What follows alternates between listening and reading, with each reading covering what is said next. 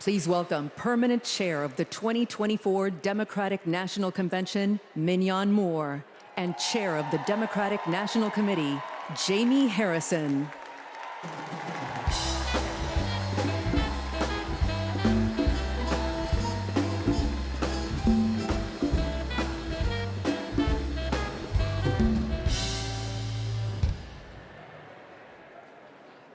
Hello, everyone. I am Mignon Moore, Permanent Chair of the Democratic National Committee. It is a pleasure to welcome you all to my hometown, Chicago.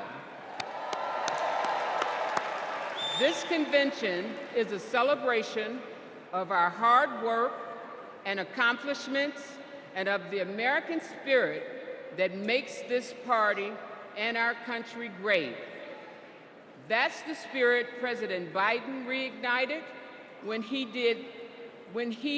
told us we were in the battle for the soul of our nation. Throughout his term, he has brought us together and revived our country and our country's soul. And last month, in a true act of patriotism, he passed the torch to the next generation and the next President of the United States, Kamala Harris.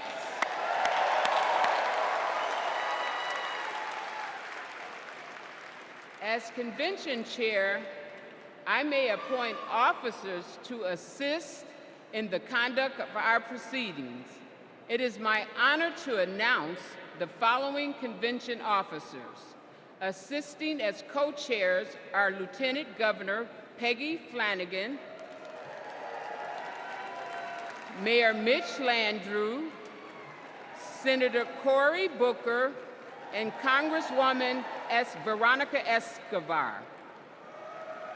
Our convention parliamentarians will be former House Majority Whip Steny Hoyer, Broderick Johnson, and DNC parliamentary Helen McFadden. Lieutenant Governor Garland Gilchrist, Harris County Judge Lena Hidalgo, and Congressman Ted Lieu will serve as Sergeant at Arms. Louis Terrell will serve as our book doorkeeper, and Congresswoman Barbara Lee will serve as our timekeeper. I'd now like to turn it over to my friend, Chairman Harrison. Thank you, Mignon. Hello, Democrats. The Democratic Party is 196 years old. It's the oldest active political party in the world. Every person here is a part of a movement that brings America closer to our goal of a more perfect union. And every convention is a moment. It's a moment that contributes to our movement. It's moments like 60 years ago, when Fannie Lou Hamer told the shocking story of the racist brutality she suffered simply for registering to vote. Or 52 years ago, when Shirley Chisholm ran a historic race for the presidential nomination. Or 40 years ago, when a round-headed boy from South Carolina, the same before you today, watched Reverend Jesse Jackson challenge America to hope and to dream. Folks, all of these moments led us to this transformational moment, when a black convention chair and a black DNC chair lead us in nominating a black and AAPI woman to be the next President of the United States.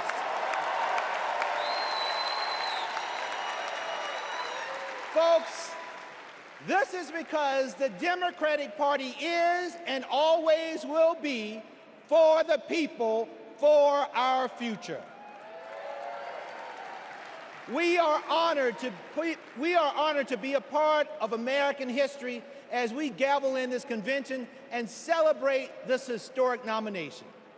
I would like to thank the incredible workers at this year's convention, the convention staff led by the amazing Alex Hornbrook, and our convention chair, Mignon Moore, and my amazing staff at the DNC.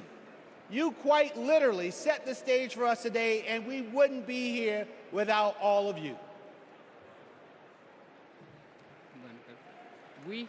We hereby call the in-person portion of the 49th Quadrennial Democratic National Convention to order.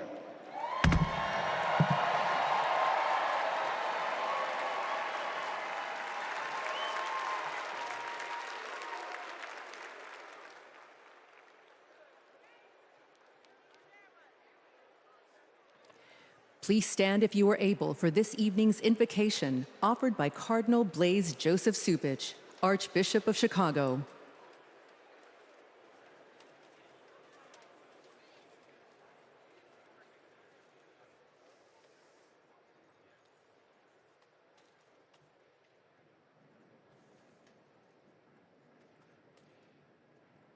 Let us pray.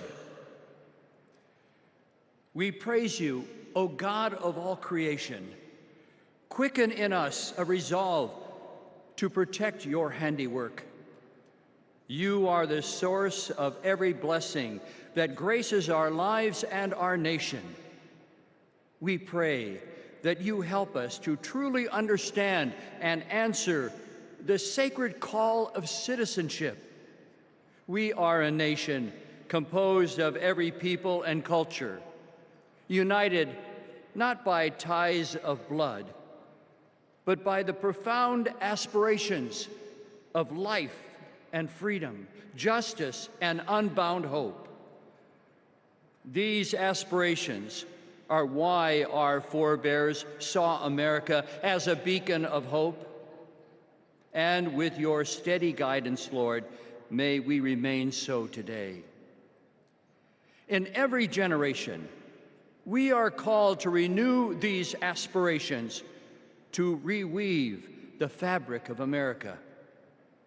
We do so when we live out the virtues that dwell in our hearts, but also when we confront our failures to root out ongoing injustices in our national life, especially those created by moral blindness and fear of the other. We pray for peace, especially for people suffering the senselessness of war. But as we pray, we must also act. For building up the common good takes work, it takes love. And so we pray, may our nation become more fully a builder of peace in our wounded world, with the courage to imagine and pursue a loving future together.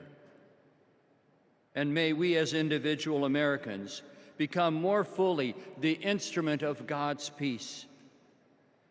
Guide us, Lord, in taking up our responsibility to forge this new chapter of our nation's history. Let it be rooted in the recognition that for us, as for every generation, unity triumphing over division is what advances human dignity and liberty. Let it be propelled by the women and men elected to serve in public life, who know that service is the mark of true leadership. And let this new chapter of our nation's history be filled with overwhelming hope, a hope that refuses to narrow our national vision, but rather, as Pope Francis has said, to dream dreams and see visions of what, by your grace, our world can become. We ask all of this, trusting in your ever-provident care for us.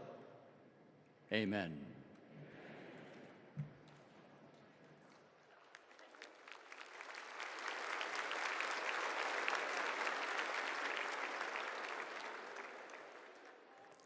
Please welcome Prairie Band Potawatomi, Nation Tribal Council Vice Chair Zach Pamami, and Secretary Lori Melchior.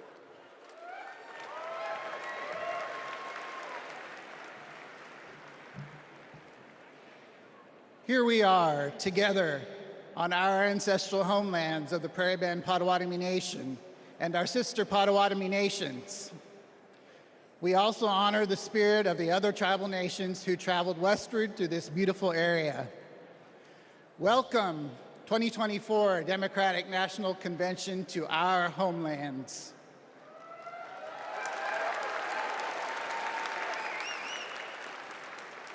This land has and always will carry enormous importance to its original stewards, our ancestors, and our present-day communities. I am Vice Chairman of the Prairie Band Potawatomi Nation, joined by Secretary Lori Melchior,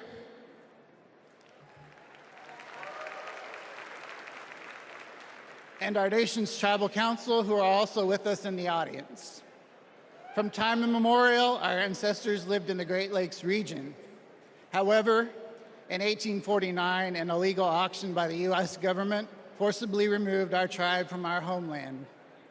Since then, we have been working to reclaim it. Finally, this year, the Department of the Interior placed some of our ancestral lands west of Chicago into a trust.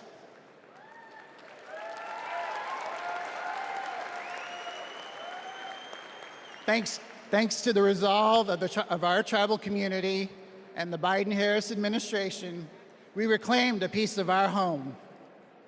We became the only federally recognized tribal nation in Illinois in 175 years. Together, in our homelands, let's have a joyful, historic convention. Blessings to you all. Miigwech.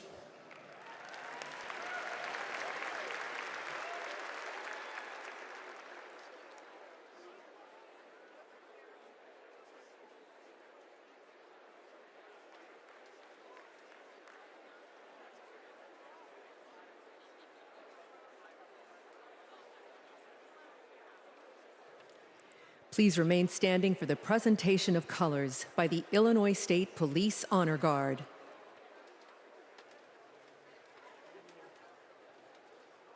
Detail. Attention. Carry. Colors.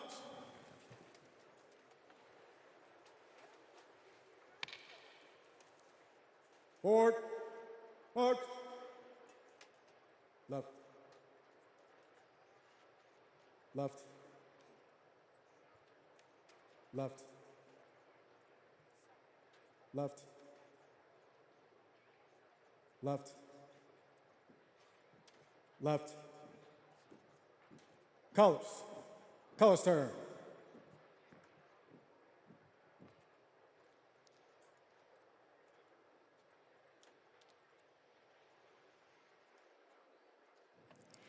Please welcome William and Charles Harrison from South Carolina to lead us in the Pledge of Allegiance.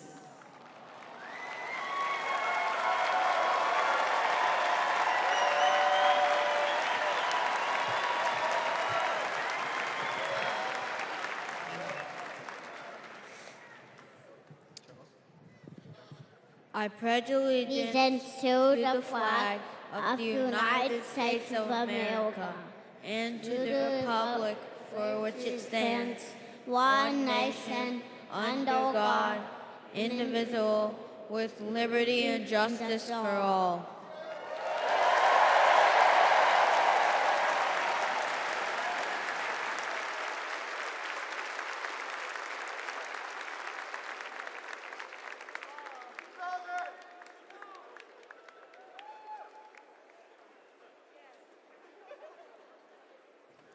Please welcome the Soul Children of Chicago to sing our national anthem.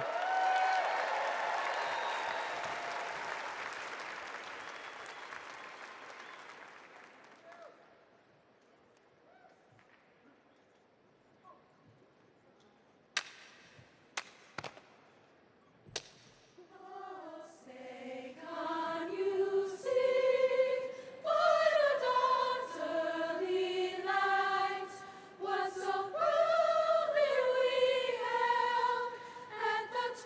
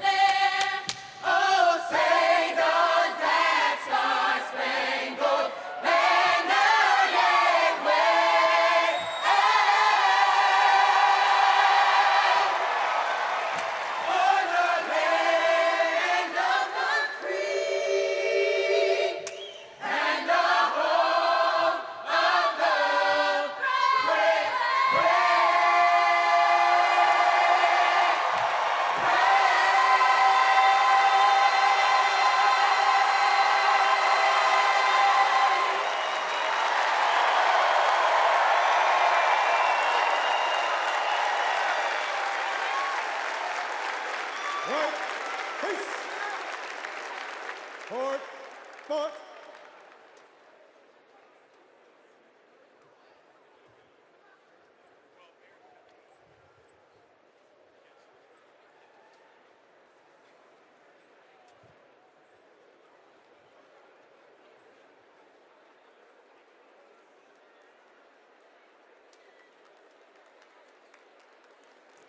Please welcome Chicago Mayor Brandon Johnson.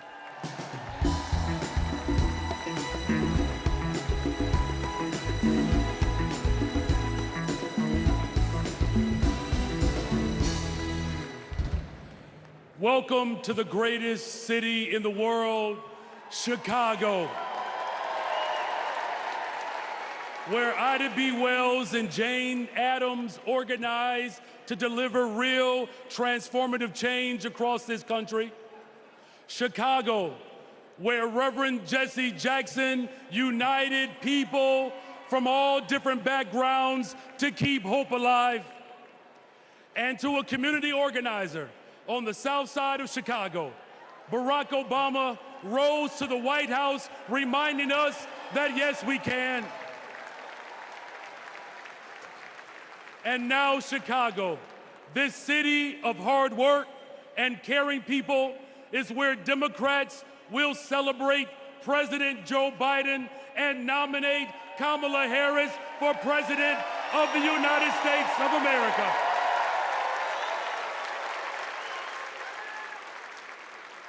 As the son of a family that worked to make ends meet, I know that Kamala Harris, the daughter of a mom who worked hard every single day, she is going to look out for the interests of everyday people.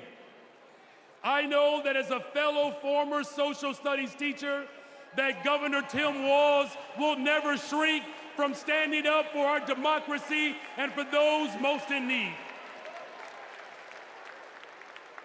And as a black man, raising a little black girl on the west side of Chicago, I know that my daughter Brayden will see not only a reflection of herself in the White House, but she will experience the deepest part of American values. Think about it. What will it take to build the middle class and make it easier for families not only to get by, but to get ahead? It will take someone with toughness to stand up for us. And let me tell you, America, Kamala's got it. What will it take to defend our fundamental rights and our freedoms? It will take someone with leadership who would fight for us. And let me tell you, America, leadership, Kamala, she's got it. And what will it take to defeat MAGA Republicans and move our country forward and not backwards? It will take everyone, and let me tell you all, Kamala, she's got us. From Mississippi to Pennsylvania to Delaware, Kamala Harris, she's got us. From Michigan to Wisconsin to Nevada to California and right here in Illinois, Kamala Harris, she's got us. To the child care workers, to the tip workers, Kamala Harris, she's got us. And to make sure that this country ensures that families will have access to real affordable housing to create a pathway to the American dream, Kamala Harris, she's got us. Together we can build a better, brighter future. And there's no better place to start that than right here in the greatest freaking city in the world, the city of Chicago. God bless you all. Thank you.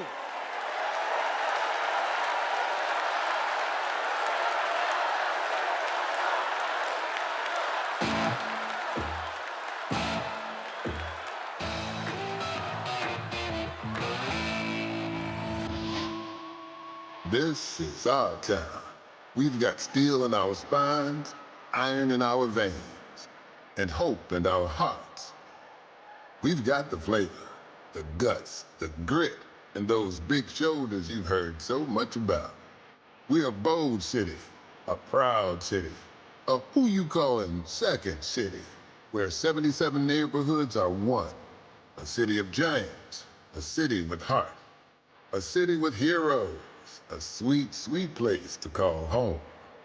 We were born ready, baptized by fire, tireless, tenacious, tested, trusted. And like someone else we know, when we fight, we win. We're ready to rise to the challenge, to rise to new heights. Rise, rise, rise, up, up and away we go. We're ready to scrape the sky and reach for the stars, to stand tall for tomorrow, to witness greatness. We ain't going back. We've got big things to do, big shoes to fill, big dreams to realize. We ain't afraid of nothing. No nonsense, no fear. Oh yeah, we're ready. So America, welcome to Chicago. We've got our dancing shoes on. We've got our game faces on. America, we look like you, sound like you, work like you, dream like you. We feel you, America. We see you, America. Hey, make some noise so we can hear you, America. Welcome to Chicago.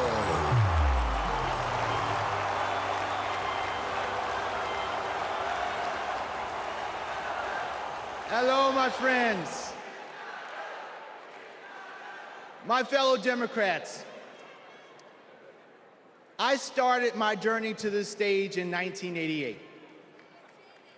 I was 12 years old, and my family was watching the Democratic National Convention.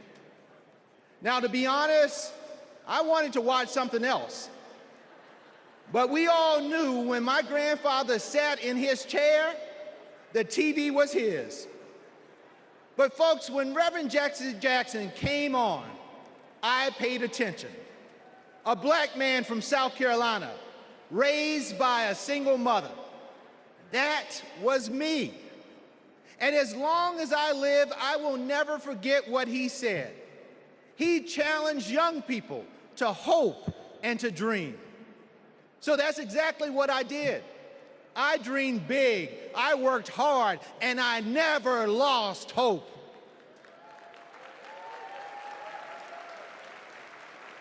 When our power was cut off, when there was nothing in the fridge, when we lost our home to a con man, I never lost hope. And now, my friends, I'm standing on the same convention stage that inspired me, and I'm the chair of the Democratic Party, the world's oldest political party. Folks, only in America. And that's the beautiful thing about this country that I love so much. Hope and hard work can take you anywhere. You can go to college, you can start your own business, you can even win the Olympics. That's the America Democrats believe in, and that's the America Democrats are fighting for.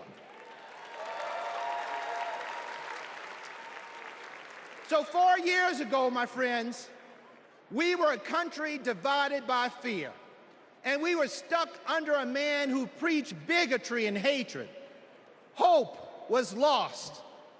But my friends, we found hope in President Biden and Vice President Harris, and the 80 million Americans who stood by their side. And now we are united. We're united in our pursuit of progress because, my friends, they saw us.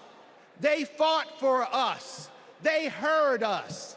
And under their transformational leadership, we have forgiven billions in student loans. We have expanded access to health care, and we have strengthened the middle class. But the fight continues, and there is still more work to do. You know, I know that when we elect Kamala Harris and Tim Walz, they will build on our accomplishments, and they will create a country that works for every American. They will invest in our dreams and our futures, and hope will light our path forward. They will lead us in the fight for America, and believe me, when we fight, we win. And folks, we can never forget who we are fighting for.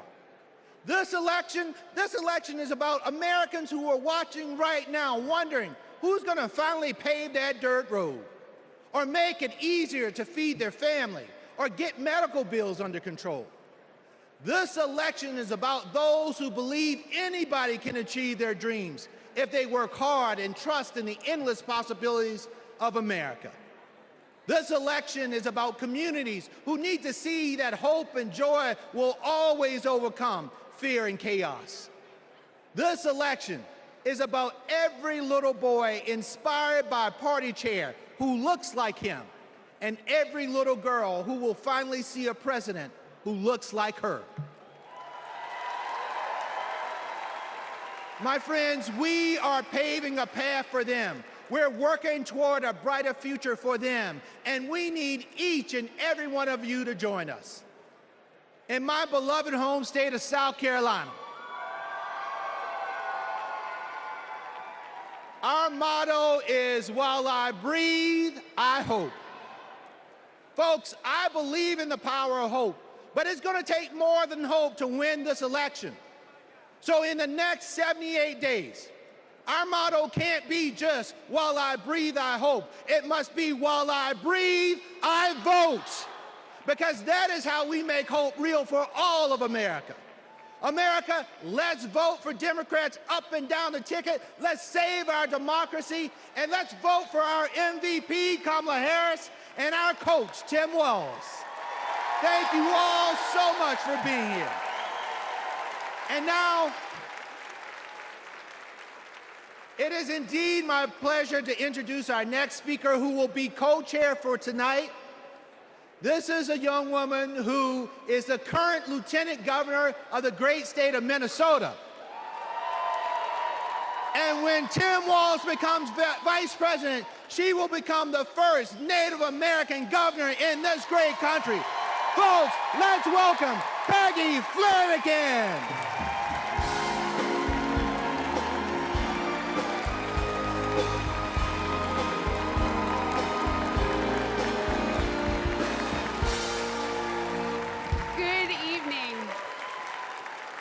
Thank you, Jamie.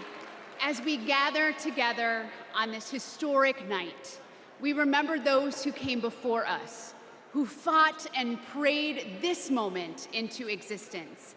The suffragists and the abolitionists, the activists who fought for our rights, the leaders who paved the way for us all. Their courage and conviction shaped the course of history. Their memory reminds us that the fight for freedom always passes from one generation to the next. We owe it to them and to ourselves to carry their legacy forward. Tonight we pay tribute to those who dared to dream of a country that truly stands for liberty and justice for all. Next, we'll hear from one of those people, a lifelong advocate for civil rights, Maxine Waters.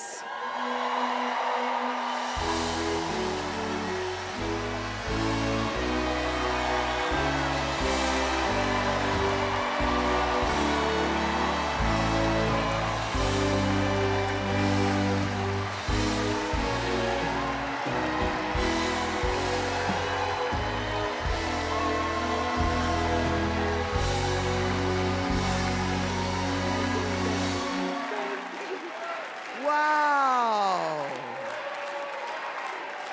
Hello, delegates. Now, you know, I've seen a lot in my lifetime. I was just 22 years old when Fannie Lou Hamer made her presence known at another Democratic convention. It was in 1964 in Atlantic City. And she arrived with a group of black delegates from Mississippi. And she simply asked that her delegates be seated in place of the state's all-white delegation.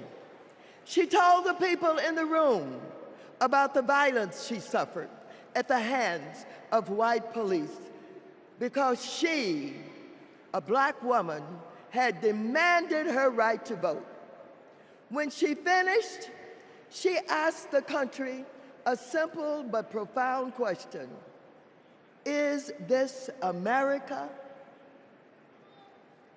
She didn't get the outcome she was hoping for in Atlantic City, but you can bet that when the official Mississippi delegation was seated at the convention 4 years later, Fannie Lou Hamer was sitting there with them. Now here we are, 60 years later at another Democratic convention with Kamala Harris as our party's nominee. Oh, so I know there is no better leader to marshal us into the future. Kamala has been a courtroom prosecutor, a district attorney, an attorney general, a United States senator, vice president of the United States. And when the dust settles in November, and Americans of all stripes have elected her their president, I know she'll be thinking about Fannie Lou, who I happen to know is one of Kamala's heroes. In that moment, all of us, from New York to Pennsylvania, to Arizona, to California,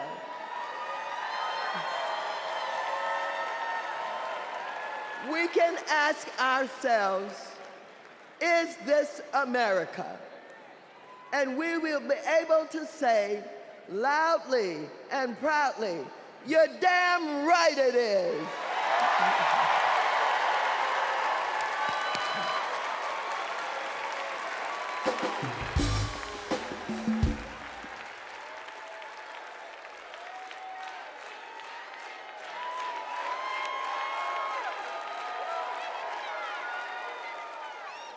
Please welcome President and CEO of the NAACP, Derek Johnson, and President and CEO of the National Coalition on Black Civic Participation, Melanie Campbell.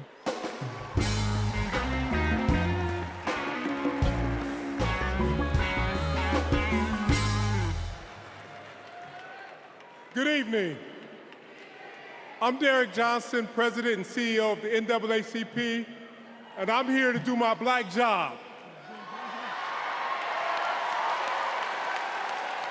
Since the founding of our nation, we have been on an unending march to protect this imperfect union. Tonight, we celebrate the power of the collective, of what is possible when we are all in for all people. But as we do, let us not forget the history that preceded this moment or the history makers who prepared us for it.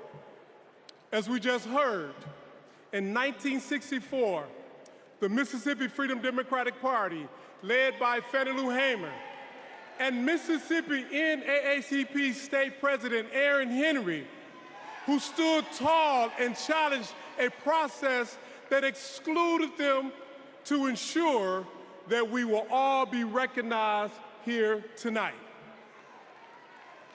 In 1973, the historic elections of Atlanta's Mayor Maynard Jackson, Detroit's Mayor Comey Young, and LA's Mayor Tom Bradley paved the way for another historic election just 10 years later, right here in Chicago, with the election of Harold Washington as the first black mayor of the city of Chicago.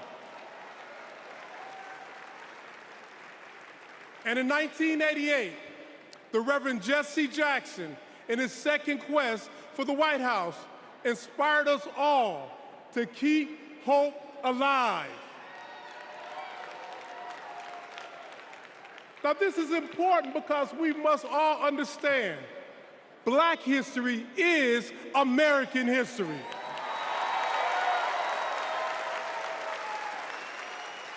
And in this historic moment, we will write the next chapter together.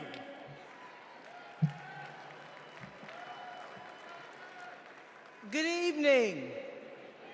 I'm Melanie Campbell, President and CEO of the National Coalition on Black Civic Participation and National Convener of the Black Women's Roundtable. We have come this far by faith. And for Black women, this moment has been a long time coming. Vice President Kamala Harris's path to becoming the Democratic nominee for President of the United States has been paved by the leadership, sacrifice, faith, and patriotism of generations of Black women. Black women like Dr. Dorothy Irene Height, Diane Nash, Ella Baker, Amelia Boynton Robinson, Barbara Jordan, Shirley Chisholm, and Reverend Willie Barrow. Women whose optimism about what America could be and their fight to make that vision real redefined the leadership role that Black women could play in moving our nation forward. As President, Kamala Harris will lead with power, brilliance, and strength from the highest office in the land.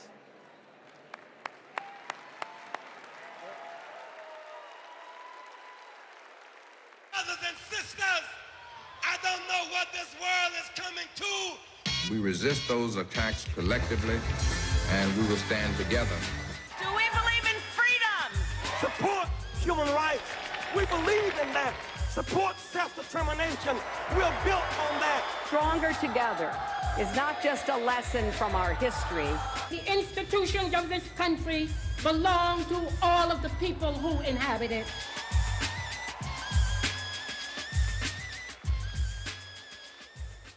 Jesse Jackson took to the stage at the Democratic National Convention in Chicago, knowing the uphill battle he would face in composing the score of a harmonious nation. Reverend Jackson started out very young.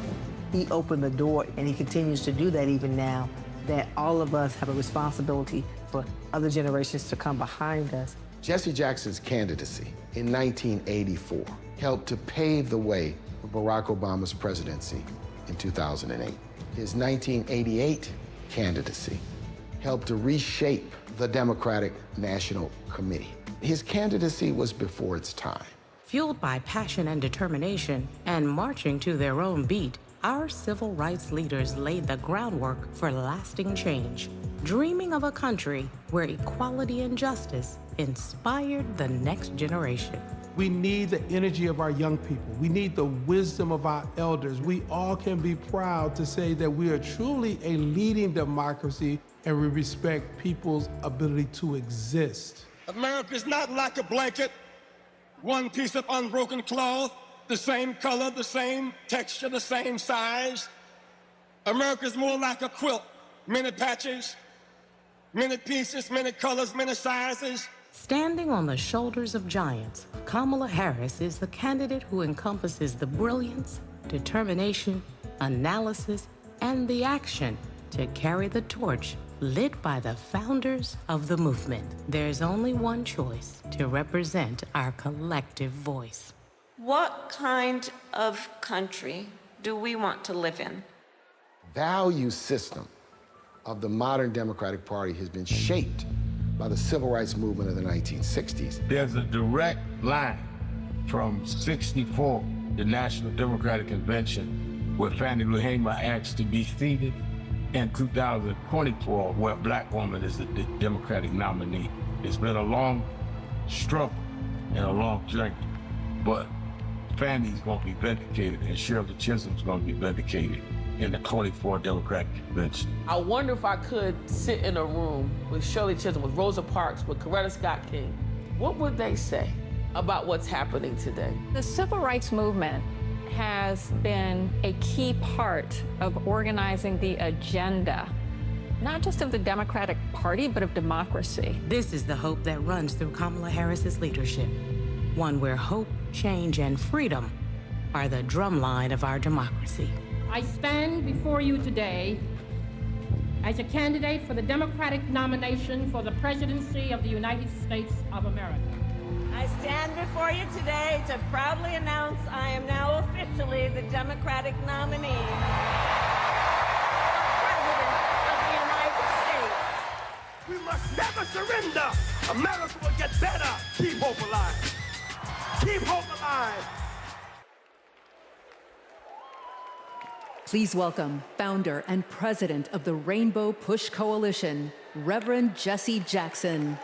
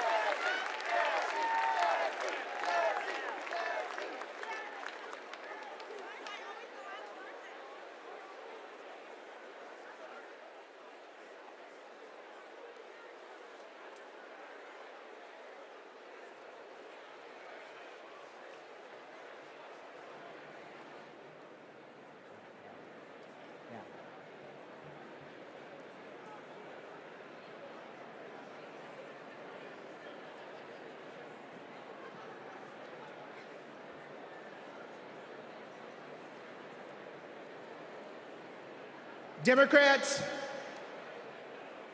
our first order of business is adopting an up-to-date convention agenda. When the Convention Rules Committee met, everyone was working on updating plans based on the significant changes that had just occurred. When the committee approved an agenda, it was a work in progress that members knew would need to be revised accordingly. We now have an agenda for the next 4 days. The agenda is included in the Standing Committee report booklet emailed to each convention participant. In addition to fantastic speakers and performers, tonight's agenda provides for adopting the up-to-date convention agenda, hearing the Credentials Committee report, hearing the Rules Committee report, and considering a resolution as recommended by the committee, hearing the Platform Committee report, and considering our national platform as recommended by the Platform Committee, and holding a confirmatory and ceremonial vote for our vice presidential nominee. Tuesday includes a ceremonial roll call for the presidential nominee. Wednesday, we'll hear ceremonial nominating speeches for our vice presidential nominee, and Governor Walz will make his acceptance speech. And on Thursday, my friends, we'll hear a ceremonial nominating speech for our presidential nominee, and Vice President Harris will make her acceptance speech.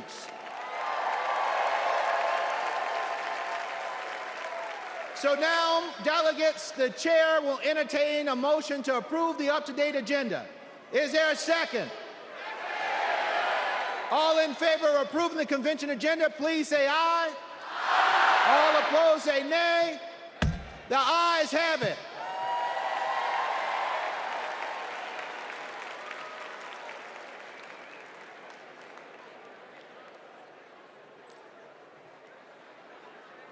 Are we going to the next one?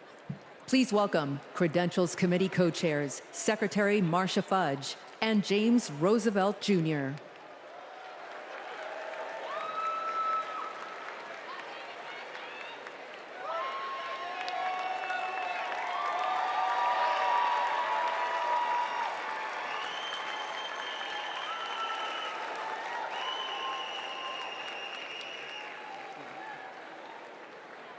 Greetings, my friends.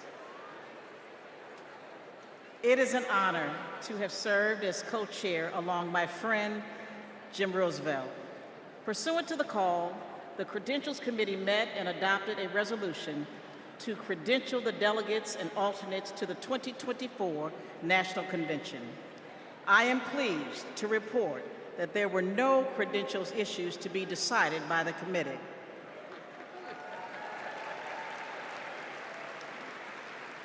Their work allowed us to nominate 2 champions for democracy and freedom, Vice President Harris and Governor Walz.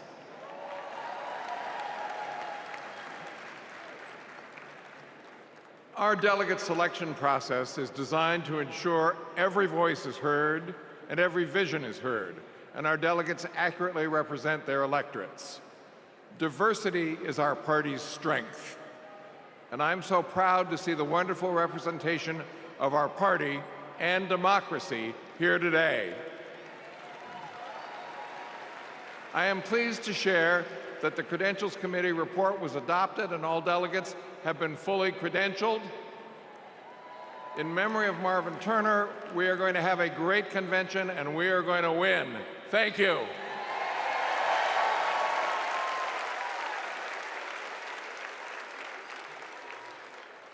Please welcome Rules Committee co-chair, Bishop Leah Daughtry.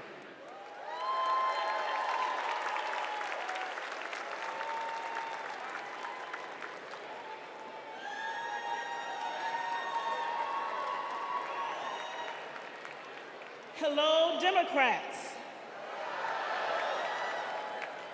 It was my honor to serve as co-chair of the Convention Rules Committee alongside my friend, Governor Tim Walz.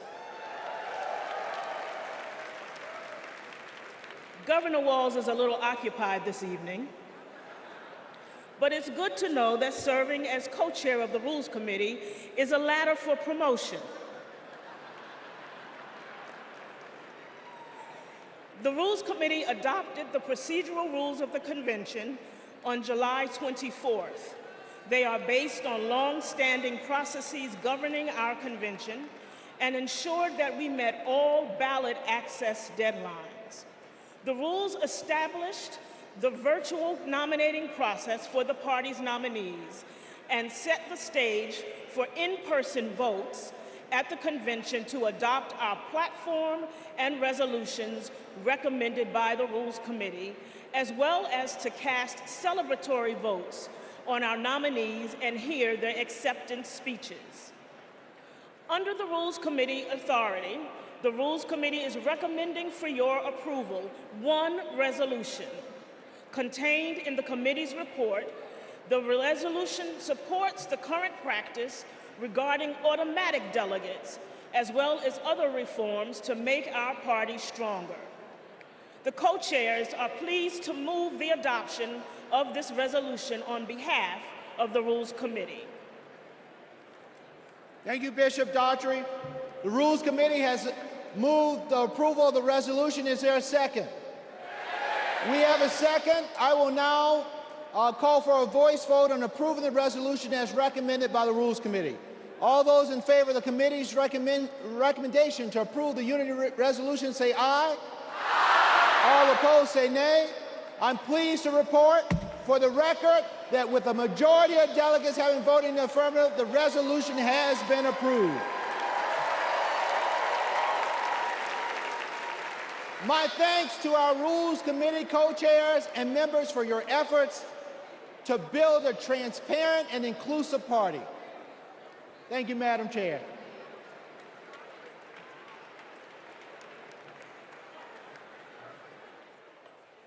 Please welcome Platform Committee co-chairs Mayor Mitch Landrieu and Mayor Regina Romero.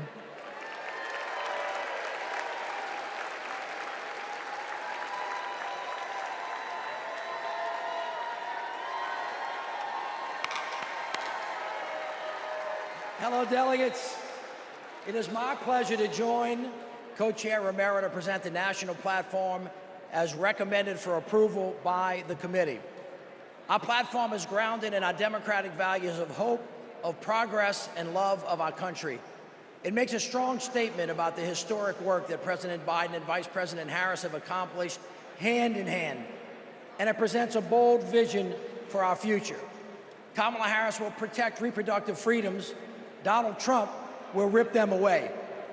Kamala Harris will lower costs for Americans, expand access to affordable health care, protect and strengthen Social Security and Medicare. Donald Trump will cut taxes for billionaires and big corporations, and he will pay for it by putting health care and Social Security on the chopping block. Kamala Harris is going to defend our democracy. Donald Trump is going to undermine it. The choice before us is clear, and the stakes could not be higher. Buenas noches, demócratas.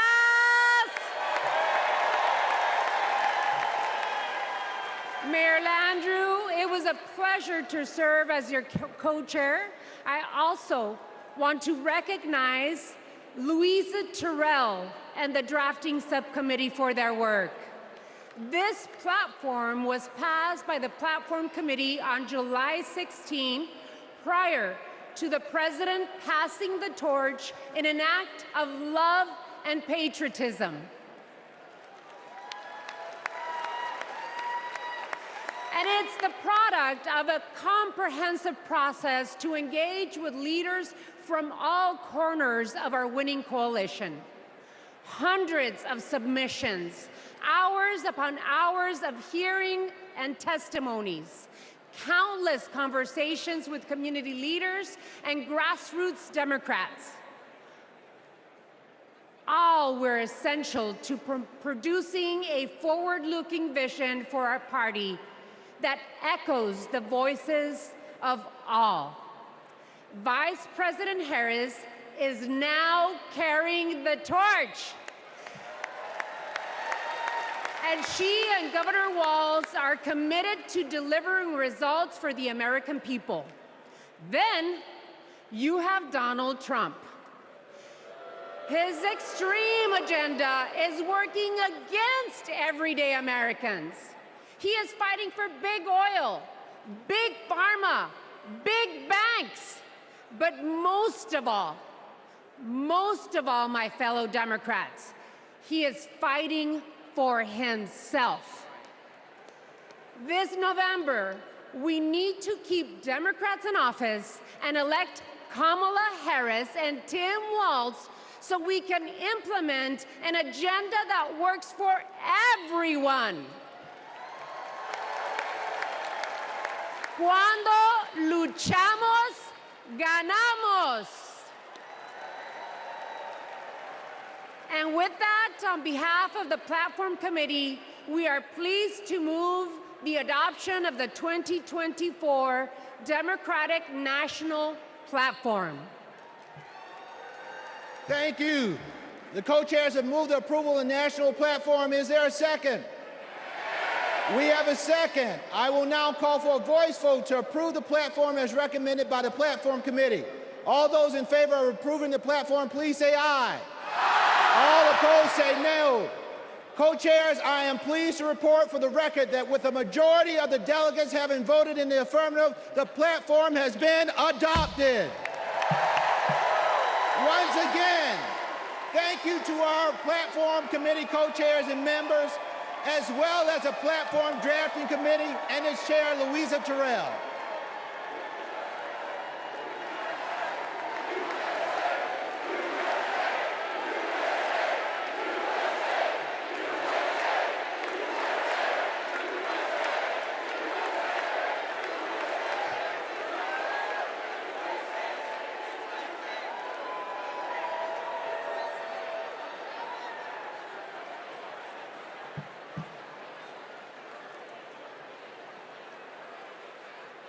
When Kamala Harris set out to find her vice president, just 1 month ago, she was looking for someone who believes in our democracy, who works hard for the American people, and has an endless supply of hope for our future.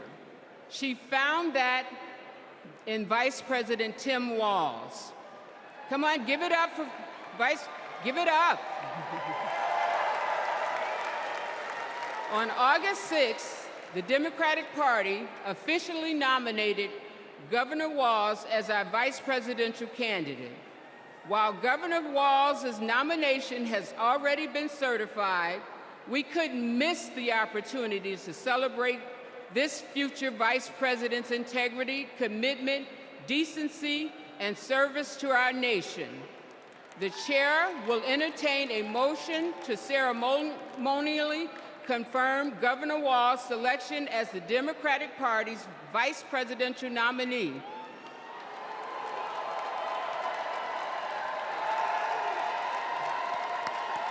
We have a motion. Is there a second?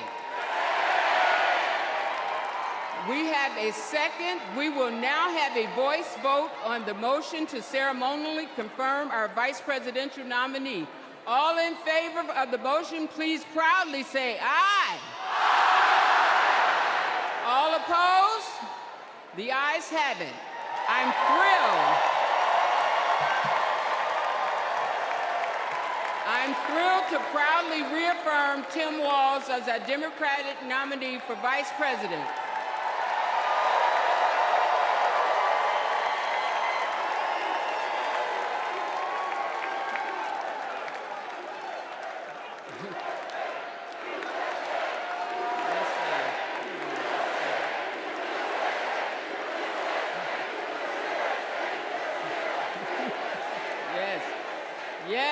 Yes, USA. Pursuant to our convention rules, Governor Walz has been invited to make an acceptance speech, which he will deliver on Wednesday, August 21st. Thank you, my friends. Delegates, please welcome to the stage co-chair Peggy Flanagan to resume chairing our convention.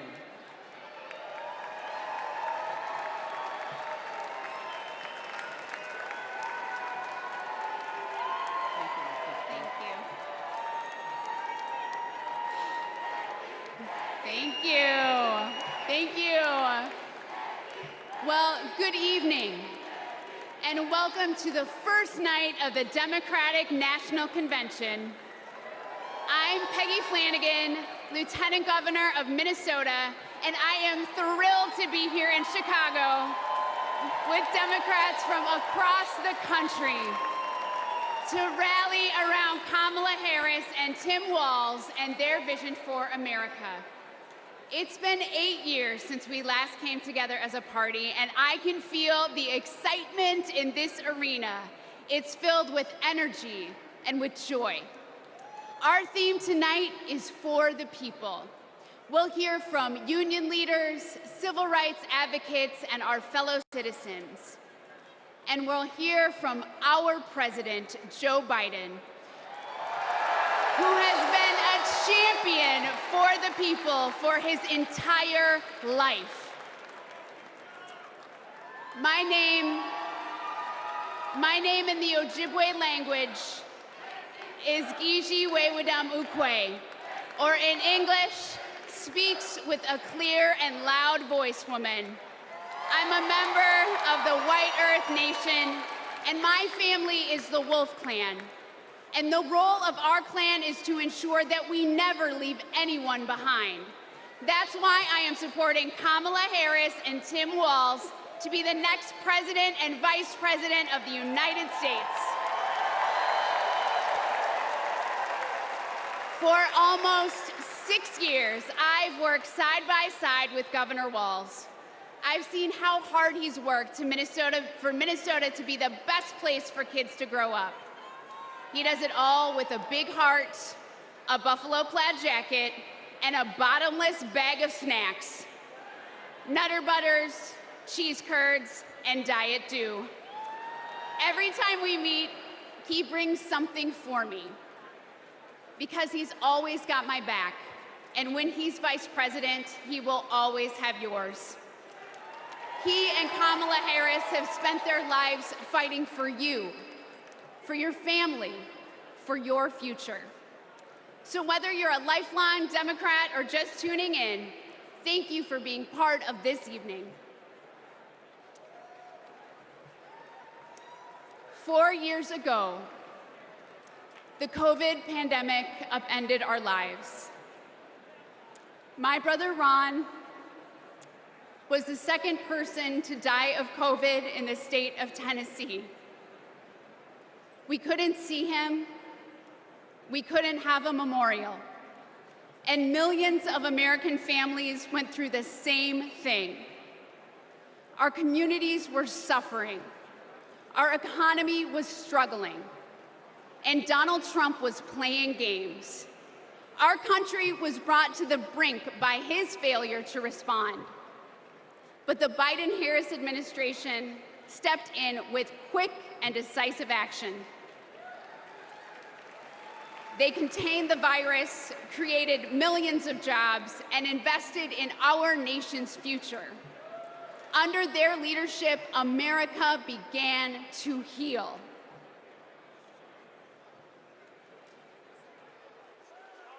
Are there words about a pandemic at this point? No, we're not at all. We have it totally under control. We think we have it very well under control. We pretty much shut it down. A lot of people think that goes away in April. With the heat, we're in very good shape. Because of all we've done, the risk to the American people remains very low. View this the same as the flu. It's going to disappear. One day, it's like a miracle. It will disappear. We all together have done a very good job. We think the death will be at a very low number. I see the disinfectant. Is there a way we can do something like that? By injection inside or almost a cleaning. I'm taking it. Hydroxychloroquine. When? Right now, yeah. You can test too much. You do know that. Who says that? Oh, just read the manuals, read the books. Manual? Read the What books. manual? I think it's under control. I'll tell you what. How? 1,000 Americans are dying a day. They are dying. That's true. It is what it is. Help is on the way, and it is long overdue. The $1.9 trillion COVID relief bill to get stimulus aid directly to struggling Americans. Our plan is about what we need to do around a national strategy for contact tracing, for testing, for administration of the vaccine, and making sure that it will be free for all. Tonight, the U.S. is nearing a major milestone in the fight against the coronavirus. The U.S. is about to deliver the 200th million COVID shots since President Biden took office, beating his target by about a week. Millions of American students returned to school earlier this month after more than a year of remote learning. Sports venues are filling up and concerts are getting scheduled. I'm feeling great. Business is definitely ramped up. I'm so thankful. To be able to serve our customers again after all this, it's a blessing.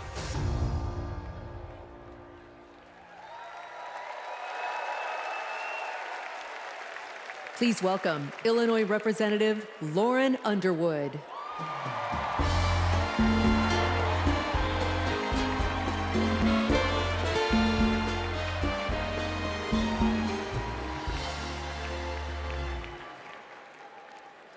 COVID was the worst public health crisis in a century.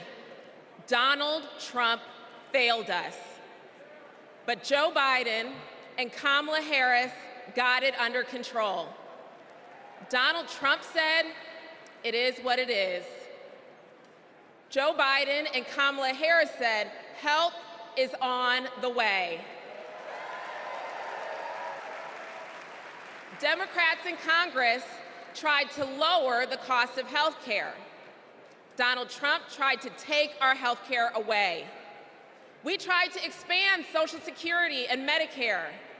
Donald Trump tried to cut them year after year after year. He took the COVID crisis and turned it into a catastrophe. We can never let him be our president again.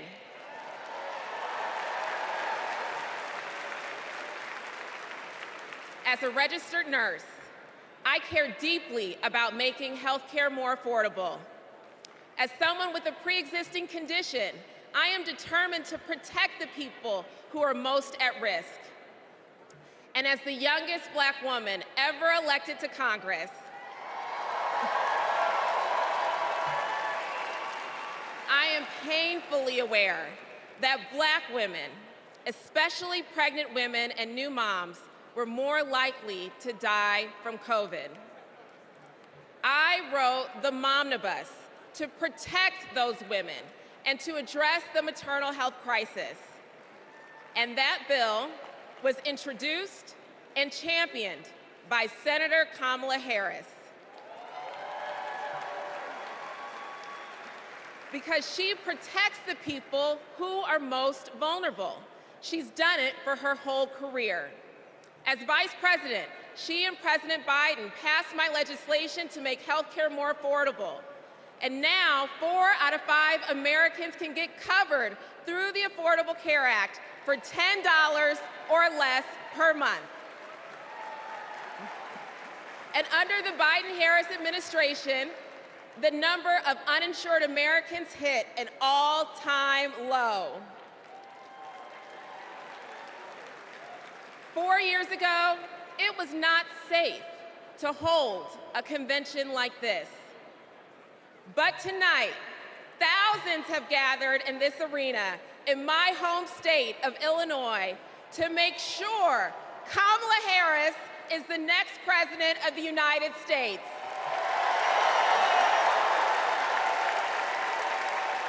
We have come so far these past 4 years, and we're not going back. Thank you.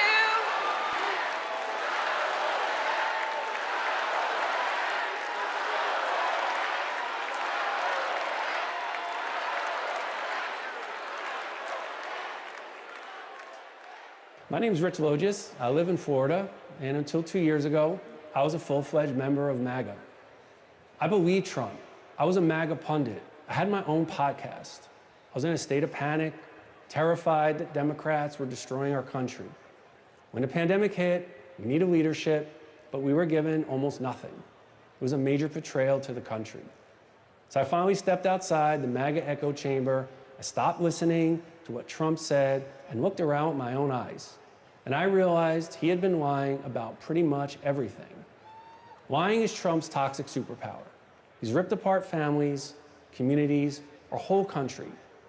So this is my message to all the Republicans and independents who are watching. People like me who voted for and believed in Trump.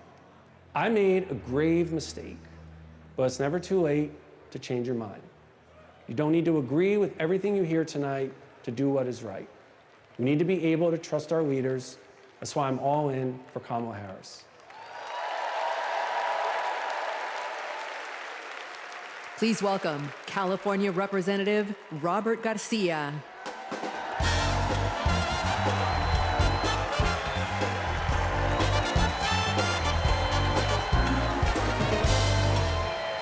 Thank you. Thank you. We all remember the world in 2020, where we were, and for some of us, who we lost. Now, I was in my second term as mayor of Long Beach, California. And my mom was a healthcare worker. Like many of you, I watched in terror and horror as the COVID pandemic consumed our lives. As mayor, I fought for more hospital beds, for more tests, and to make masks more accessible. What we needed at that moment was national leadership. But instead, we got Donald Trump. While schools closed and dead bodies filled morgues, Donald Trump downplayed the virus. He told us to inject bleach into our bodies. He peddled conspiracy theories across the country. We lost hundreds of thousands of Americans and our economy collapsed. Now that summer of 2020, my mom and my stepfather both died of the COVID pandemic. And I miss them every single day. So when Donald Trump and his MAGA extremists like Marjorie Taylor Greene downplay the horror of the pandemic, it should make us all furious.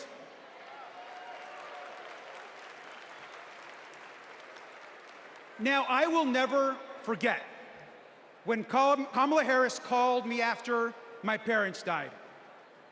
She told me about her own story, about losing her own mother, and that she was praying for me at that very moment. Now, we all know that later that year, Joe Biden and Kamala Harris were elected president and vice president. And what a difference they made together. They got people vaccinated. They got the virus under control.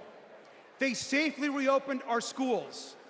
And they passed the American Rescue Plan. A historic economic package that helped small businesses and created jobs all across the country. Thank you, Joe Biden and Kamala Harris.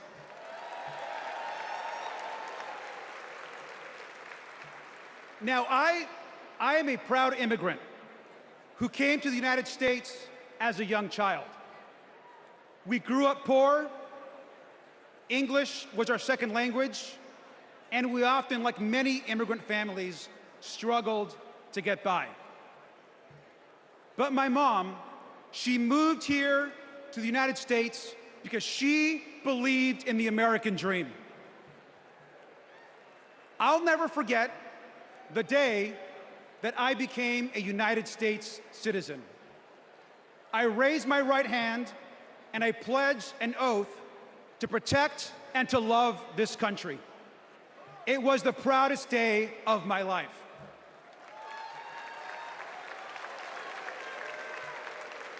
My mom taught me to love this country. She taught me that real American patriotism is not about screaming and yelling America first. Real American patriotism is loving your country so much that you want to help the people in your country. That is American patriotism. And we all know that Kamala Harris understands and knows this as well. Kamala Harris is ready to lead this country.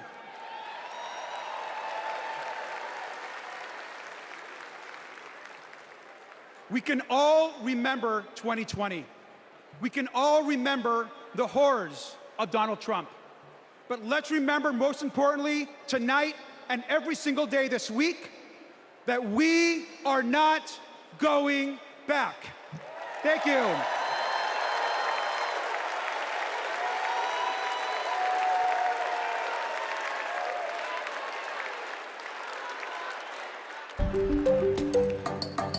Hey everyone, I'm Ryan from Kamala HQ.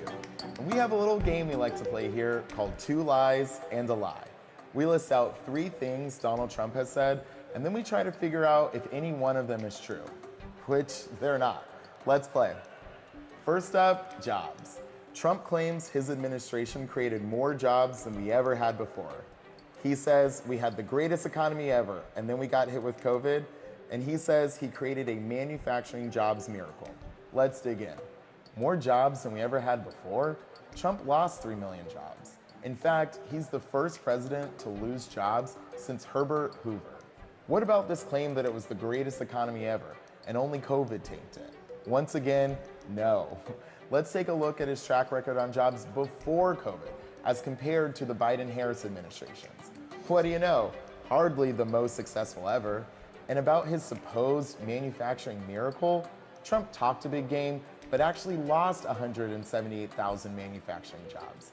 And just to be clear, it wasn't just COVID here either. Manufacturing jobs were already on their way down before the pandemic.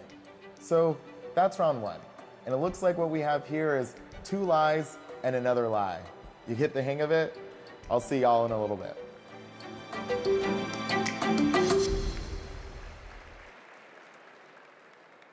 Donald Trump downplayed COVID while Americans were living in fear. He lied about creating jobs while our communities were fighting to survive. But the Biden-Harris administration stepped up. They actually took decisive action to create jobs, support small businesses, and rebuild a stronger and more resilient economy. Kamala Harris is a leader we can trust, even in our most challenging moments, especially in those moments. Donald Trump dithers, Kamala Harris delivers. Donald Trump abandons vulnerable people, Kamala Harris protects them. Donald Trump bullies scientists, Kamala Harris believes them. Our next 2 speakers will tell us why that's so important. Please welcome Brian Wallach and Sandra Abravaya.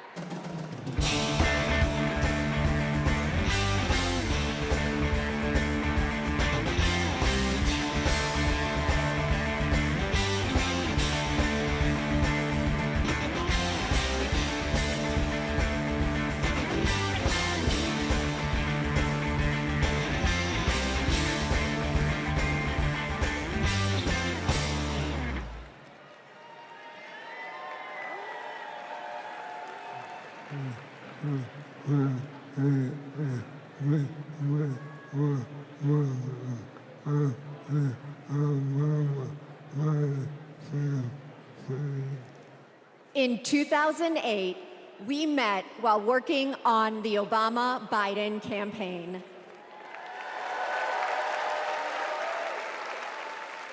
We found our way there because we believe in the power of organizing.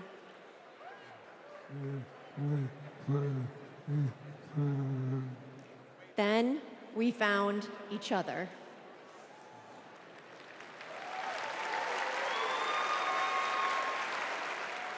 The day we brought our second daughter home from the hospital, Brian was diagnosed with ALS.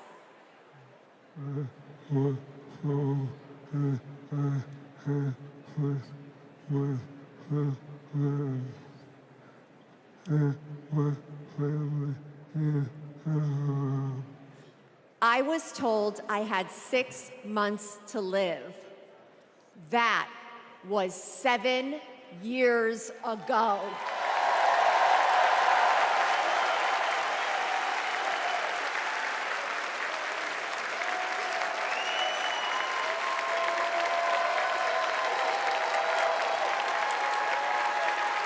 We could not change Brian's diagnosis, but we knew how to organize.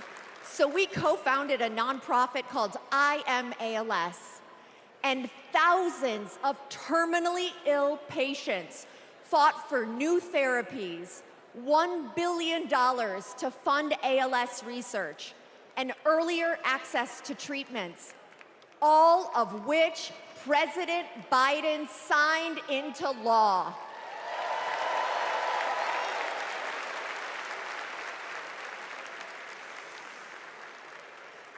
We will also keep fighting alongside patients living with Parkinson's, young onset dementia, and Alzheimer's.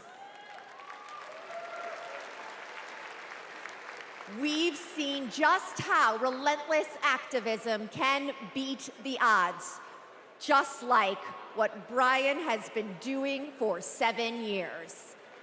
And that is what we need right now to elect Kamala Harris. She's the daughter of a breast cancer researcher. She knows the promise of science and that patients need to be able to get the care they need wherever they live. We all want to make life better for the next generation and believe that people like Brian can be the first generation of survivors.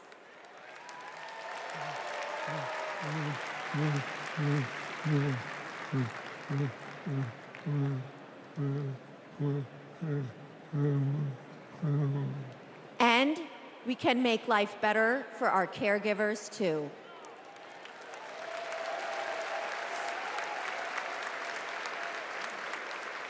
Brian and I are still driven by hope and by faith in what we can do collectively, and that includes the power of our vote. This November, we are voting for our future.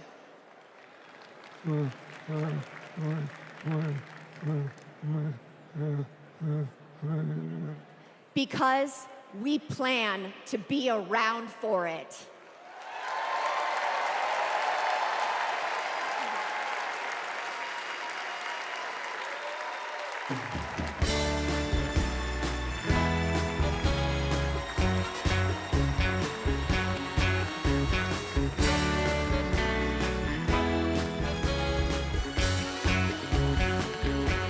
Please welcome Illinois Senator Dick Durbin.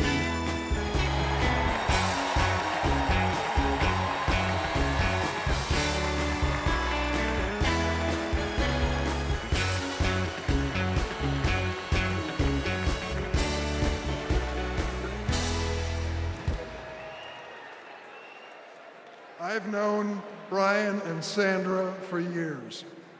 In fact, Sandra was my personal press secretary.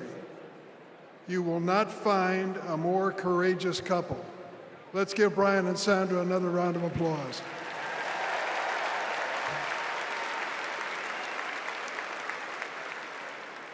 In every election campaign, we Democrats talk about jobs.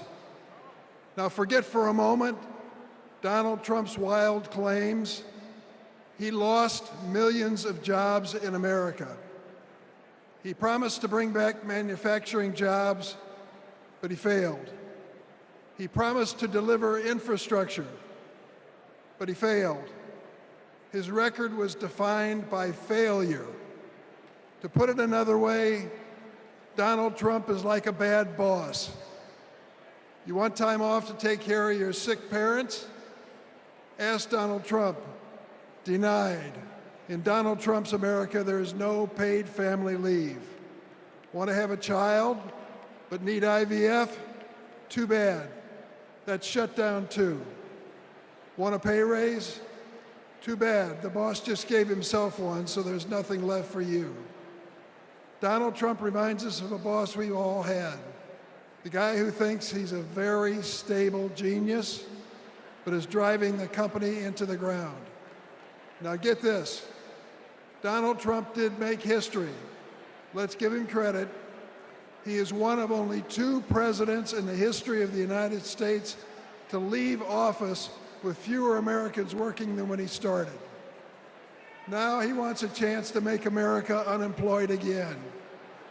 On the other hand, let's take a look at the record of Joe Biden and Kamala Harris. They recovered all those millions of jobs that Trump watched slip away. They added over 6 million jobs on top of that. 16 million jobs in total. 16 million.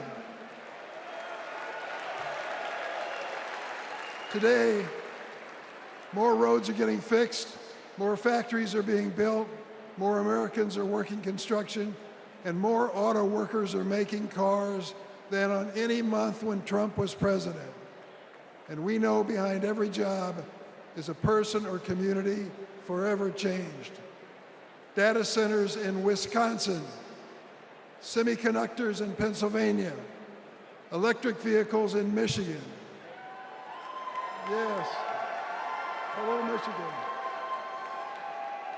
These investments mean strong economy, growing public schools, and well-funded, well-staffed first responders. These investments mean hope. That's what Kamala Harris and Tim Walz are fighting for. They'll fight for the places that are too often left behind. Fight to change lives and uplift communities. Fight to bring back American manufacturing. My friend, Ed Smith, a giant of the Illinois laborers, he's a great fellow. We lost him this year. But Ed Smith told us there's joy in this battle. When we win, we help people buy their first homes, send their kids to college, and retire with dignity. Incidentally, that happens to be my family's story too. My mom and dad worked for the railroad, and because we were a strong union family, we were able not just to get by, but to get ahead. That's the American economy Kamala Harris and Tim Walz are fighting for. Let's join that fight and build it together.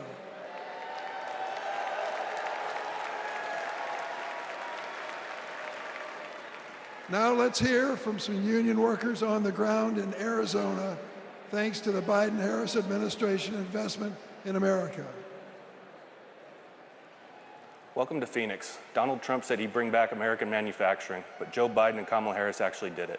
Thanks to them, plumbers and pipe fitters like us are building the factories, semiconductor plants, and data centers of the future. We are hard at work in Phoenix, Mesa, Goodyear, Chandler, and more. Our neighborhoods, schools, and local businesses are growing. Sometimes we have so many projects that we send fabrication out to other states. Our local union is now up to 4,800 trades members. That's up from 2,800 in 2020, thanks to Joe and Kamala. And it's an exciting time for us in the next generation. Our apprenticeship program now trains over 1,100 people a year. Every year at local high schools, when they announce what graduated seniors are doing next, more and more of these kids are joining the trades. My son is a senior in high school this year, and he plans to join us. Not just for the great career and the financial security that all us parents want for our kids, but it's because he's excited to work on the cutting edge of innovation. Kamala Harris will keep investing in American manufacturing. With her commitment, there's nothing that us American workers can't build. Please welcome Ohio Representative Joyce Beatty.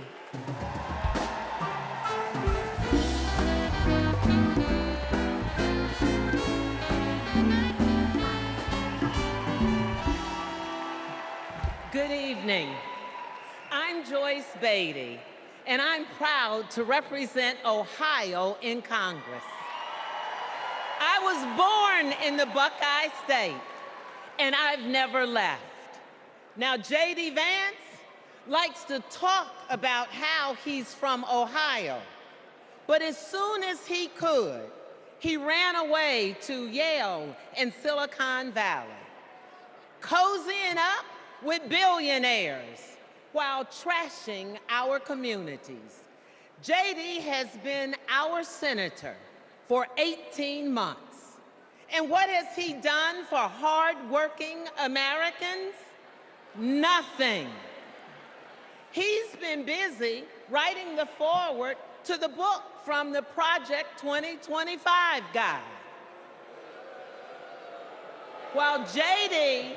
and Donald Trump have been sharing conspiracy theories from the darkest corners of our internet, Kamala Harris and Joe Biden have been busy expanding access to the internet, while the other guys have been criticizing women without children. Joe and Kamala have been expanding the child tax credit.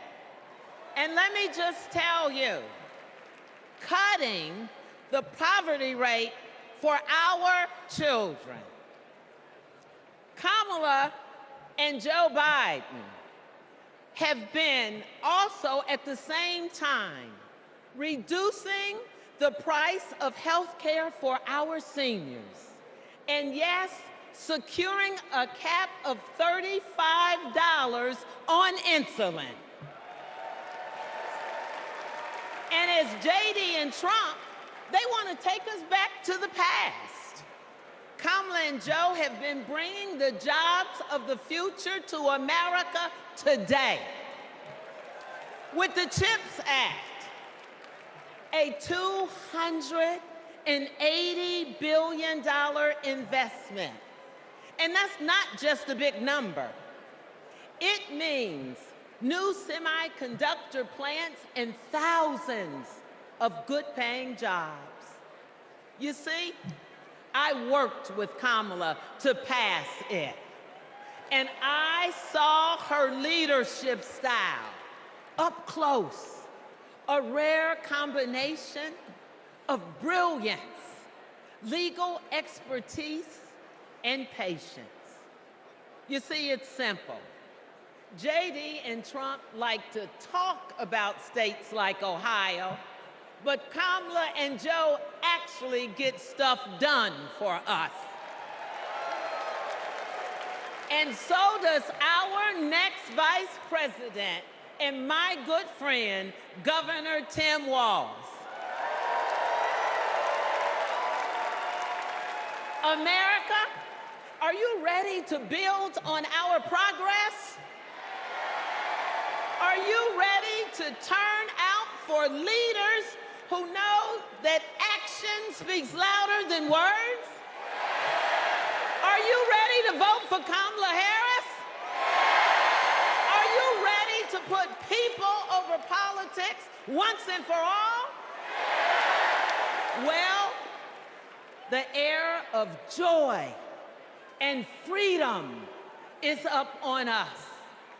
And now it is on us to go seize it. Thank you. God bless you.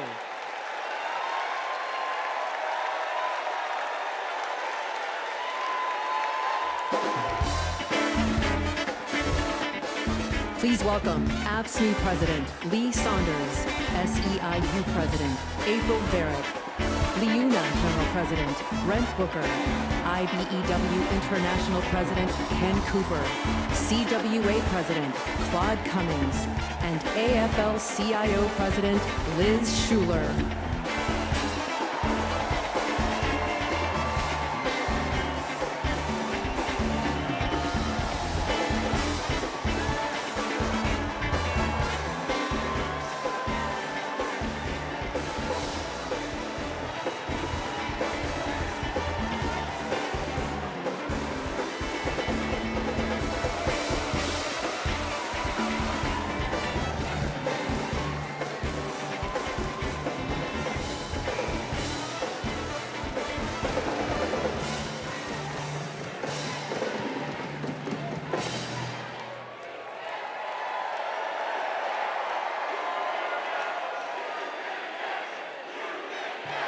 Union, yes! Union, yes! Union, yes! Union, yes!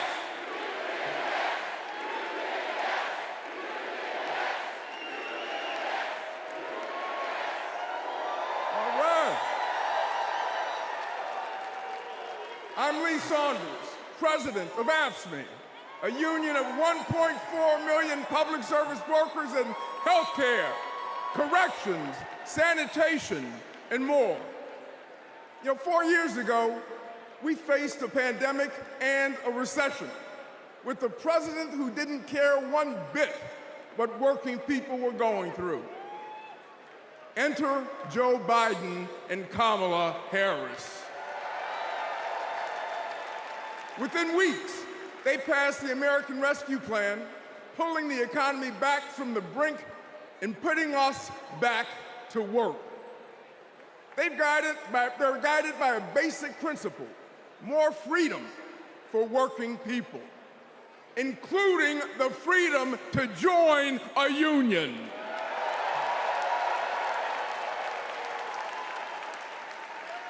So this November, we're moving forward with Kamala Harris as our president.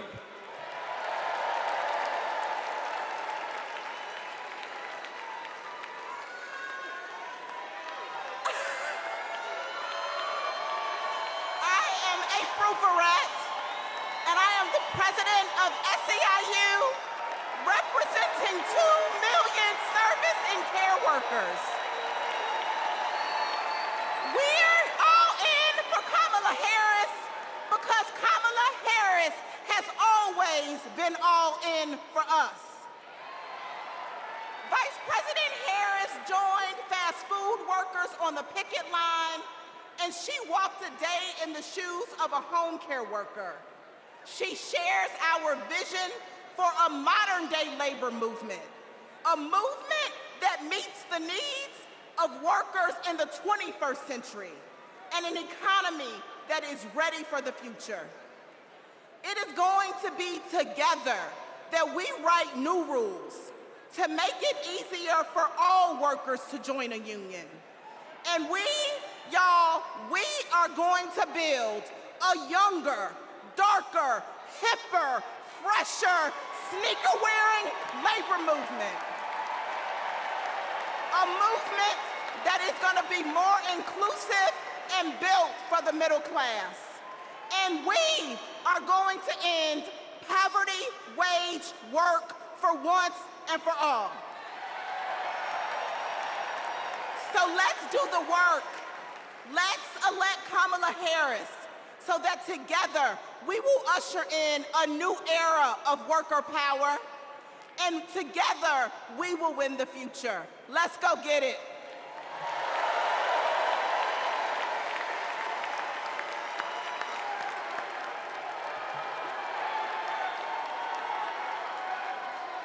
I'm Brent Booker, and I'm proud to represent LIUNA, the Laborers International Union of North America. We're construction workers, public employees, and postal mail handlers. For decades, we've fought for more investment in our infrastructure.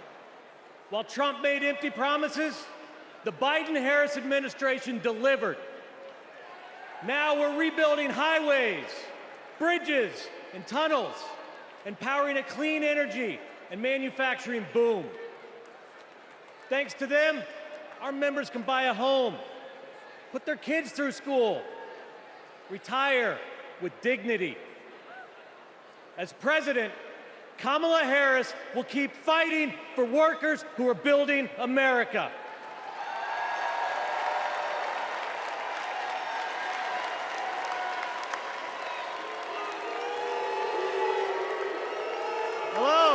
Hello, I'm Kenny Cooper, representing 840,000 IBW members, the International Brotherhood of Electrical Workers. The IBW powers America, from fire alarms to solar farms, nuclear plants to battery plants, storm restoration to power lines, and we've been doing it for over 130 years.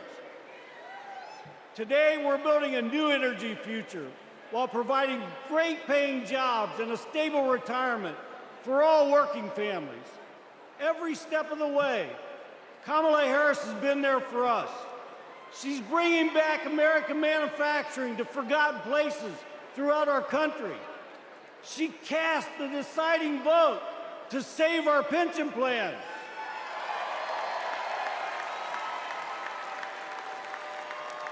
She's lifted our apprentices up all over the nation. And guess what? She's not afraid to use the word union.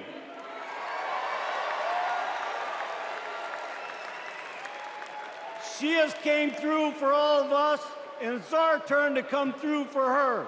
Thank you.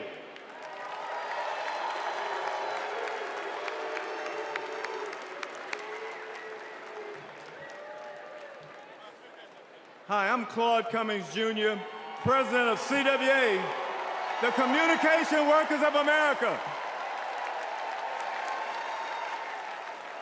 We all saw the digital divide during the pandemic. Millions of American families didn't have access to high-speed internet at home. Too many kids were forced to go online class in McDonald's parking lots. But as Vice President, Kamala Harris helped pass the largest investment in broadband ever.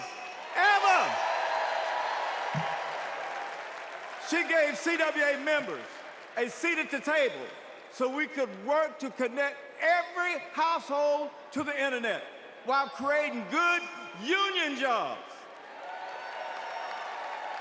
Listen, we don't play at CWA. And we're fired up. Are you fired up tonight? Are you fired up? Are you fired up? We're fired up to work with our next president, Kamala Harris.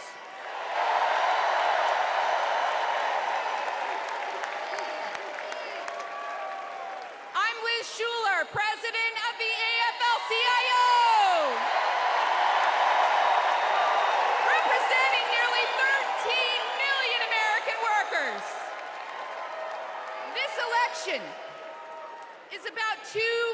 economic visions. One where families live paycheck to paycheck, where people have no right to join a union. A CEO's dream, but a worker's nightmare. Or an opportunity economy, where we lower the costs of groceries, prescriptions, and housing. Where we go after big pharma, corporate landlords, and price gougers. Where there's no such thing as a man's job or a woman's job, or like Donald Trump would say, a black job. Just a good union job. That's the future our President Joe Biden has fought for. And that's the future Kamala Harris and Tim Walz will keep fighting for. Let's build it together.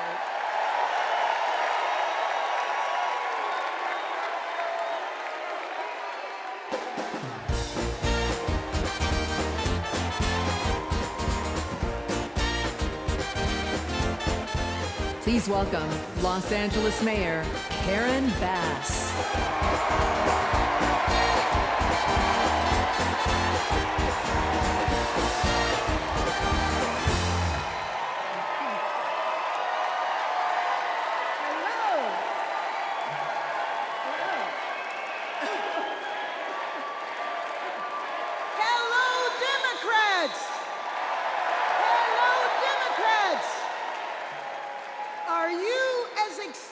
As I am. I've known Kamala Harris for almost 20 years. Our bond was forged years ago by a shared commitment to children, a belief that it is everyone's responsibility to care for every child, no matter where they come from and no matter who their parents are. Kamala knows that each generation has an obligation to the next. That's why, when I was Speaker of the State Assembly and she was a prosecutor, we fought to address youth homelessness and reform the child welfare system. We wanted to make sure that California's foster youth aren't cut off and left on their own the day they turn 18. As Attorney General, Kamala created our state's Bureau of Children's Justice and worked to give children in the juvenile justice system the support they needed. And when I asked her to swear me in, the first woman vice president, swearing in the first woman mayor of Los Angeles,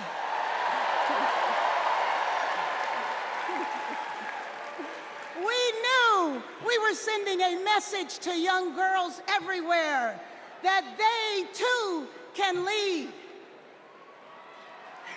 Now, I know Kamala, and she feels the importance of this work in her bones.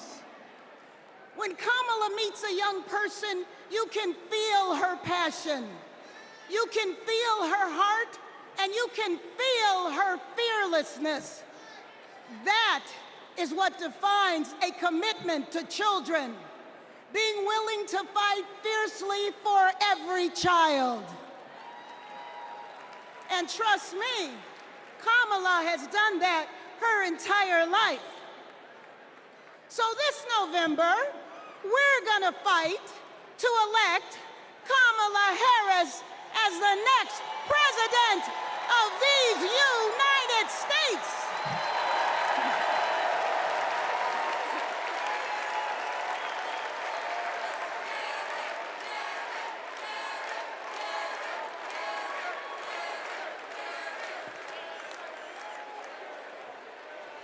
Please welcome Grammy-nominated country music star, Mickey Guyton.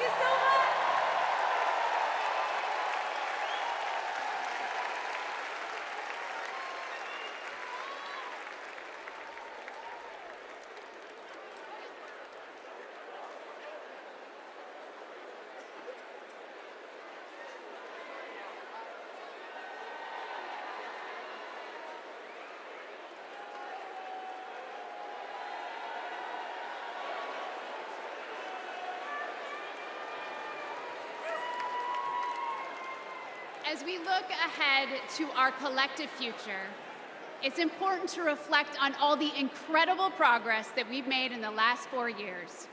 The Biden-Harris administration laid the groundwork for a stronger, more resilient nation. They invested in critical infrastructure, delivered relief when disaster struck, and made healthcare more affordable. Kamala Harris cares. And unlike Donald Trump, she has a plan, not just for the next 4 or 8 years, but for generations to come. Now, let's hear from some of my fellow state executives about how Kamala Harris and Tim Walz are investing in the long-term future for our nation. Okay, go.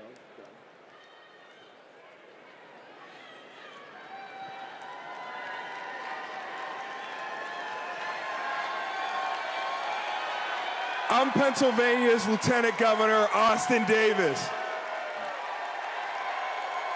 I'm the proud son of a union bus driver from Pittsburgh. Every day, my dad would come home and tell me about how our roads and bridges were in disrepair. President Trump promised us Infrastructure Week over and over again. He really didn't care, though, and it never happened. But President Biden and Vice President Harris are on our side. They brought together Democrats and Republicans to get it done. We got I-95 in Philly fixed in less than 2 weeks. We repaired the Fern Hollow Bridge in Pittsburgh in record time. Right now, we're repairing roads and bridges across Pennsylvania, including in Pittsburgh, the city of bridges. And Vice President Harris is looking forward. She's committed to keeping our infrastructure safe and modern. When I think about the future, I think about my daughter Harper and all of America's children. Investing in them means investing in our infrastructure. It means replacing millions of lead pipes. It means providing clean air, clean water, safe roads and bridges, not just for us, but for generations to come. That's the legacy that President Biden is leaving our children. Let's keep building bridges to the future with Kamala Harris and Tim Walz. Let's work.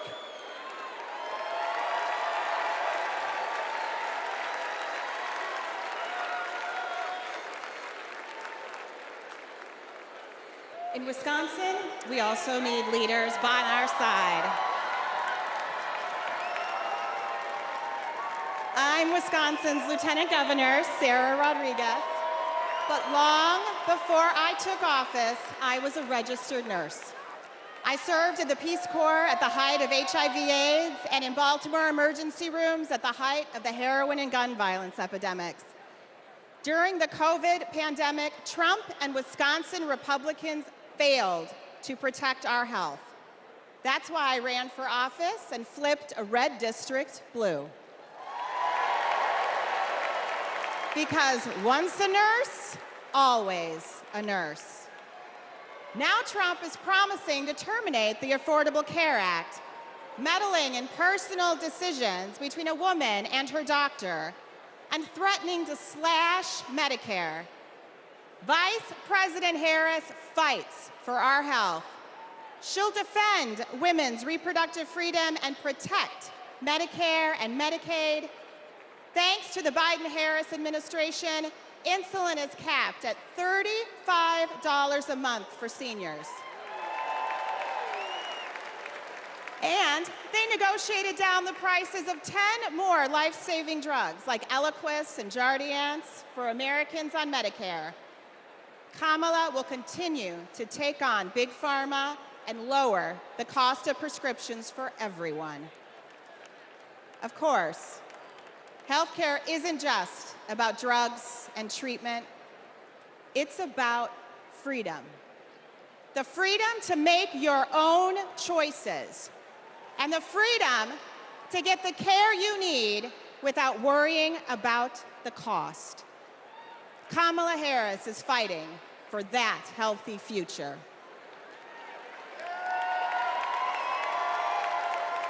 Let me tell y'all about Texas leadership.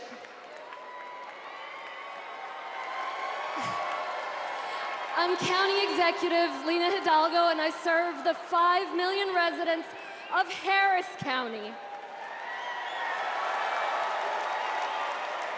Harris County includes Houston. Texas Governor Ann Richards said, "I've been tested by fire, and the fire lost." In the years I've been in office, we've dealt with chemical fires. We've dealt with 10 floods, 7 hurricanes, a deadly winter freeze, and of course the pandemic. When that last disaster struck, Donald Trump abandoned us.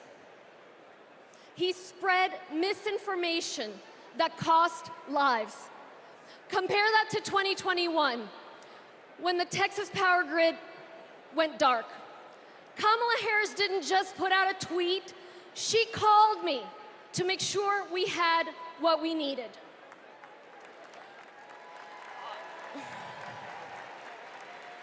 Over the years, I've learned that Kamala Harris always calls. And not only does she call, she delivers. The very week she launched her campaign, she was down in Texas with vital FEMA assistance right after Hurricane Beryl. Kamala Harris cares. She will never risk lives for the sake of politics. And she's leading the charge to protect our communities from extreme weather. The Biden-Harris administration have announced at least $1 billion to help us with just that, and Houston is thriving. We deserve leaders who acknowledge the threats, heck, the existence of climate change. We deserve tough leaders who have our backs. We deserve compassionate leaders ready to help. That's Kamala Harris and Tim Walz. I can personally attest that Kamala is a leader who has our back.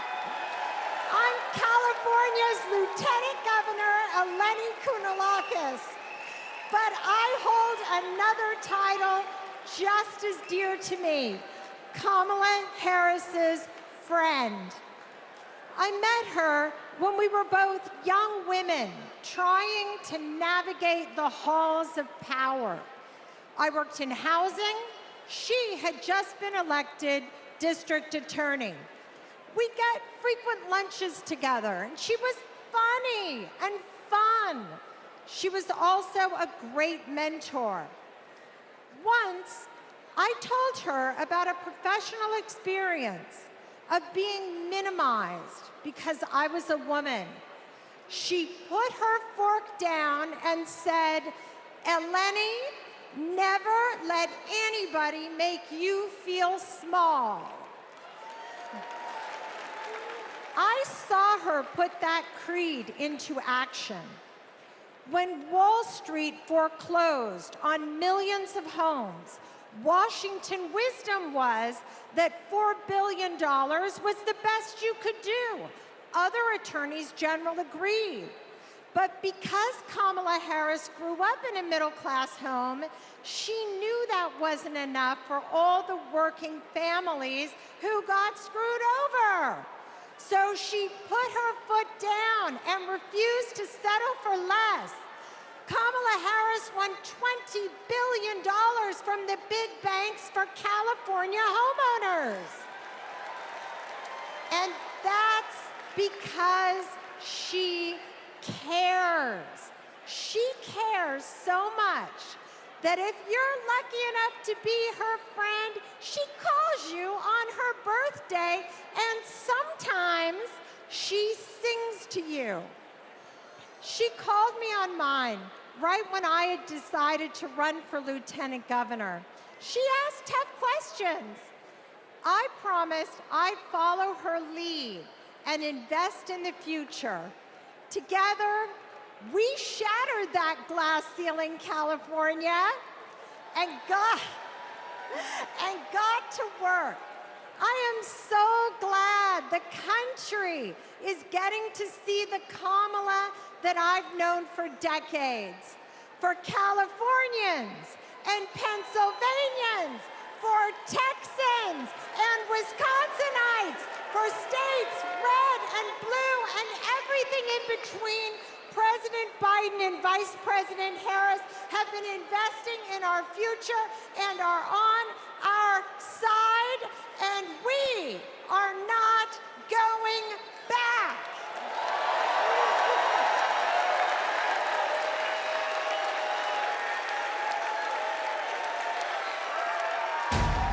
Do you know about Project 2025?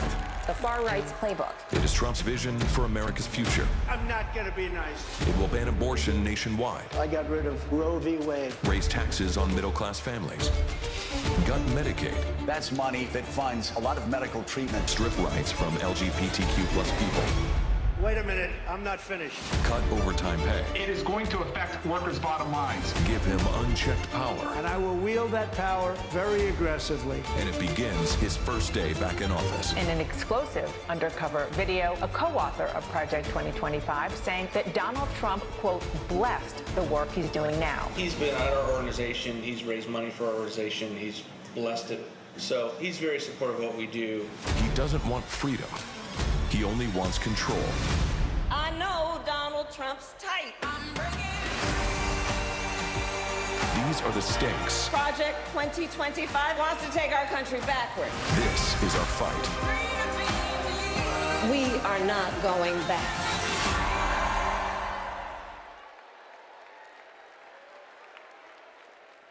Please welcome Michigan State Senator Mallory McMorrow.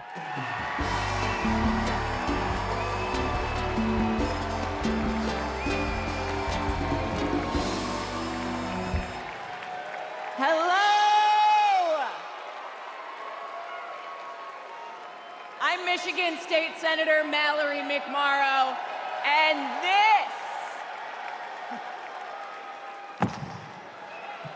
this is Project 2025.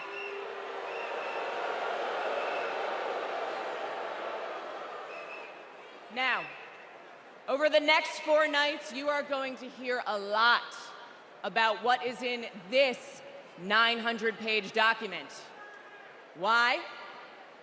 Because this is the Republican blueprint for a second Trump term. That's right. They went ahead and wrote down all the extreme things that Donald Trump wants to do in the next 4 years. And then they just tweeted it out, putting it out on the internet for everybody to read. So, we read it.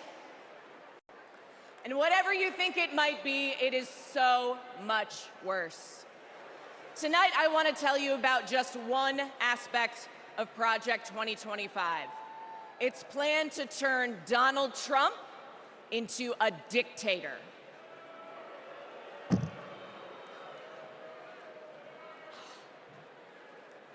Okay, right here on page 535, it says, quote, reissue Trump's Schedule F executive order to permit discharge of non-performing employees.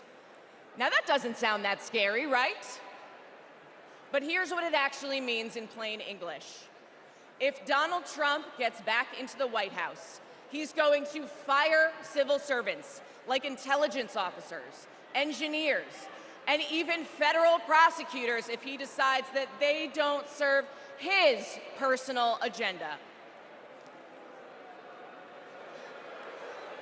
They're talking about replacing the entire federal government with an army of loyalists who answer only to Donald Trump.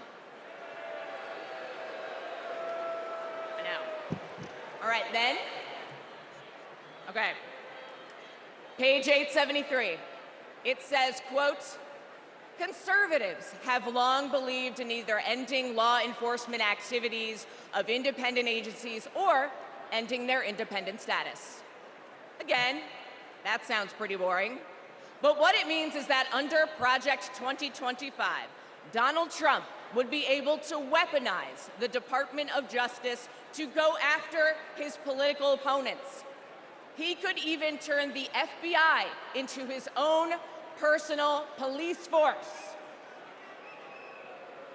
That is not how it works in America. That's how it works in dictatorships. And that's exactly what Donald Trump and his MAGA minions have in mind. An expansion of presidential powers like no president has ever had or should ever have. Now, by the way, if you're asking if any of this is even legal, well, remember, thanks to Donald Trump's hand-picked Supreme Court, he's now completely immune from prosecution, even if he breaks the law. But that's not who we are, because we believe in a government of the people, by the people, and for the people. Not the government of Donald Trump, by Donald Trump, and for Donald Trump. We believe in the separation of powers and the rule of law. We believe in a system built up to serve everyone, not breaking a system to serve one petty, selfish man. The truth is, there's only one way to stop him, and to stop Project 2025. How do we do it? We elect Kamala Harris this November.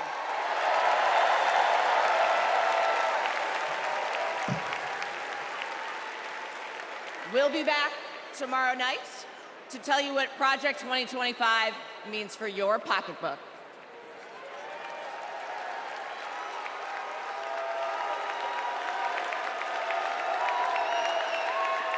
Please welcome California Senator Laphonza Butler.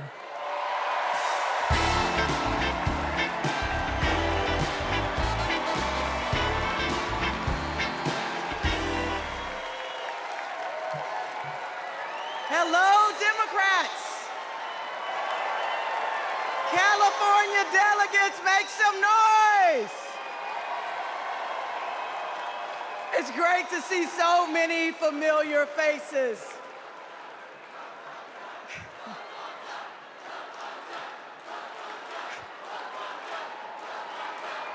And I can't forget the state that I was born and raised in.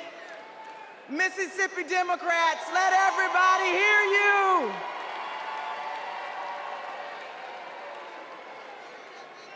Democrats, before I joined the Senate, I was a leader in the labor movement.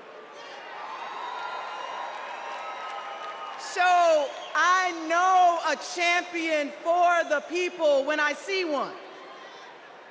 I met Kamala Harris when she was district attorney, and I was president of a large care workers union.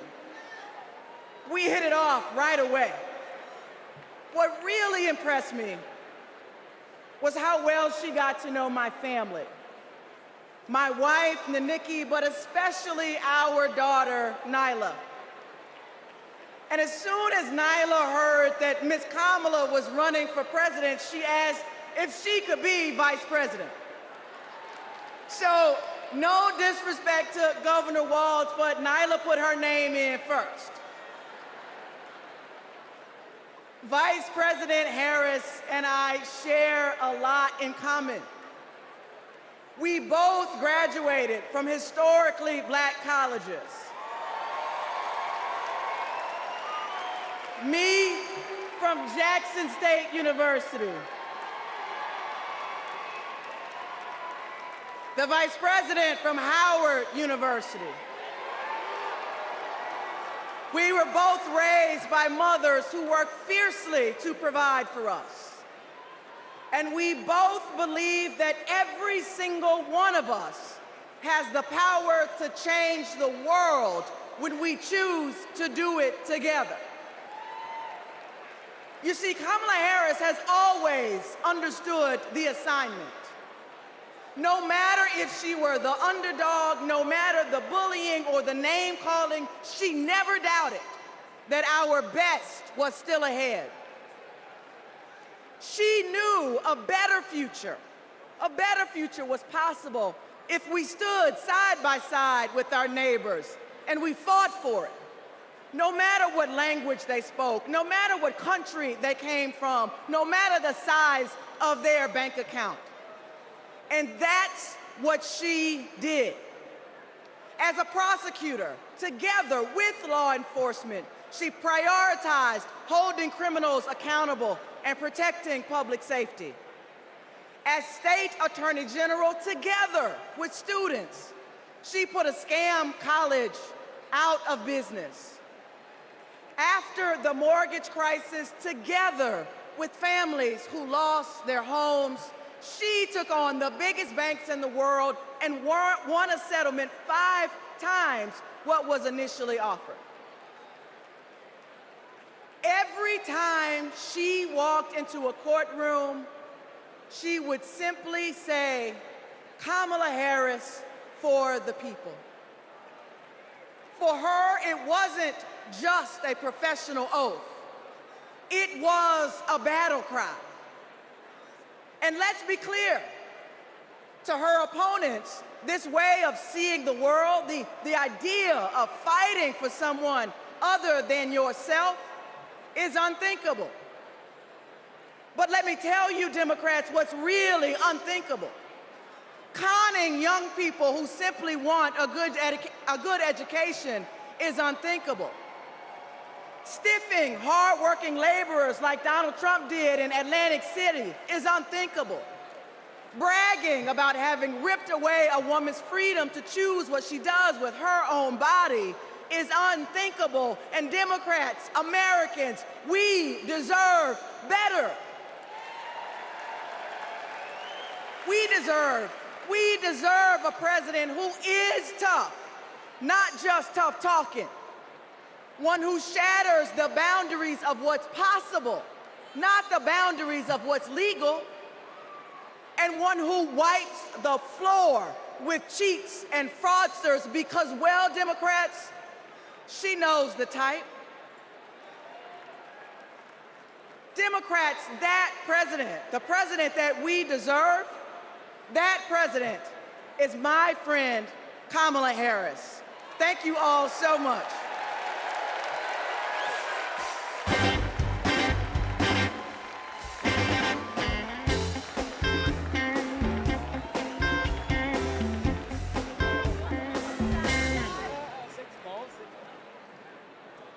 Hi, everyone.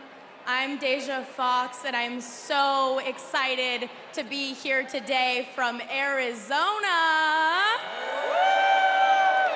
That's right. That's where I was born and raised by a single mom.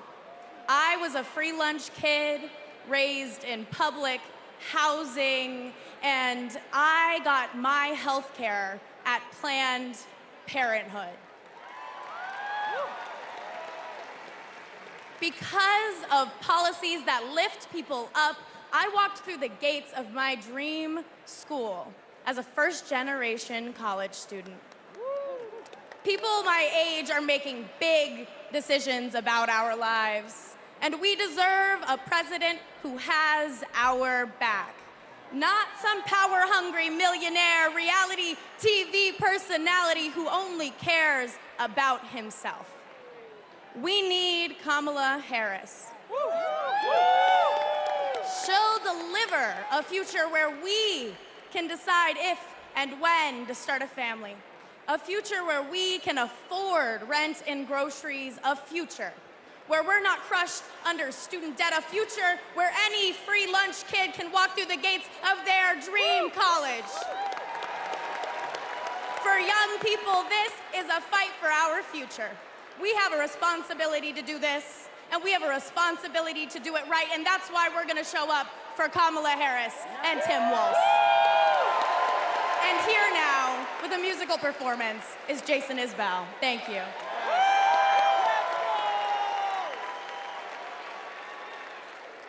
When I get home from work, I'll call up all my friends and we'll go bust up something beautiful we'll have to build again. When I get home from work, I'll wrestle off my clothes and leave them right inside the front door. Nobody's home to know. You see the hammer finds the nail and the freight train is a rail. I guess I'm doing what I'm on this earth to do. I don't think, oh, I'm here where it hurts. I'm just lucky to have the work.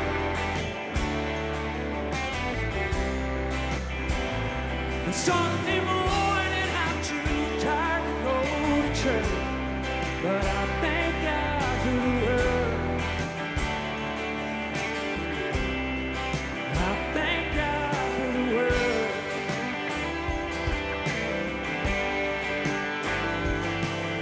When I get my reward, my work will all be done, and I will sit back in my chair beside the Father and the Son. With no more holes to fill and no more rocks to break and no more loading boxes on the truck for someone else's sake. You see the hammer finds the nail and the poor man's up for sale. I guess I'm doing what I'm on this earth to do. I don't think, oh, I'm here where it hurts. I'm just lucky to have the word.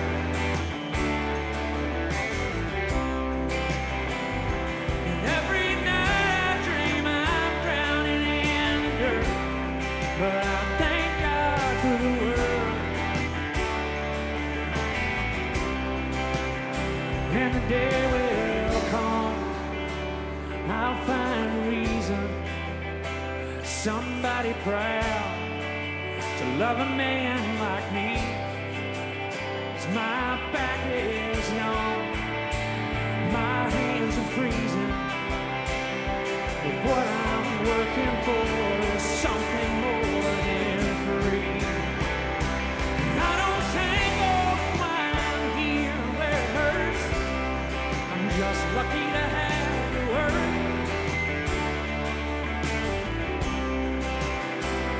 Sunday morning I'm too tired to go to church, but I thank God for the word.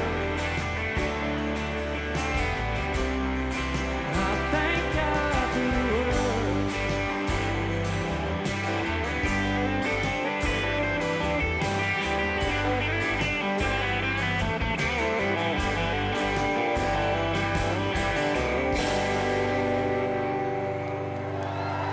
Thank you. Shout out to my Alabama delegation over there. I love y'all.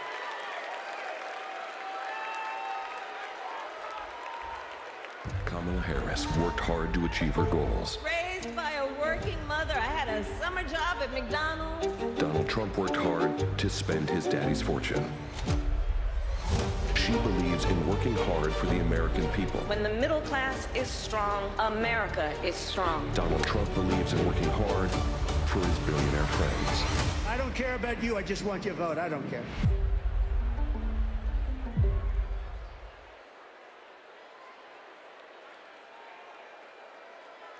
Please welcome former Rhode Island Governor Gina Raimondo.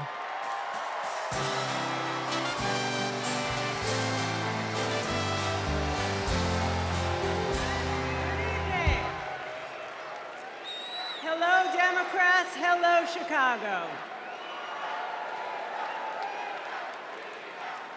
It's a great honor for me to be here this evening. You know, long before I was the governor of Rhode Island, I was a little girl growing up there in a middle-class family. My dad found his American dream in a watch factory in Providence. And that job gave him a way to provide for our family, a community for him to belong to, and so much pride. But like so many Americans in the 80s, after 25 years of his hard work, his job and the job of all of his friends was shipped overseas. You know, years later, my dad said to me, "Gina, this happened because our leaders let us down." And my father was right. The Republicans in power who pushed failed economic strategy. Let's just cut taxes for the wealthy and leave everybody else behind. Well, not only did my father lose his job, but frankly, manufacturing left my state. Manufacturing withered in Rhode Island and all across this nation. In communities all across America, factories shuttered, communities got hollowed out, and people were left without their job, without hope, without the dignity that comes with a decent job. And you know, Republican economic policy failed Rhode Island. How do I know that? Because when I took office, first Democrat elected governor in a couple of decades, I inherited one of the worst economies in the country. It was a mess. But we got to work and we turned it around. We turned it around with a pro-business, pro-worker agenda. Kamala Harris has that same agenda. She knows we need an economy where the costs are low and opportunities abound. An economy where people can show up to their jobs with dignity and pride. She has a new economic vision for America. You know how she knows that? She knows it because just like me, Kamala Harris grew up in a middle-class home. Her mom worked to cure breast cancer by day and feed her family at night. And as an adult, Kamala worked to lock up sex offenders and violent criminals by day. And she took care of her sick mother at night. Kamala Harris gets it. She gets that so many Americans work so hard every day and they're barely getting by. And that is not right. It is a fundamental economic principle. Hard work ought to pay off. We believe in that. And that's why the Vice President is committed to building the opportunity economy, an economy that rewards ambition, an economy that rewards hard work. She believes in an America where everyone, regardless of who you are, what you have, where you started, you got a chance to get ahead in this country. Kamala Harris will give more than 100 middle-class Americans a tax cut.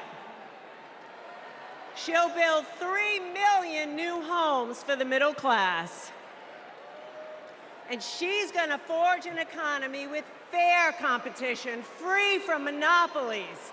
Monopolies that crush workers and small businesses and startups. Kamala Harris will make building up the middle class a defining goal of her presidency. Meanwhile, Donald Trump, he's going to double down on his worst economic ideas. The same ideas that shipped my dad's job overseas. Ideas that don't work. We know they don't work because they never have. He wants another huge tax cut for the wealthy. He wants to put his corrupt buddies in charge of the economy. And he wants a sales tax that's going to supercharge inflation. We cannot afford Donald Trump's failed economic ideas. But here's the thing. The most important thing. Kamala Harris works for the people. Kamala Harris works for you. And Donald Trump is in it for himself. As our president, Kamala Harris will build an economy where everyone, and she means everyone, can find and live their American dream.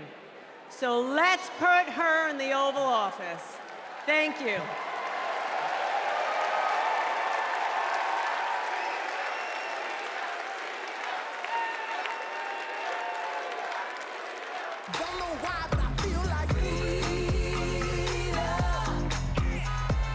I am a lifelong Republican, a former Trump voter, and I will not be voting for Trump in 2024.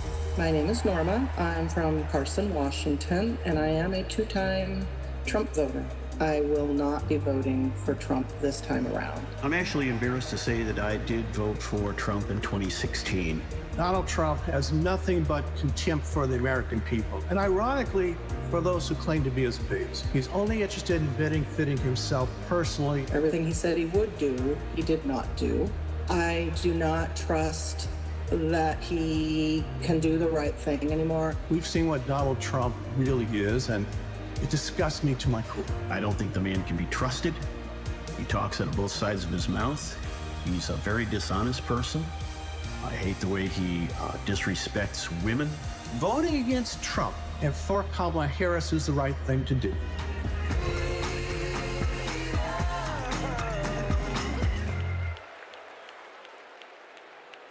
Please welcome New York Governor Kathy Hochul.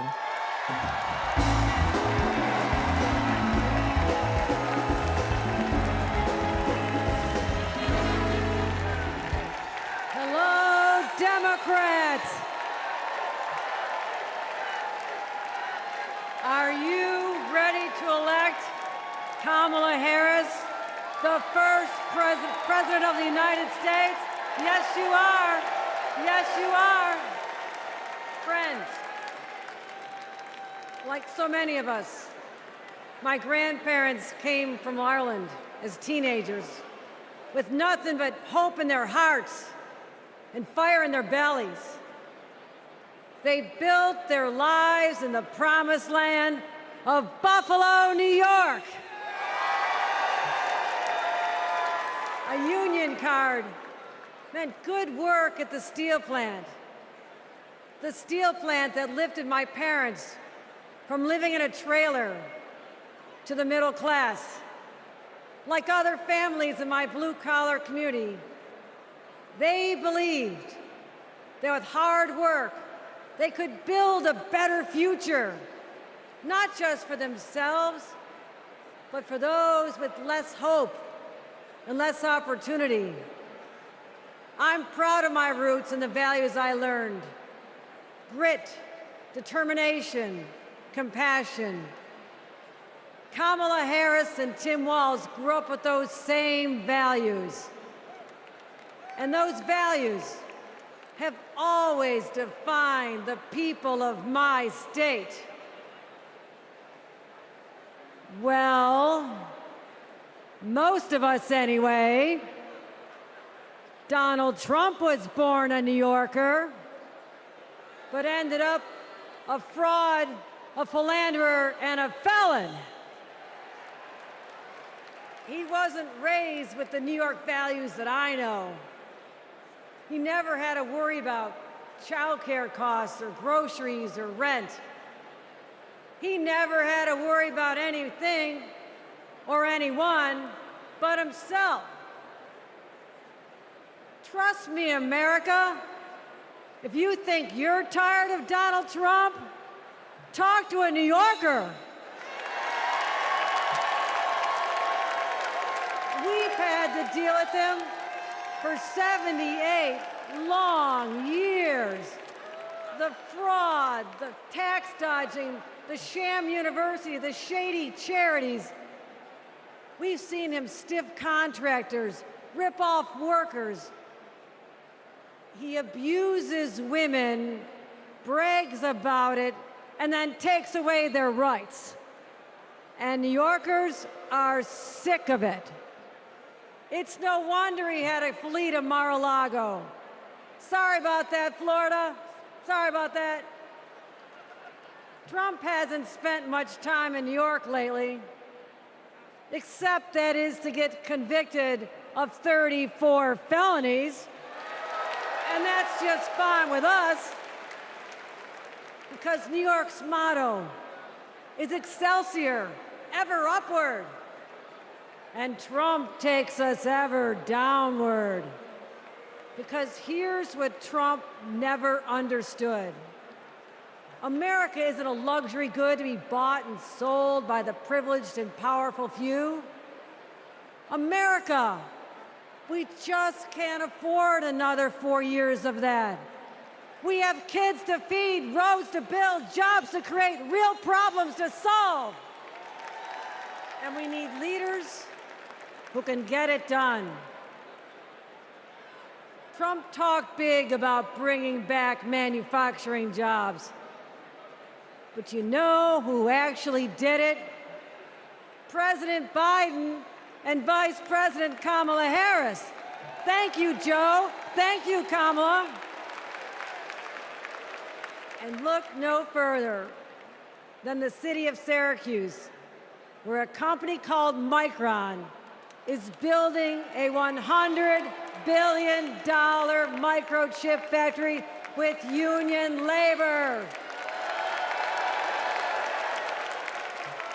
It's the largest private investment in American history, and it's going to create 50,000 good-paying jobs. The Biden-Harris administration has made the most significant investments in our economy in generations. And as president, Kamala Harris will continue to build an opportunity economy for all. My friends, history's watching us. Together, we must protect abortion rights. Together, we must protect the middle class. Together, we must protect the American dream. And together, we must elect Kamala Harris President of the United States. Thank you.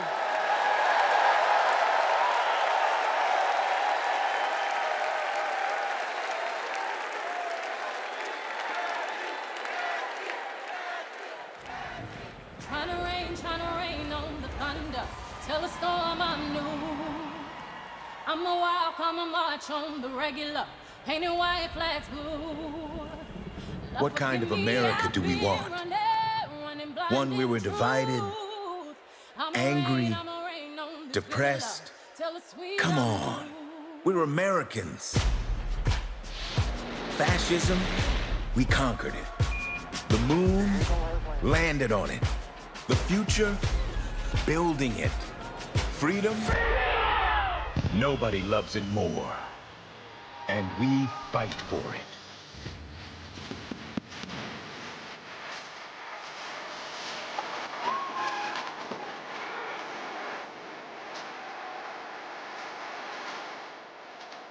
Freedom from control.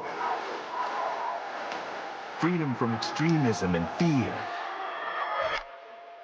Extremists want to take us back, but we are not going back. I'ma keep running 'cause the winner don't quit on themselves. We go forward.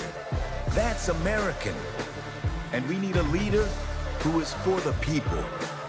Ours is a fight for the future.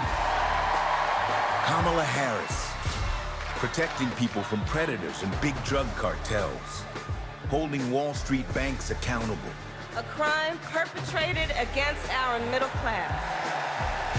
Standing up to dictators and fighting for all of us. I say we fight. That's our choice. A prosecutor or a felon. Are you ready to make your voices heard?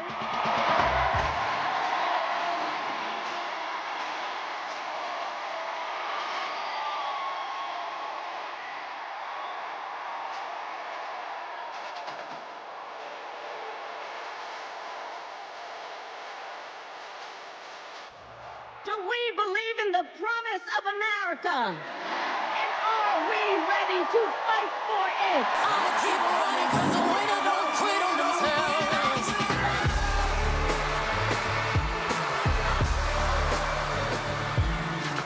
And when we fight, we win!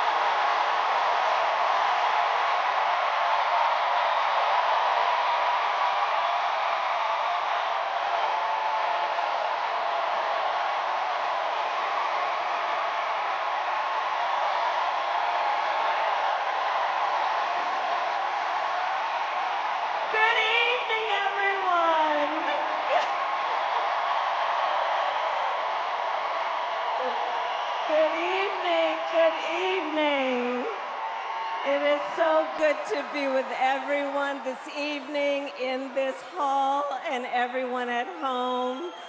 This is going to be a great week. And I want to kick us off by celebrating our incredible President, Joe Biden, who will be speaking later tonight. Joe, thank you for your historic leadership, for your lifetime of service to our nation, and for all you will continue to do. We are forever grateful to you.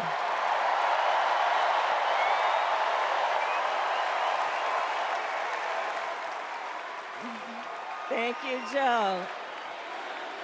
And looking out at everyone tonight, I see the beauty of our great nation.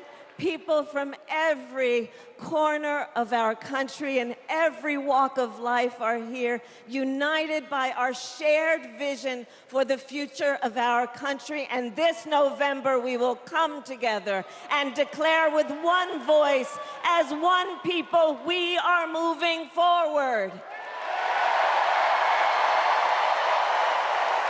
With optimism, hope, and faith, so guided by our love of country, knowing we all have so much more in common than what separates us, let us fight for the ideals we hold dear, and let us always remember, when we fight, we win.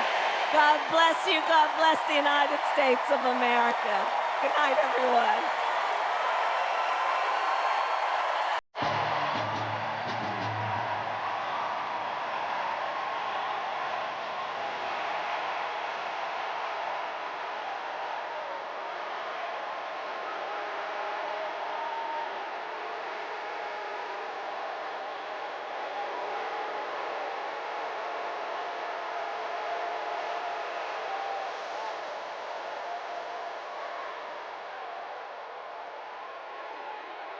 Please welcome actor and director, Tony Goldwin.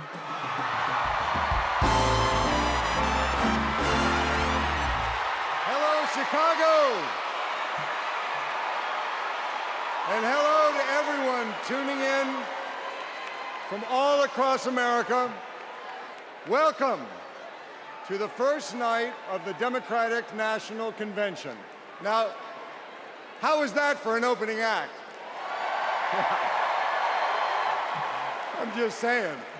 Now, as our Vice President just said, over the next 4 days, we will be bringing folks together from all around the country, people from every walk of life, to talk about this nation we love and about a candidate who has devoted her life to public service, who never shies away from a righteous fight, and who always stands up for the people.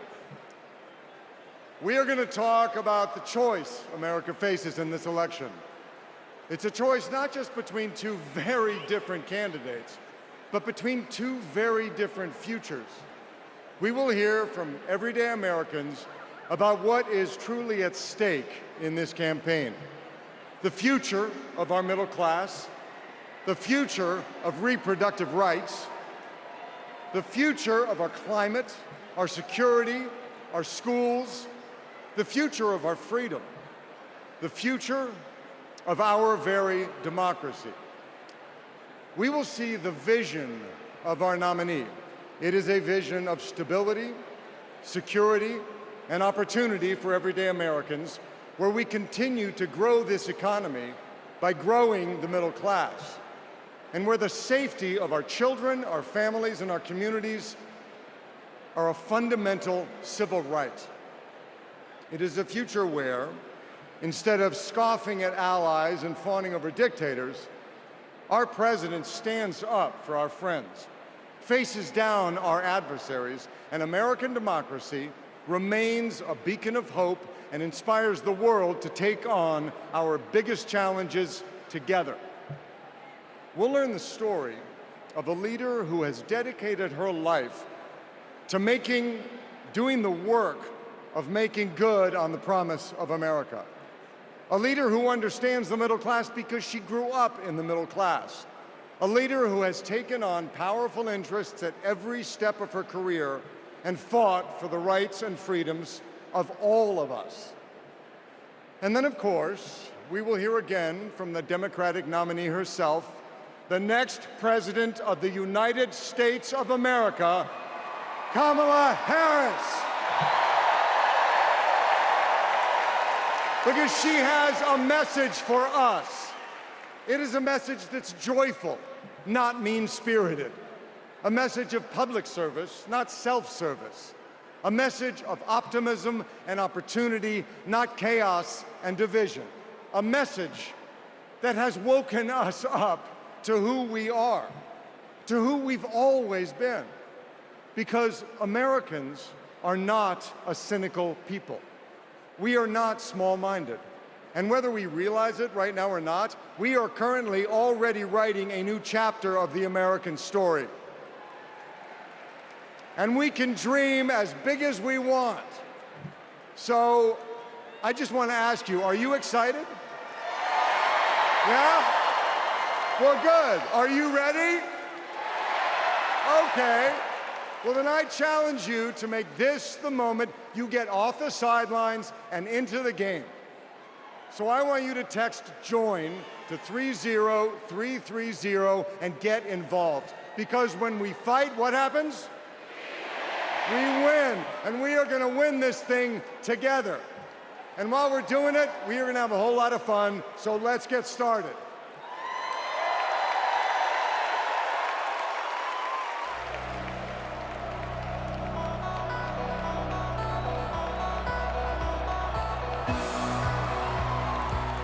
Please welcome 9-time NBA champion and coach of the 2024 Olympic gold-winning men's basketball team, Steve Kerr.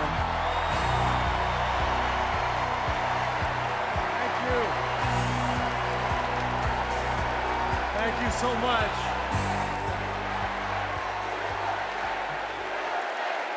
Thank you. It is so fun to be back here in the United Center. And as you guys know, a lot of good stuff has happened in this building, especially in the 90s. You young people, Google Michael Jordan and you can read all about it, okay? So there was an amazing vibe in this building back in those days, and I feel that same winning spirit here tonight. So the last time I was in a packed basketball arena was in Paris, France. 9 days ago, some of the best players on earth, 12 incredible American men, came together to win Olympic gold.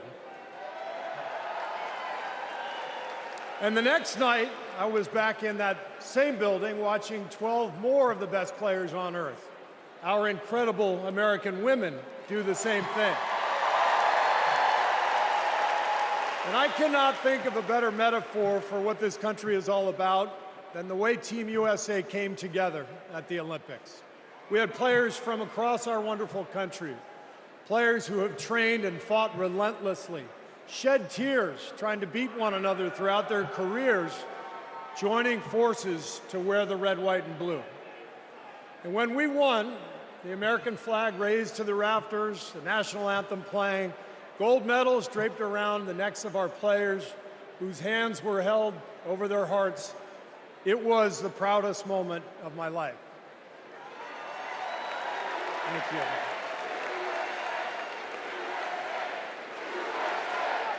Thank you.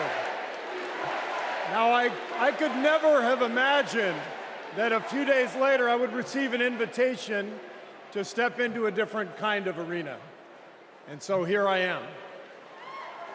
I know very well that speaking out about politics these days comes with risks. I can see the shut up and whistle tweets being fired off as we speak. But I also knew as soon as I was asked that it was too important as an American citizen not to speak up in an election of this magnitude.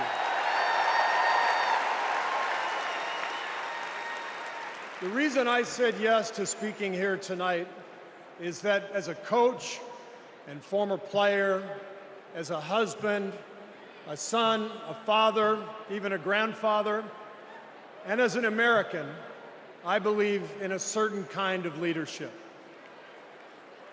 I believe that leaders must display dignity.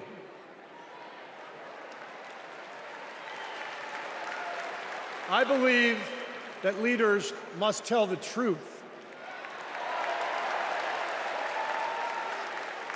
I believe that leaders should be able to laugh at themselves. I believe leaders must care for and love the people they are leading. I believe leaders must possess knowledge and expertise, but with the full awareness that none of us has all the answers. And in fact, some of the best answers often come from members of the team. And if you look for those qualities in your friends or your boss or an employee or your child's teacher or your mayor, then shouldn't you want those same qualities in your president?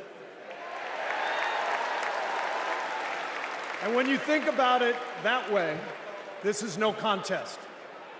With Kamala Harris and Tim Walz, I see all those qualities. They have devoted their lives to serving other people. Whether Vice President Harris was defending her community in the courtroom, or Governor Walz was inspiring the next generation in the classroom, or on the field, for that matter. By the way, coach to coach, that guy's awesome. Although, I have to say, Coach Walz, way too much reliance on the blitz in '99 against Mankato East. You had a strong defensive line. I would have played more press coverage with your corners and then dropped the safeties into a Tampa 2. That's just me. Sorry. I wanted you to know how I feel every day of the NBA season, all right? But listen, the joy, the compassion, the commitment to our country that we saw at the Olympics, that is what Kamala Harris and Tim Walz have. And it is what our country needs. Leadership, real leadership. Not the kind that seeks to divide us, but the kind that recognizes and celebrates our common purpose. Think about what our team achieved with 12 Americans in Paris, putting aside rivalries to represent our country. Now imagine what we could do with all 330 million of us playing on the same team. Not as Democrats, not as Republicans, not as libertarians, but as Americans who know the greatness of this nation doesn't come from any one of us, but from each of us doing our part to build a more perfect union. That vision is what this campaign is all about. It's why I'm here tonight. And it's why I'll be getting out every day to help people get out and vote on November 5th and elect Kamala Harris and Tim Walz as the next president and vice president of the United States.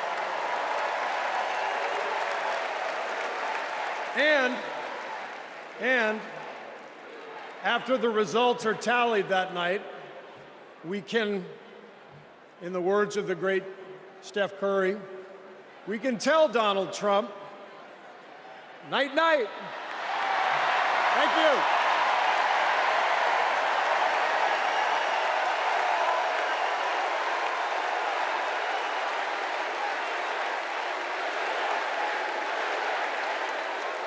Let me tell you folks in Ohio and in this area, don't sell your house. Do not sell it. We're going to get those jobs coming back, and we're going to fill up those factories, so it's going to happen. But Trump lied and abandoned Lordstown. This is about a community. It's going to be a big change to go somewhere else. The GM factory in Lordstown did close, putting thousands of people out of work.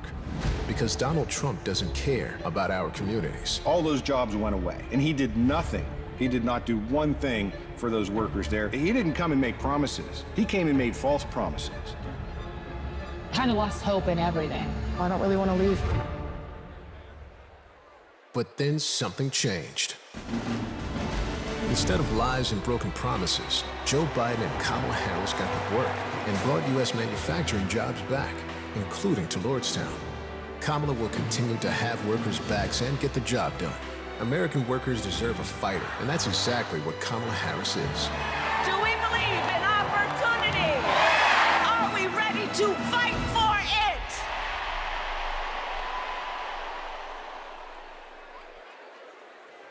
Please welcome United Auto Workers President Shawn Fain.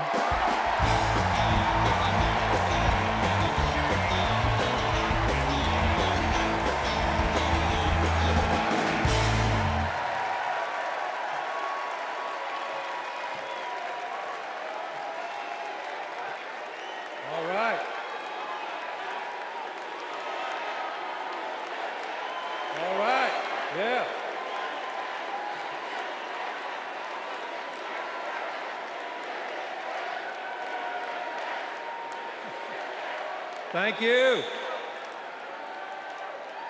Good evening, America, and good evening to the people that make this world move, the working class.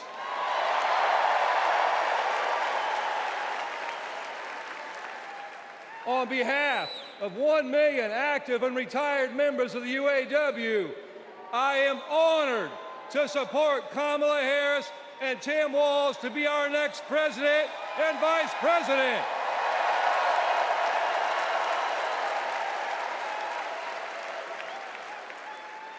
And I want to say thank you to Joe Biden for making history by walking the picket line with the UAW.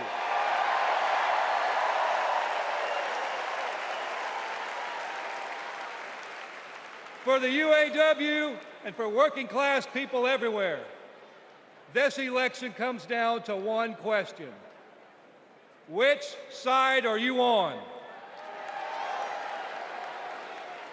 On one side, we have Kamala Harris and Tim Walz, who have stood shoulder to shoulder with the working class.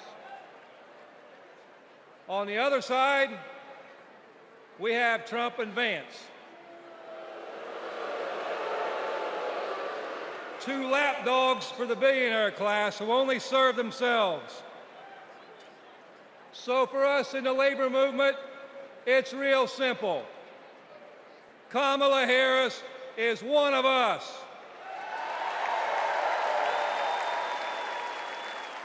She's a fighter for the working class.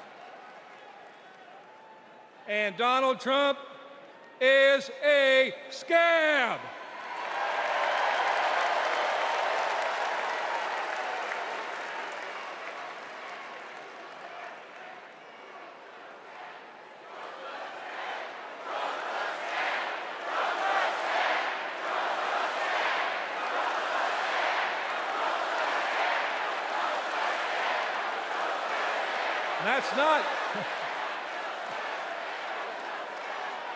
That's not just my opinion, that's a fact.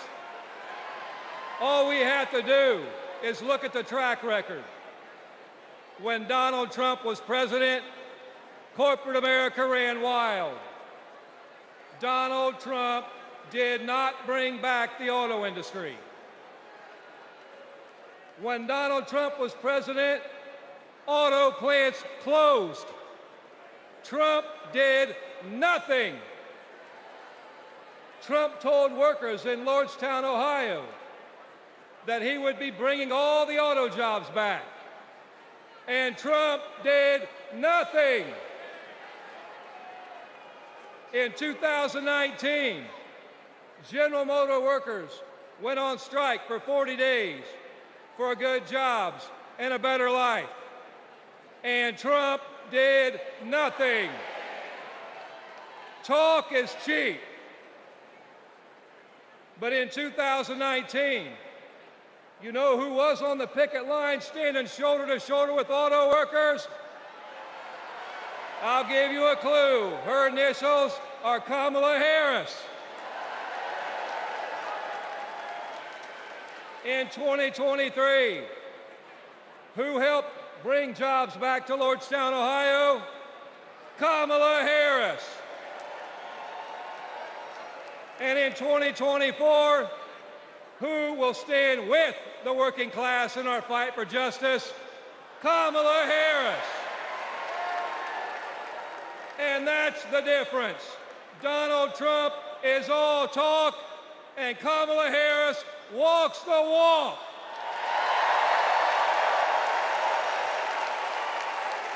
Woo. In the words of the great American poet, Nellie, it's getting hot in here.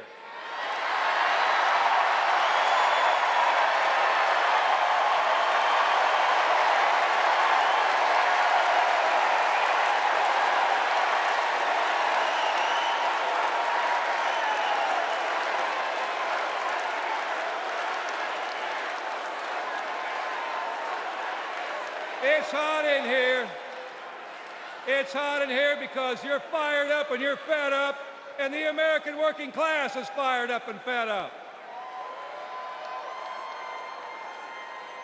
The American working class is in a fight for our lives. And if you don't believe me, just last night, blue-collar workers, the UAW members at Cornell University had to walk out on strike for a better life because they're fighting corporate greed. And our only hope is to attack corporate greed head on.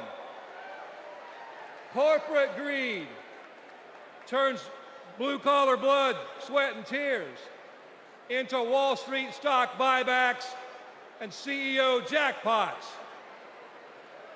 It causes inflation. It hurts workers.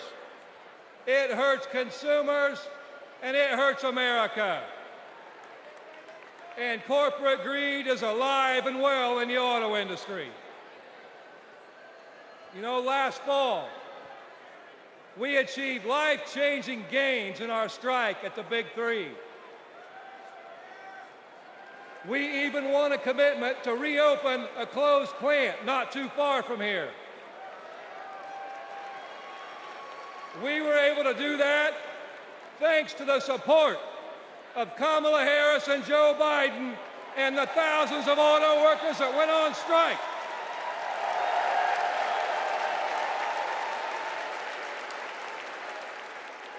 But a year later, one company wants to go back on their commitments in our contract.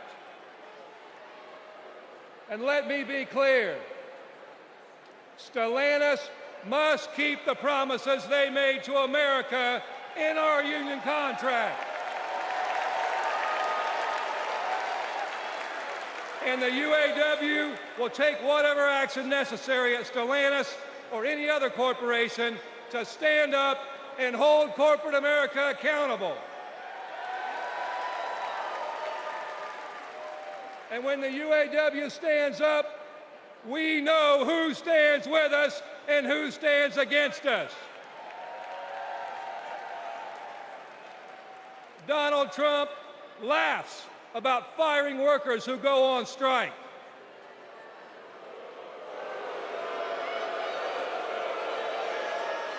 And Kamala Harris stands shoulder to shoulder with workers when they're on strike. And that's the difference between Kamala Harris and Donald Trump the scab.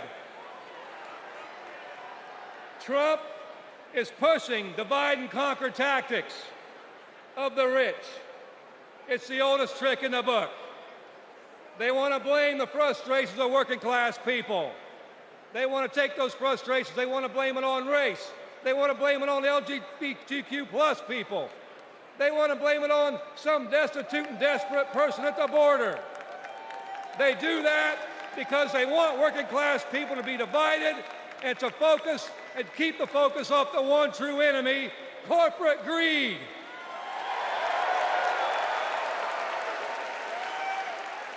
The rich think we're stupid, but working class Americans see this for what it is.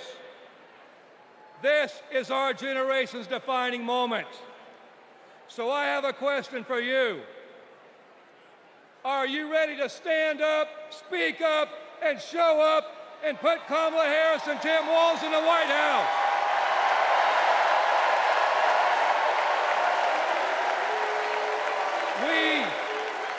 We need a defender of the working class in the White House, someone who is one of us and someone who knows how to fight. And that fighter is the next President of the United States, Kamala Harris. Thank you.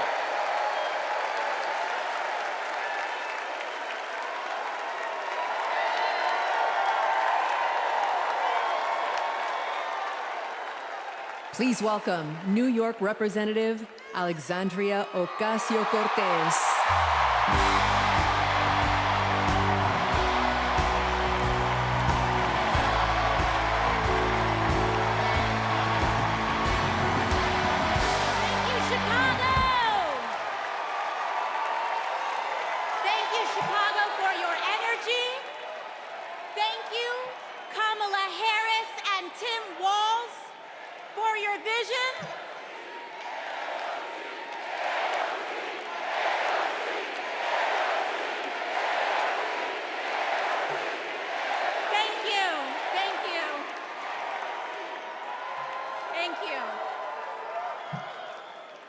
Chicago for your energy.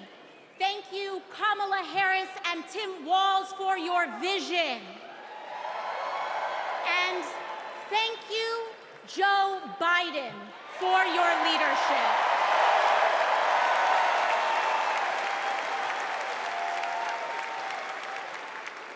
You know, 6 years ago, I was taking omelet orders as a waitress in New York City. I didn't have health insurance.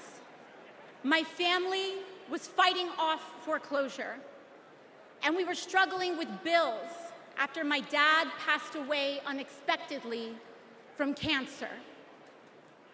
Like millions of Americans, we were just looking for an honest shake. And we were tired of a cynical politics that seemed blind to the realities of working people. It was then, only through the miracles of democracy and community, that the good people of the Bronx and Queens chose someone like me to elect them in Congress.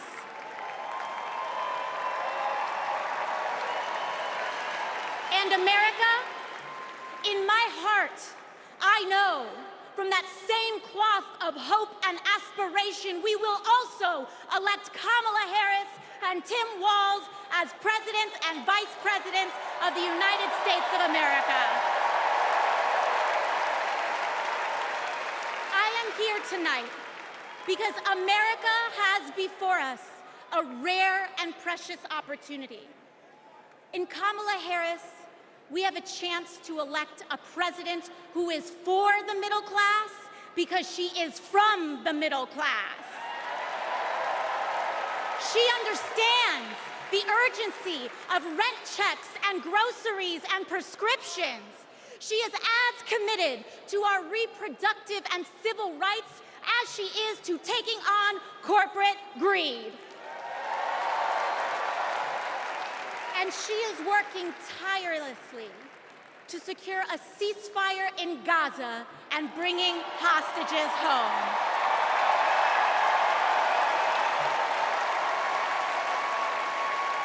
In Kamala Harris, I see a leader who understands. I see a leader with a real commitment to a better future for working families. And Chicago, we have to help her win. Because we know that Donald Trump would sell this country for $1 if it meant lining his own pockets and greasing the palms of his Wall Street friends.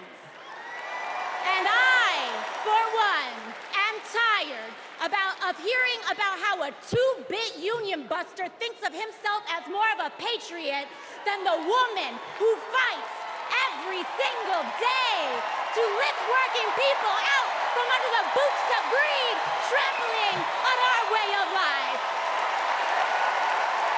The truth is, Don, you cannot love this country if you only fight for the wealthy and big business.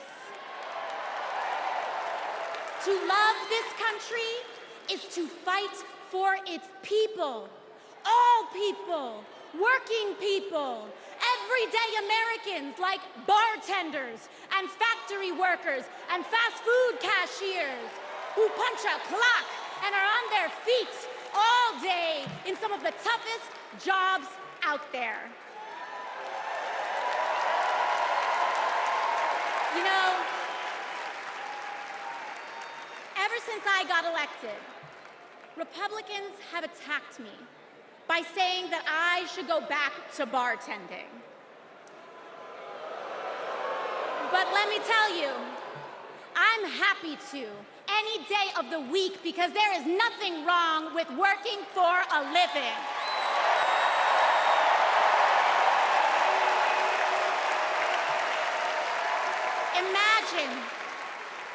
Imagine having leaders in the White House who understand that. Leaders like Kamala and Tim. But Chicago, just because the choice is clear to us does not mean that the path will be easy. Over the next 78 days, we will have to pour every ounce, every minute, every moment into making history on November 5th. But we cannot send Kamala and Tim to the White House alone. Together, we must also elect strong Democratic majorities in the House and in the Senate so that we can deliver on an ambitious agenda for the people. Because if you are a working parent trying to afford rent and childcare, Kamala is for you. If you are a senior who had to go back to work because your retirement didn't stretch far enough, Kamala is for you. If you're an immigrant family just starting your American story, Kamala is for you. America, when we knock on our neighbor's door, organize our communities, and elect Kamala Harris to the presidency on November 5th, We will send a loud message that the people of this nation will not go back. We choose a new path and open the door to a new day, one that is for the people and by the people. Thank you. Thank you very much. God bless. God bless you all.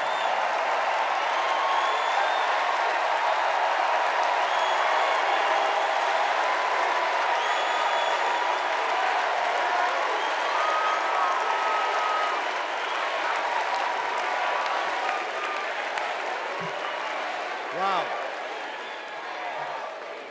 How about that AOC? Good Lord. So Kamala Harris's story begins in a middle-class neighborhood in the East Bay. Yeah.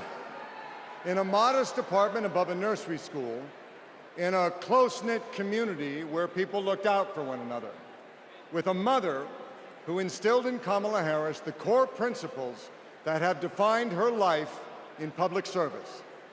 These are the experiences that made her the leader she is today.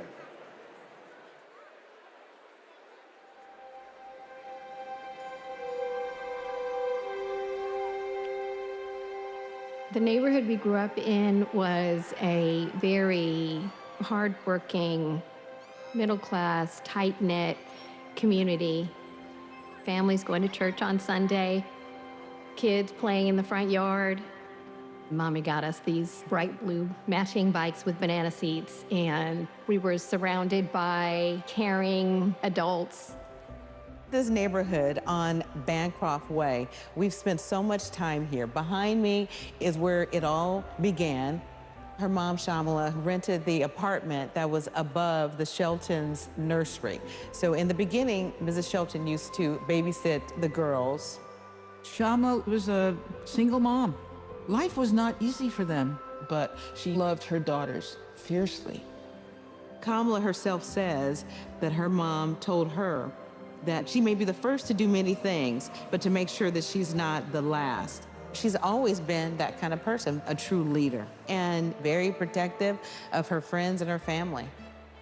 When Kamala was all of 4 years old, her best friend in kindergarten, Stacy Johnson, got into something with another kid on the playground. This one particular day, we had made some clay art, and this one boy in our class had taken mine for whatever reason and threw it on the ground, and it shattered. So Kamala, being very protective, just jumped in front of me and stood up to him.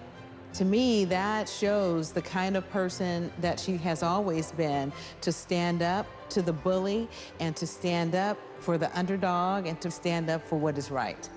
Kamala carries the lessons of our mother, the fighting spirit of our mother, the compassion, and I have seen it over and over again in our growing up. When we were in high school, my sister's friend, Wanda, was being molested by a family member, and Kamala just jumped in.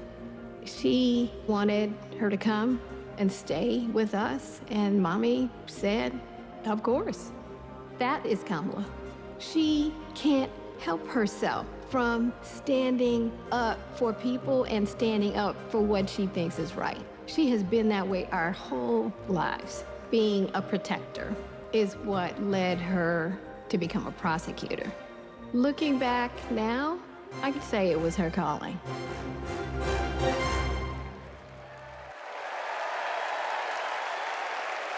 Please welcome Stacey Johnson Batiste and Doris Johnson.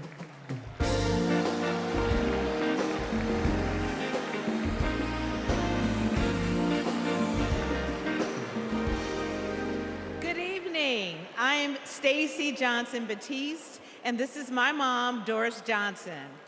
We are so excited and honored to be here with you. Kamala and I have known each other for a long time. We met at Berkwood Hedge School. We hit it off immediately and became each other's very first best friends. Our moms also became fast friends. And on weekends, we would pile into my 1966 Mustang, and Kamala's mom, Shamala, would sit in the front with me, and Kamala and Maya and Stacy would sit in the back, and off we would go to a movie or some adventure. My mom still has that Mustang.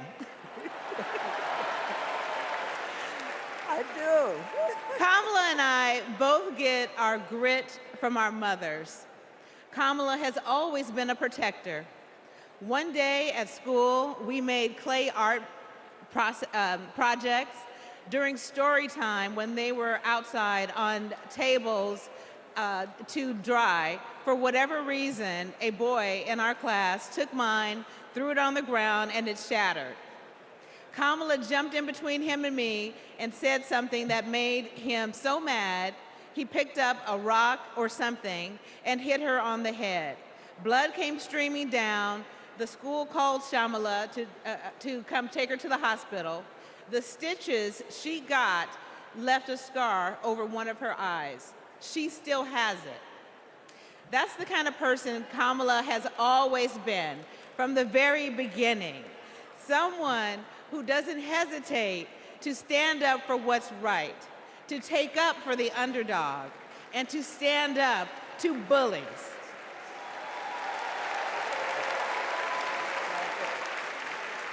I have seen it time and again, whether the bully is an individual, a gang, or a corporation. She fights for all of us.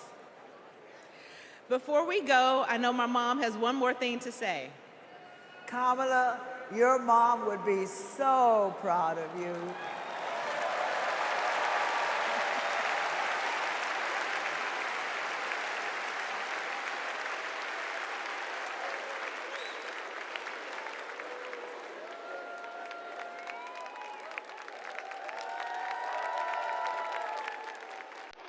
Please welcome former Secretary of State Hillary Clinton.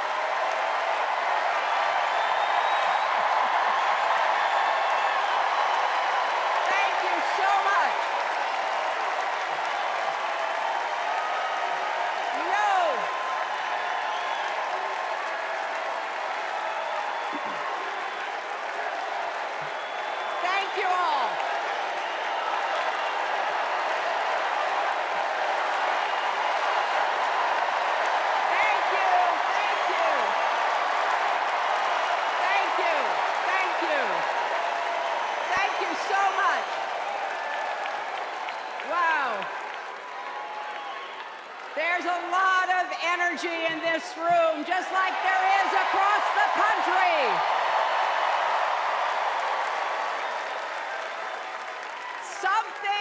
Something is happening in America. You can feel it. Something we've worked for and dreamed of for a long time. First, though, let's salute President Biden.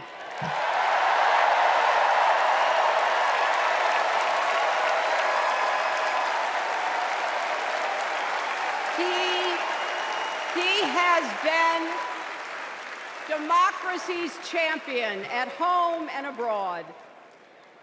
He brought dignity, decency, and competence back to the White House.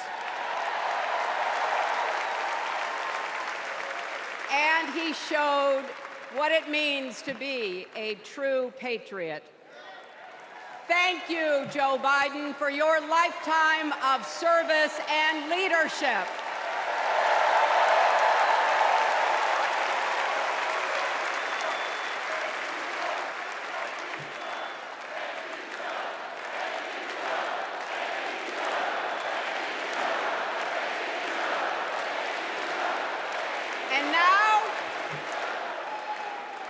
And now we are writing a new chapter in America's story.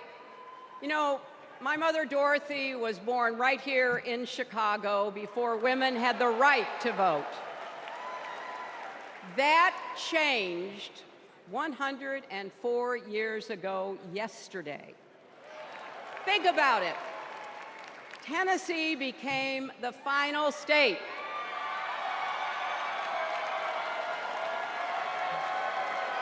to ratify the 19th Amendment to the Constitution.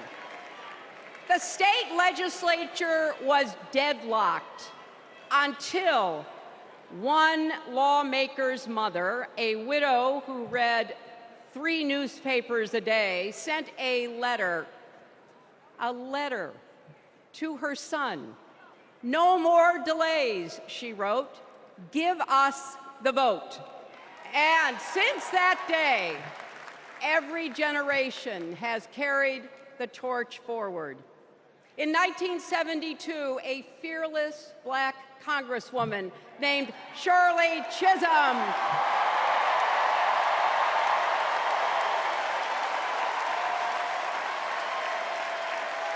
she ran for president.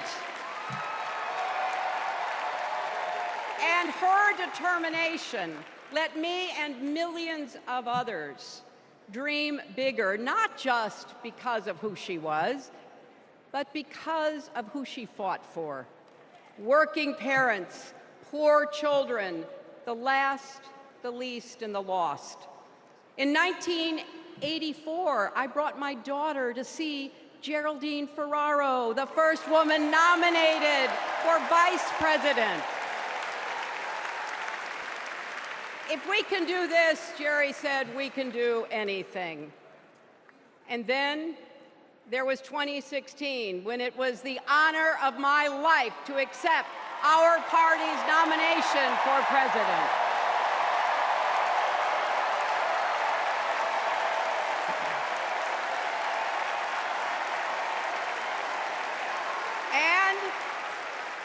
And nearly 66 million Americans voted for a future where there are no ceilings on our dreams.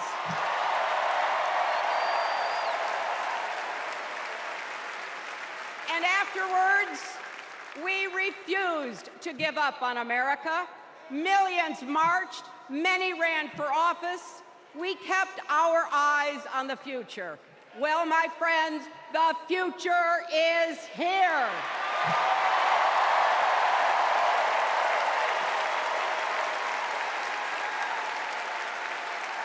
I wish my mother and Kamala's mother could see us.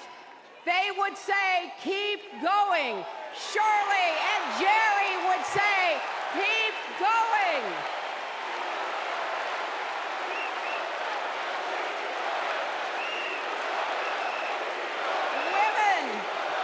Women fighting for reproductive health care are saying, keep going.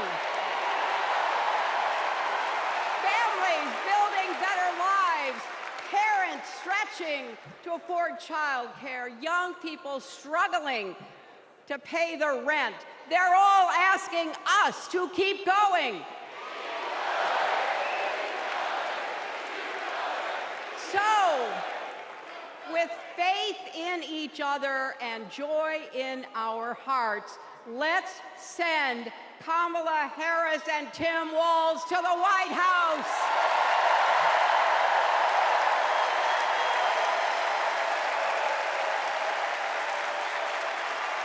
You know,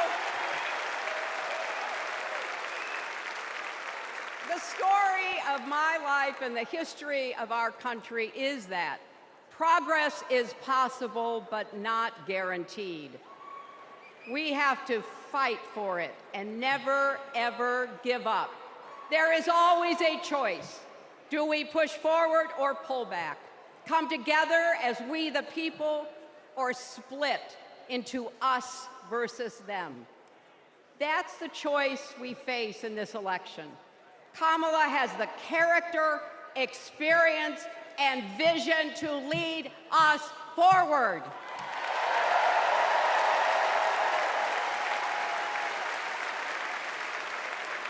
I know her heart and her integrity.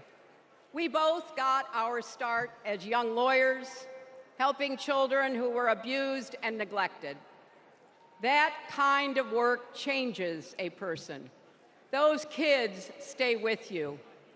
Kamala carries with her the hopes of every child she protected, every family she helped, every community she served. So as president, she will always have our backs, and she will be a fighter for us. She will fight to lower costs for hardworking families, open the doors wide for good-paying jobs, and yes, she will restore abortion rights nationwide.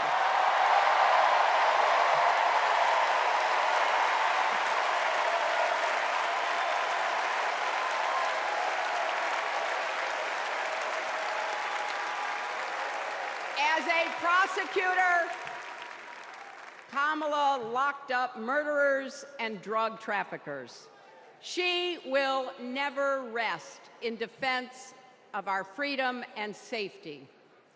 Donald Trump fell asleep at his own trial, and when he woke up, he made his own kind of history, the first person to run for president with 34 felony convictions.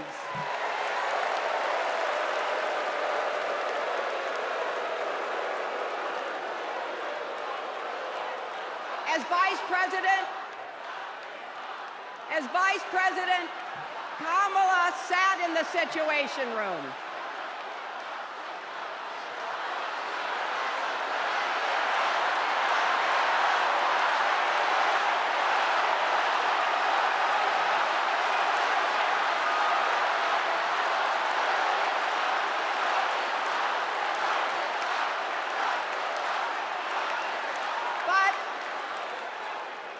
We also know, as Vice President, Kamala sat in the Situation Room and stood for America's values. I know what it takes, and I can tell you, as Commander-in-Chief, Kamala won't disrespect our military and our veterans.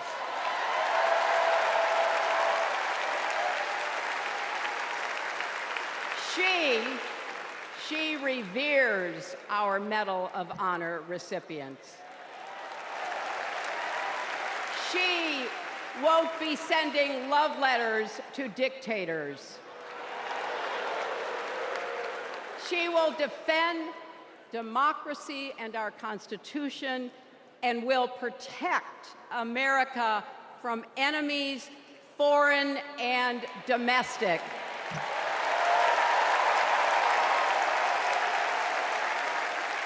Think about it.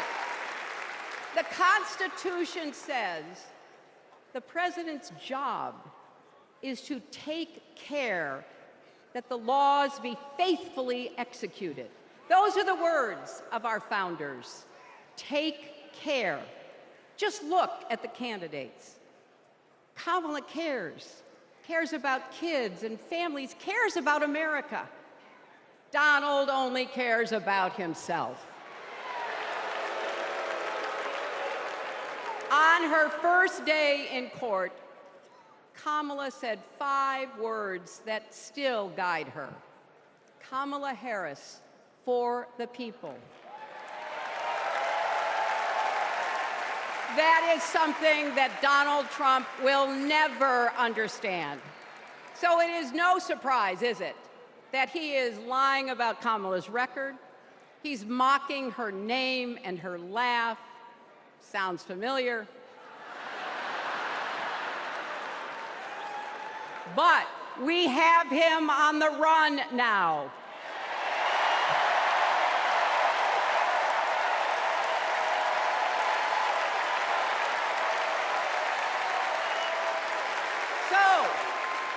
So, no matter what the polls say, we can't let up. We can't get driven down crazy conspiracy rabbit holes. We have to fight for the truth.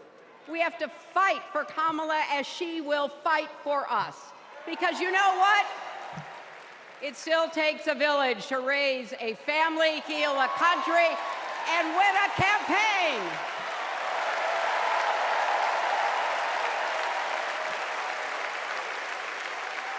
And America needs every one of us, our energy, our talents, our dreams. We're not just electing a president, we're uplifting our nation. We're opening the promise of America wide enough for everyone.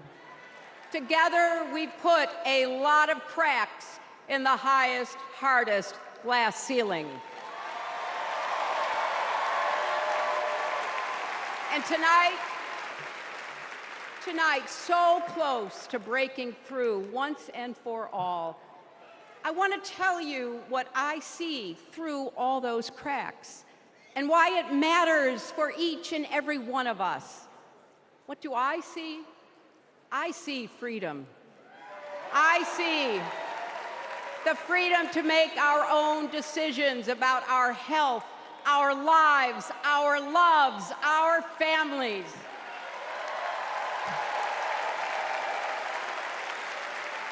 The freedom to work with dignity and prosper, to worship as we choose or not, to speak our minds freely and honestly.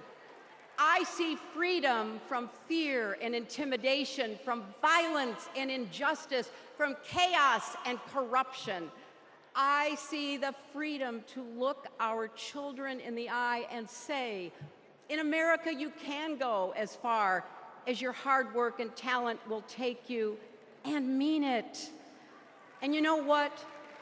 On the other side of that glass ceiling is Kamala Harris raising her hand and taking the oath of office as our 47th President of the United States.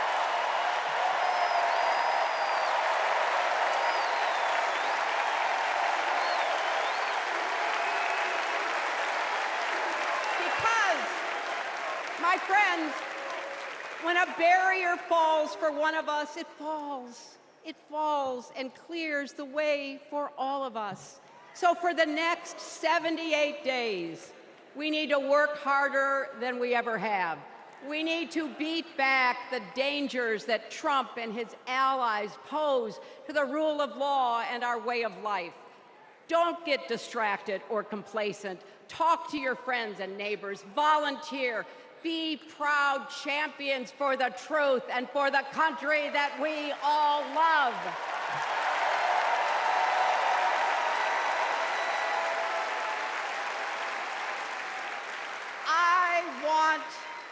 I want my grandchildren and their grandchildren to know I was here at this moment, that we were here, and that we were with Kamala Harris every step of the way. This is our time, America. This is when we stand up. This is when we break through. The future is here. It's in our grasp. Let's go win it.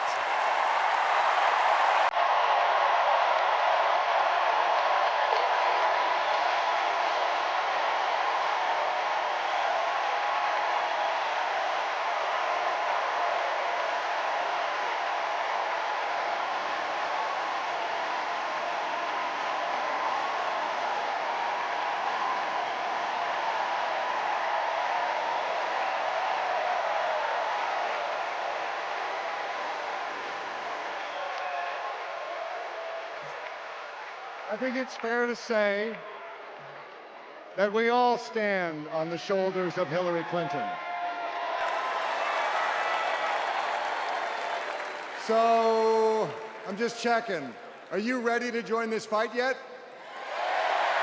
Okay, that's the answer I was looking for. So I want you to text JOIN to 30330 and get involved.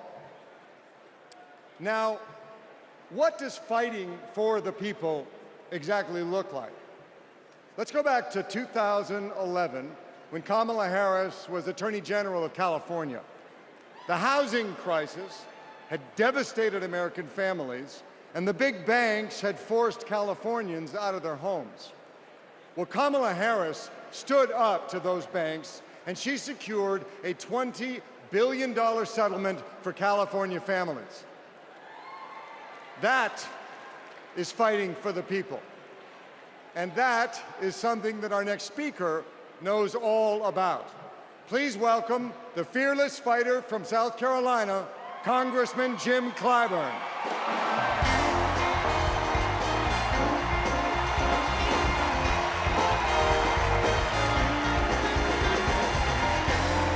Thank you. Thank you, thank you, thank you. Thank you. Thank you. Thank you. Thank you, and good evening.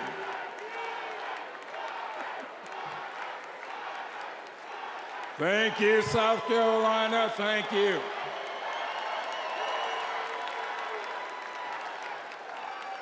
Four years ago, Americans were experiencing high anxieties and great uncertainties.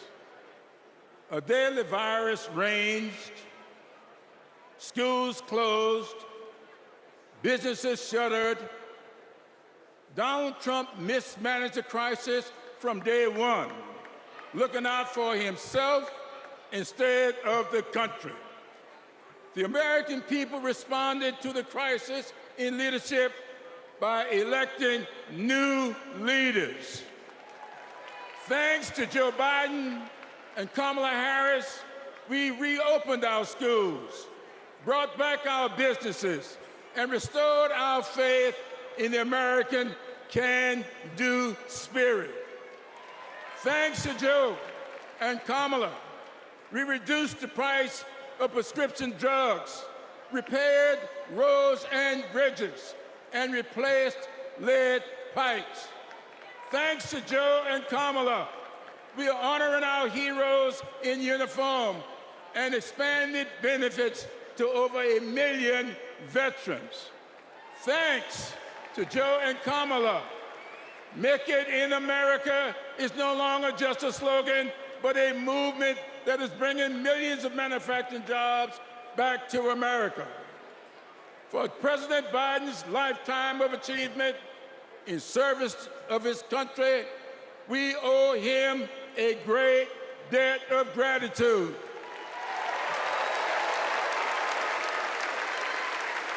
And we're all grateful for one of the best decisions he made, selecting Kamala Harris as his vice president and endorsing her to succeed him.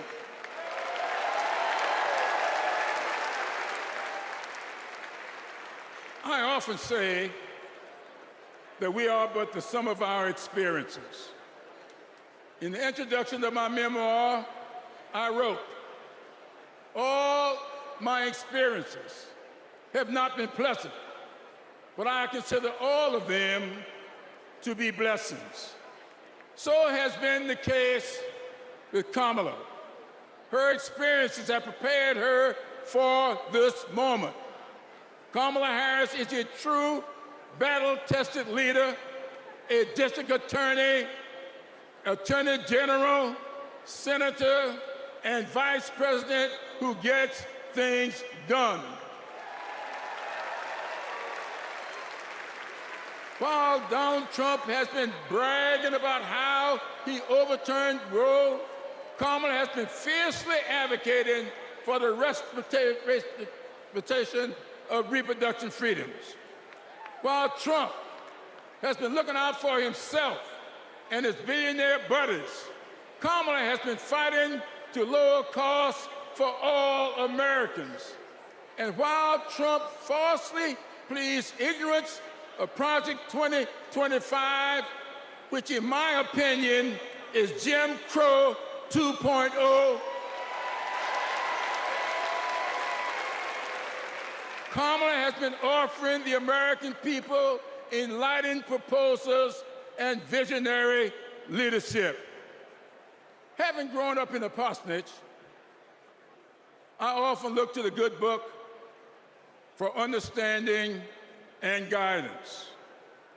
As 2 Corinthians informs, we are troubled on every side, yet not distressed. We are perplexed, but not in despair. Persecuted, but not forsaken. Cast down, but not destroyed. Our great democracy has been tested, and so has the basic goodness of the American people.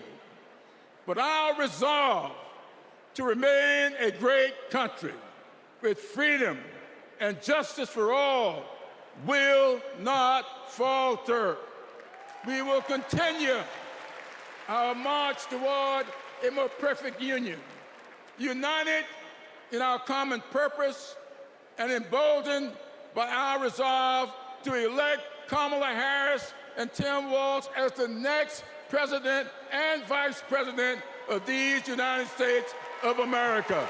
Thank you and Godspeed.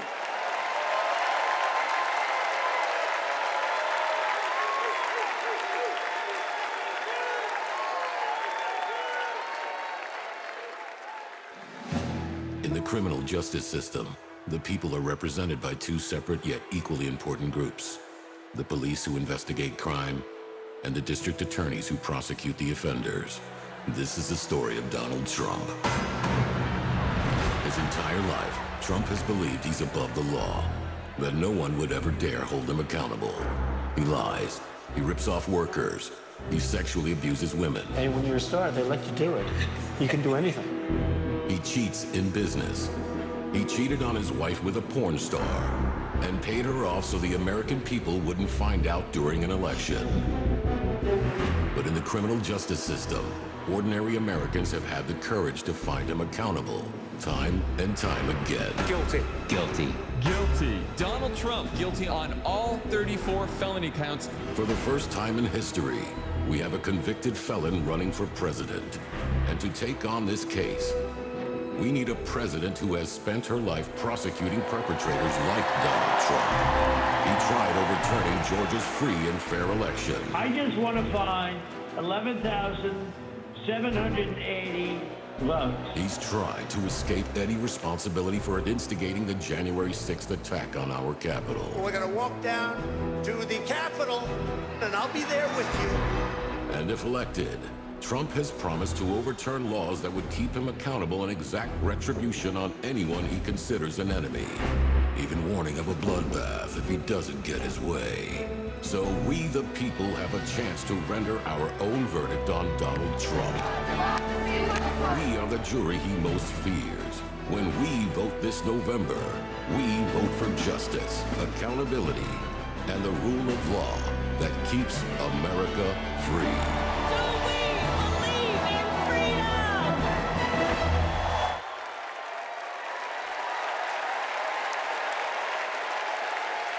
Please welcome Maryland Representative Jamie Raskin.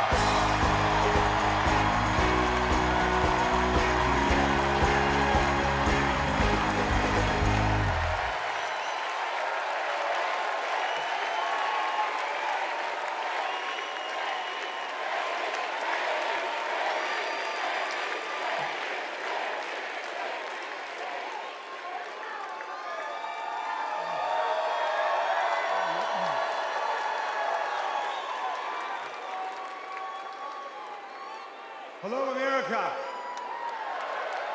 And welcome to the Democracy Convention.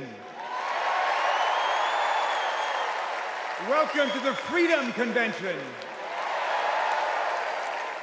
And thank you for the beautiful weather, Chicago. It's been a little rough on Capitol Hill, where it's not just the heat, it's the stupidity.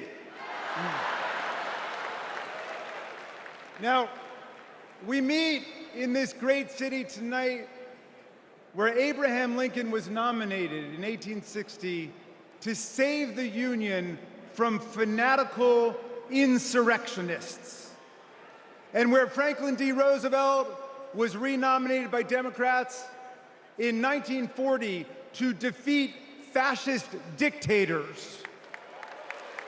Now, we fight in our time to defend our freedom and our democracy against the banana Republicans who have converted Lincoln's party into a dangerous cult of personality.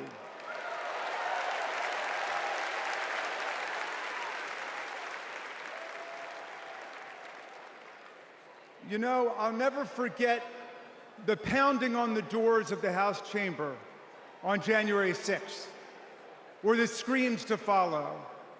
Hundreds of our police officers taunted and attacked, 140 of them wounded by extremists wielding baseball bats, steel pipes, even American flags. 5 people died that day, and 4 more of our officers took their own lives in the days and weeks to come. All of this after Trump was defeated by more than 7 million votes by the great Joe Biden.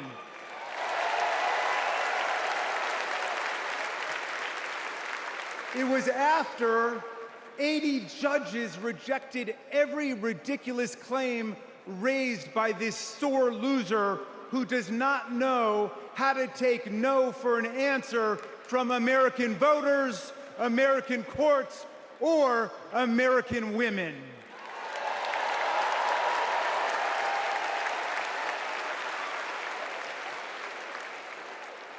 Remember what the mob chanted as they stormed the Capitol and injured our officers? Hang Mike Pence.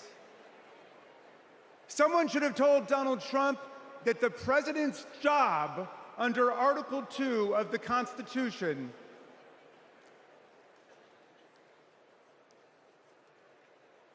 Someone should have told Donald Trump that the president's job under Article 2 of the Constitution is to take care that the laws are faithfully executed, not that the vice president is executed.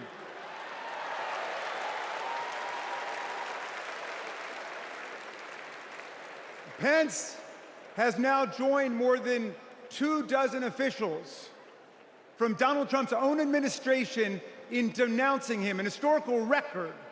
And Pence is the first vice president in more than 2 centuries not to support the president he served with in a general election.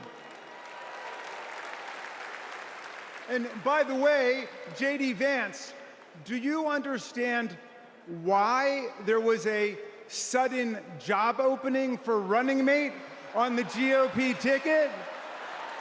They tried to kill your predecessor. They tried to kill him because he would not follow Trump's plan to destroy and nullify the votes of millions of Americans. Your votes, Pennsylvania. Your votes, Michigan. Your votes, Georgia, Nevada, Arizona. Are we going to go back to the days of election suppression and violent insurrection?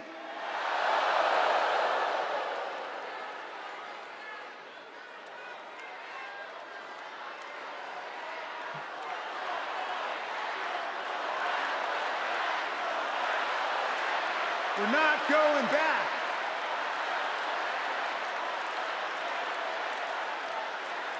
Well, look, 1 week after that beautiful day, as Trump calls it, the Republicans, 10 Republicans, joined all of the Democrats to impeach Trump for the worst high crime and misdemeanor ever committed by a president, inciting insurrection against our own Constitution.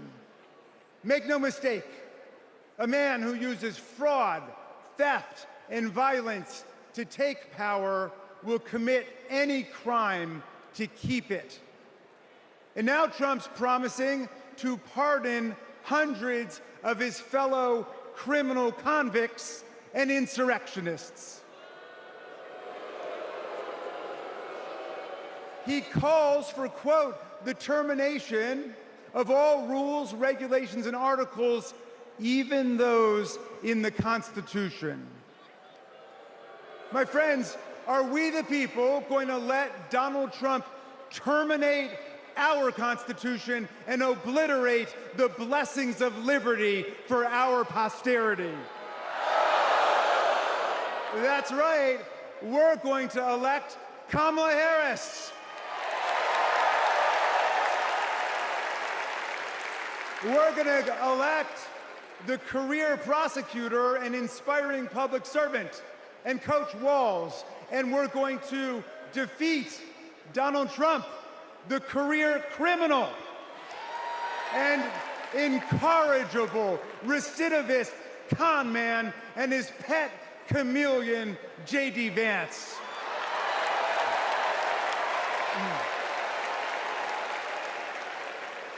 And America, let's make it a landslide so big that Donald Trump and his kangaroo Supreme Court justices cannot even try to steal it.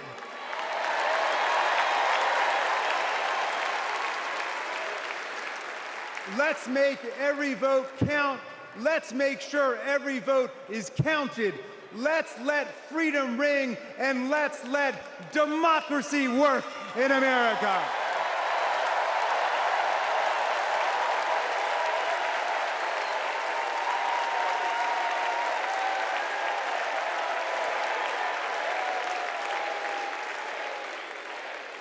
Please welcome Texas Representative Jasmine Crockett.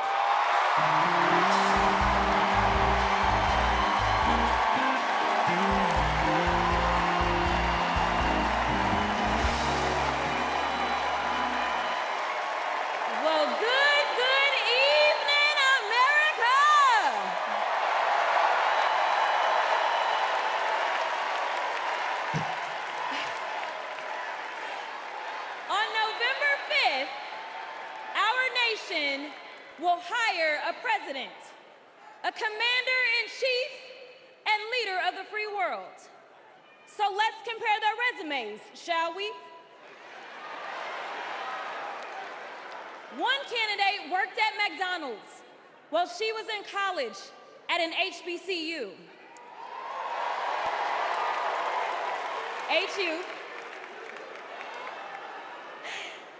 The other was born with a silver spoon in his mouth and helped his daddy in the family business. Housing discrimination, that is. She became a career prosecutor while he became a career criminal. With 34 felonies, 2 impeachments, and 1 porn star to prove it.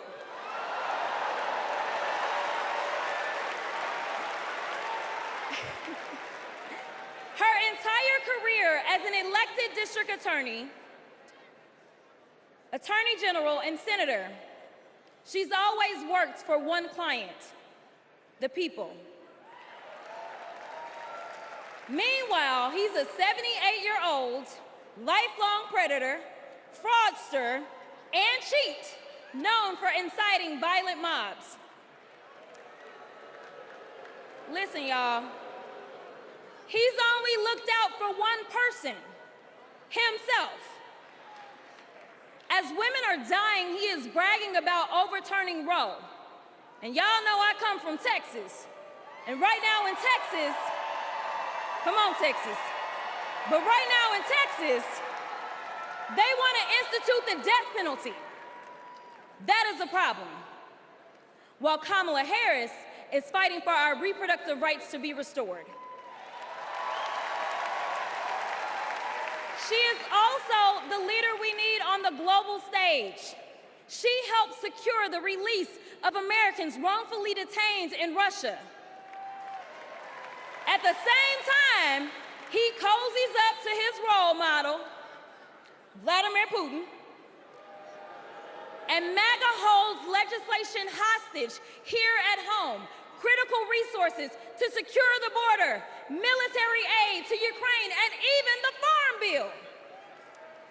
She's lived the American dream while he's been America's nightmare.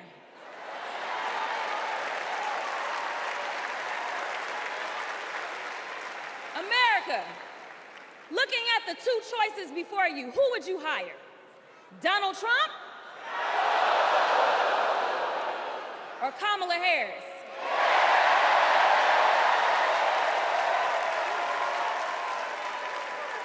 Kamala Harris has a resume. Donald Trump has a rap sheet.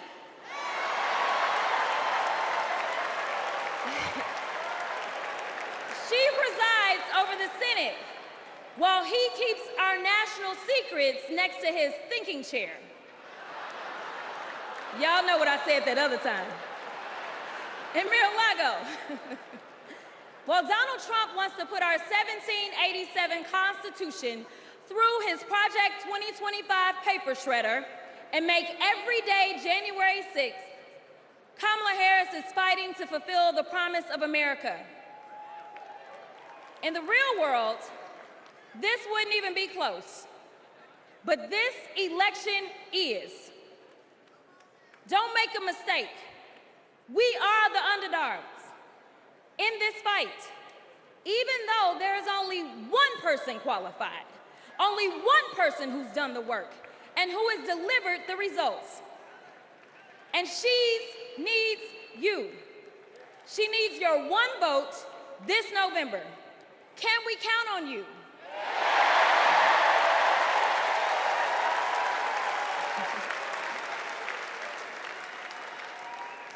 Some of you know a little bit of my history, some of you don't, so let me tell you. I was a public defender.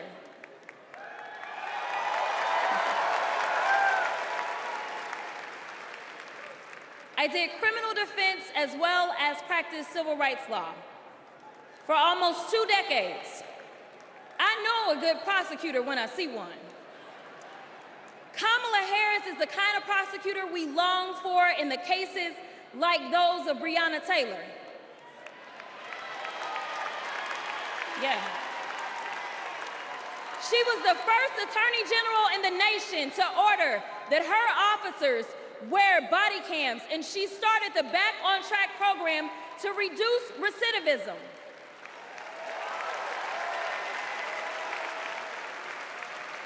Listen, y'all, she did all these things because she genuinely cares about people. She sees each person as just that, a person, not a statistic. She's proven that since the first day she stepped into a courtroom and said what y'all already heard Hillary say, I did not copy off of her speech. I just want y'all to know. She walked into that courtroom and said, Kamala Harris for the people. And she meant that.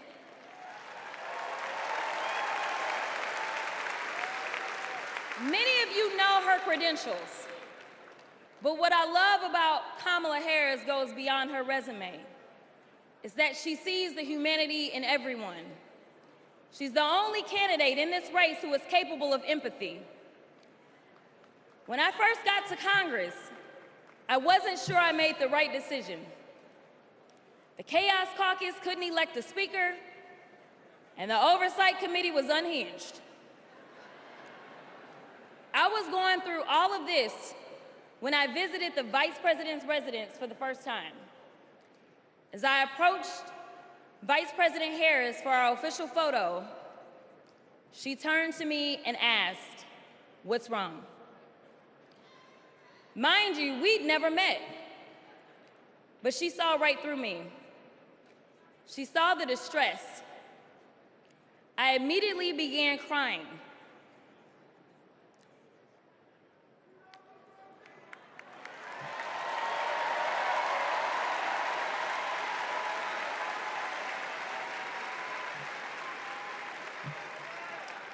And the most powerful woman in the world wiped my tears and listened.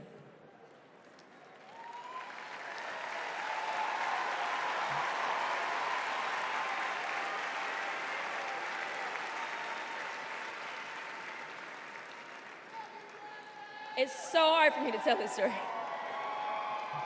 She then said, among other things, "You are exactly where God wants you. Your district chose you because they believe in you, and so do I."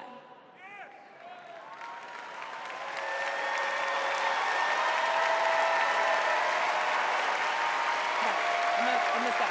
Okay. The next month, I went viral for the first of many times to come for hitting Republicans with a dose of their own medicine.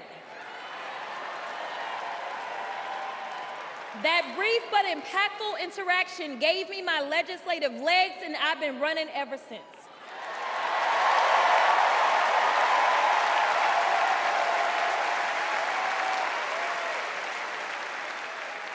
The question before us is, will a vindictive, vile villain violate voters' vision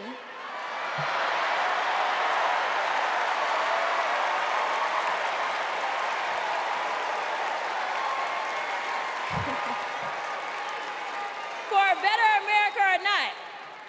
I hear alliterations are back in style. We deserve better. We deserve a president who can be a bright light in a sea of darkness. One who will pull us forward, because we won't go back.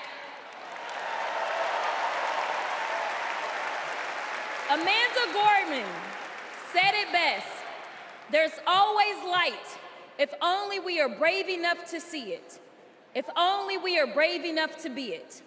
Kamala Harris showed me that light. And America, when she is our president, together we will shine as that beacon of hope and freedom around the world once more. God bless y'all.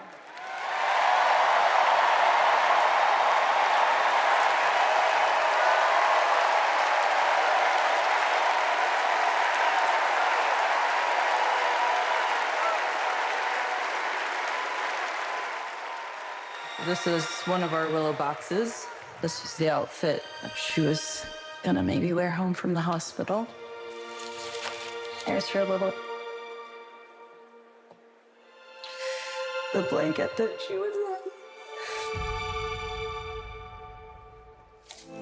It's okay. No. For 54 years, they were trying to get Roe v. Wade terminated, and I did it, and I'm proud to have done it.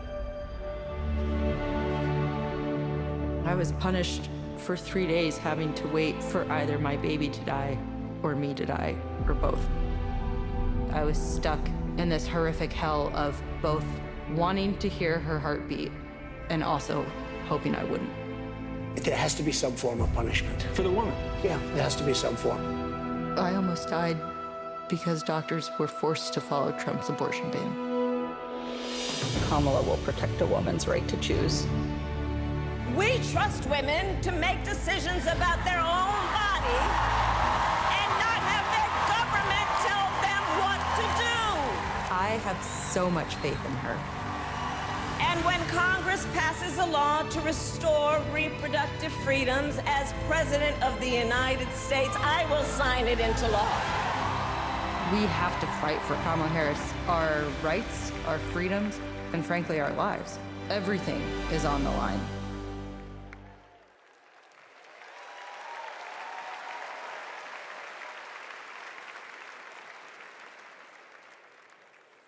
When you're expecting a baby, packing for the hospital should be a joyful moment.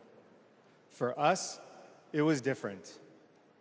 We were told with 100% certainty we would lose our baby girl, Willow, and we were sent home. For 3 days, we waited until Amanda was sick enough to receive standard abortion care. Eventually, Amanda's temperature spiked. She was shaking, disoriented, and crashing. I don't remember what I threw into our bag that day, only that instead of welcoming Willow, I was hoping Amanda's life could be saved. I'm here tonight because the fight for reproductive rights isn't just a woman's fight. This is about fighting. This is about fighting for our families. And as Kamala Harris says, our future.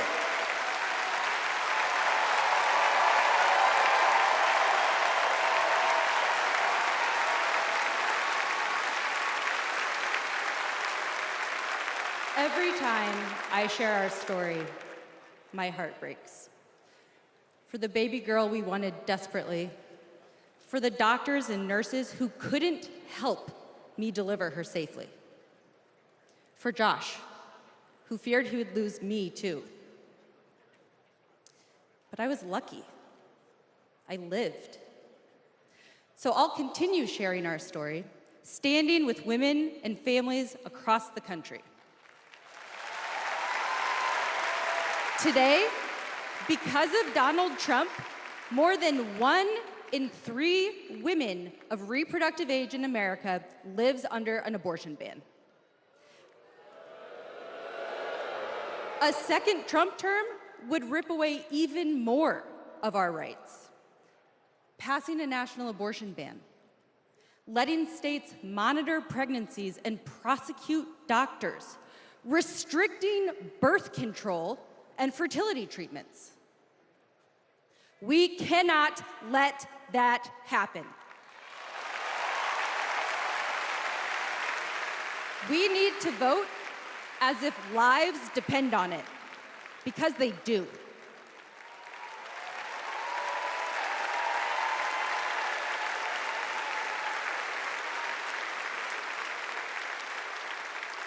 Two years ago, my husband and I were expecting our second child. Our daughter, Lauren, couldn't wait to be a big sister. I was getting ready for her 4th birthday party when something didn't feel right. 2 emergency rooms sent me away.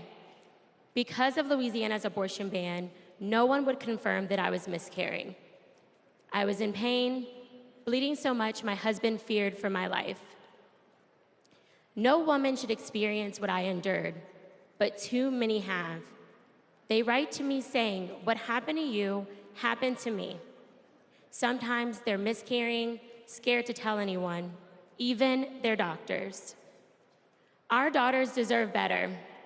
America deserves better.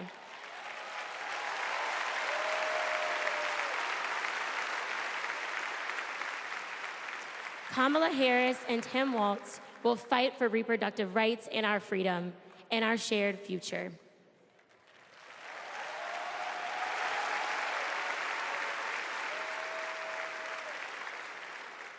Growing up, I was an all-American girl.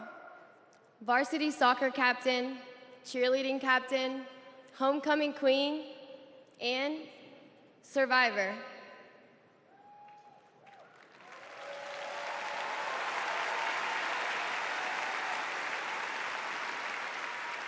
I was raped by my stepfather after years of sexual abuse.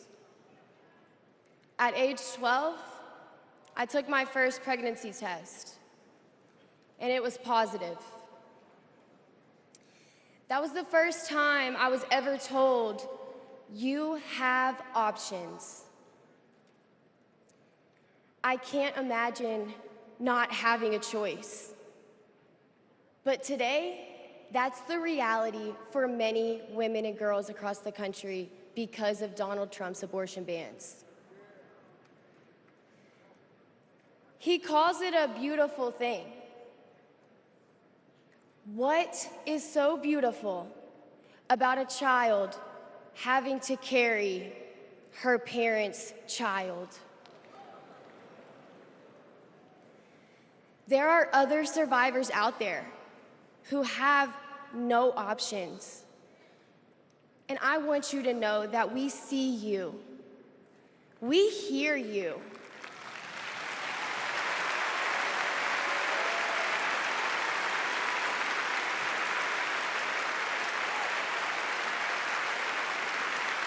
Kamala Harris will sign a national law to restore the right to an abortion.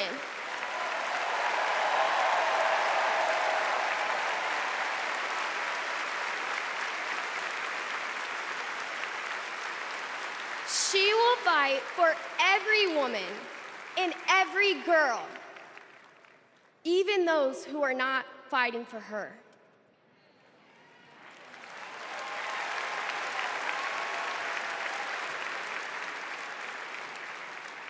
And now, I am honored to introduce another champion for women, a leader who's fought for me and for so many others, Governor Andy Beshear.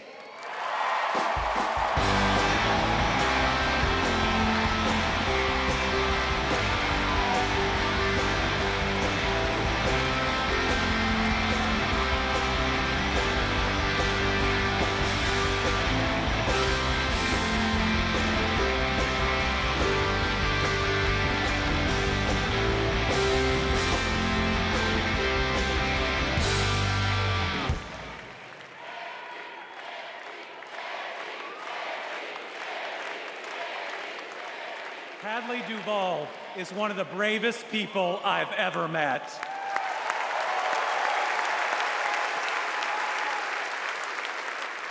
I'm amazed at the courage it takes to share her pain, to share her truth. Yet Donald Trump brags about tearing a constitutional right away from Hadley and every other woman and girl in our country. That's why we must tear away any chance he can ever be president ever again.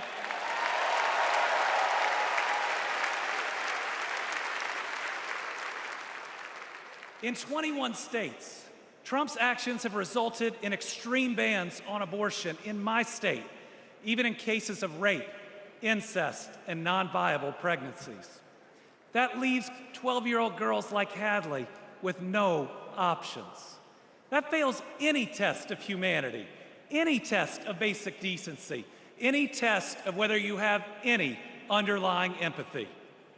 Thankfully, this extremism is being soundly rejected all over our country.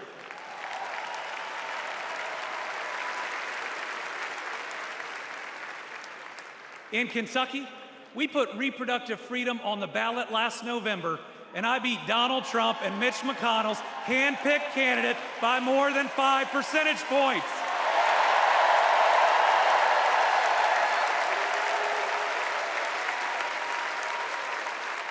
This November, we're going to beat them again. Elect Kamala Harris and Tim Walz and protect reproductive freedom. Folks, Donald Trump appointed the Supreme Court justices who got us into this mess. His Project 2025 goes even further. Here's the thing. Trump and Vance simply don't believe in your freedom. Trump says people are absolutely thrilled that women have their basic rights eliminated. J.D. Vance says women should stay in violent marriages and that pregnancies resulting from rape are simply inconvenient. Their policies give rapists more rights than their victims. That's not inconvenient, it's just plain wrong.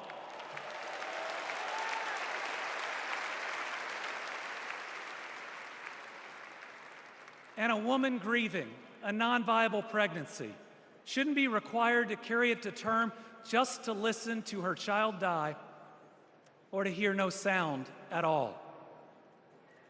All women should have the freedom to make their own decisions. Freedom over their own bodies. Freedom about whether to pursue IVF. Freedom about whether to have children at all.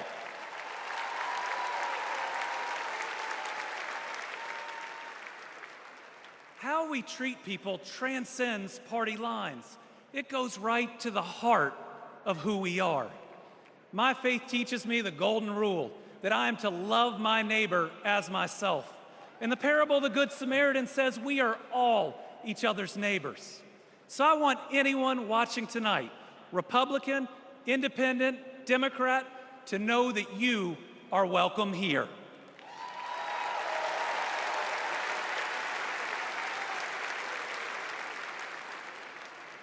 We believe in America where we live out our values, end anger politics once and for all, and move beyond this us versus them by remembering we are all Americans.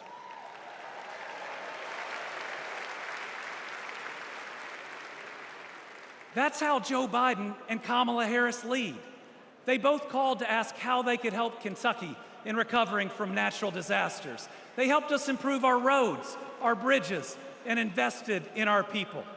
They didn't ask me who Kentuckians voted for. They asked me what Kentuckians needed, and folks, they delivered.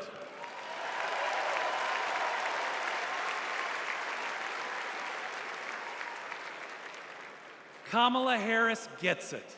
She knows we must move beyond anger, extremism, and division, that everyone has dignity and deserves respect. America, we're going to win.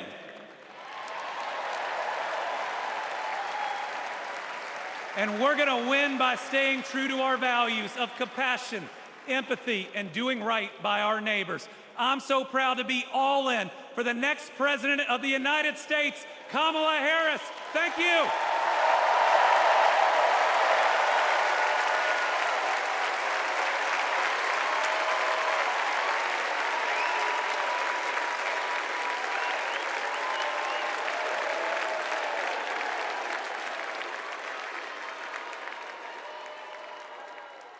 Please welcome Georgia Senator Raphael Warnock.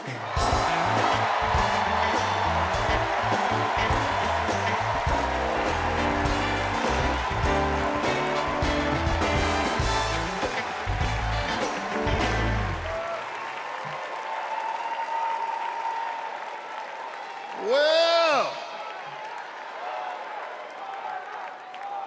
hello, America.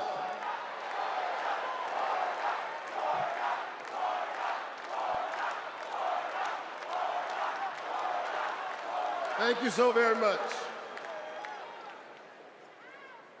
On January 5th, 2021, the people of Georgia did an amazing thing.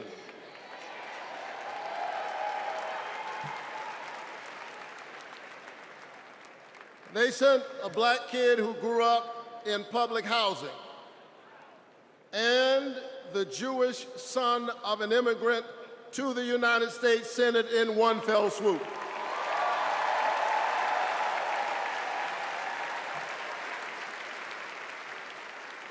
And among those Georgians was my then 82-year-old mother. She grew up in Waycross, Georgia. Do you know where that is? It's way across Georgia.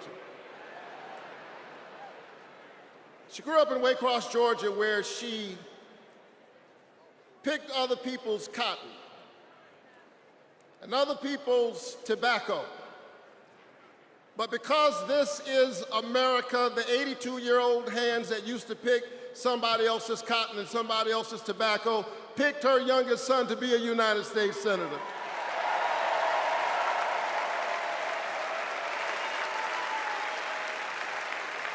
This is my America. Thank you, Mom. Thank you, Georgia. Thank you, America, for raising your voice and using your vote. A vote is a kind of prayer for the world we desire for ourselves and for our children, and our prayers are stronger when we pray together. And so together we flipped the Senate, held the House, and we sent Joe Biden and Kamala Harris to the White House.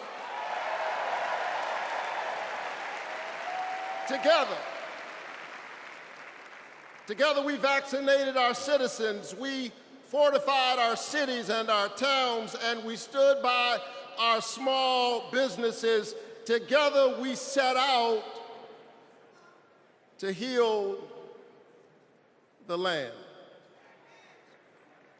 A nation besieged by a deadly pandemic and beset by the awful and divisive rhetoric of a man too small for the office entrusted him or the task set before him.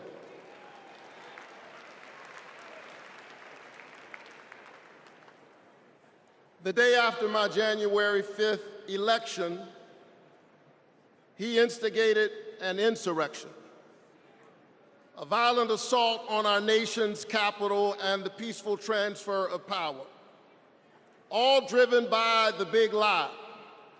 But behind the big lie was an even bigger lie. It is the lie that this increasingly diverse American electorate does not get to determine the future of the country. The lie and the logic of January 6th is a sickness. It is a kind of cancer that then metastasized into dozens of voter suppression laws all across our country. And we must be vigilant tonight because these anti-democratic forces are at work right now in Georgia and all across our country. And the question is, who will heal the land? And so here we are, America. Are you ready? Are you ready to stand up in this moral moment? Stand up for the best in the American covenant.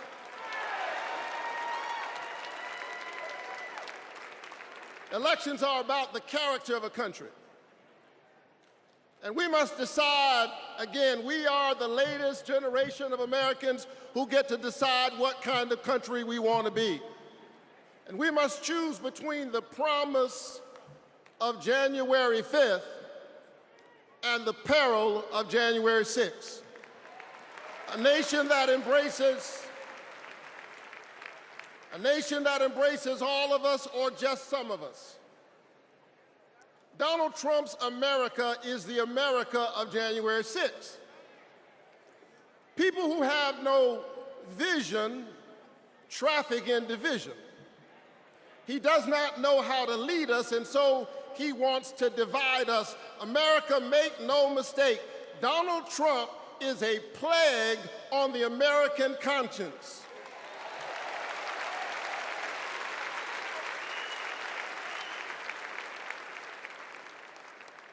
He is a clear and present threat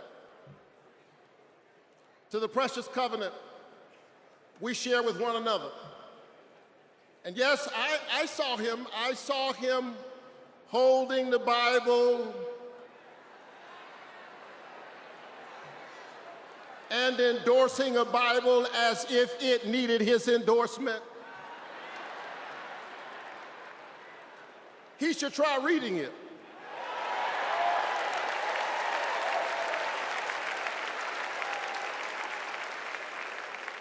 It says, do justice, love kindness, and walk humbly with your God. He should try reading it. It says, love your neighbor as yourself. It says, inasmuch as you've done it unto the least of these, you have done it also unto me.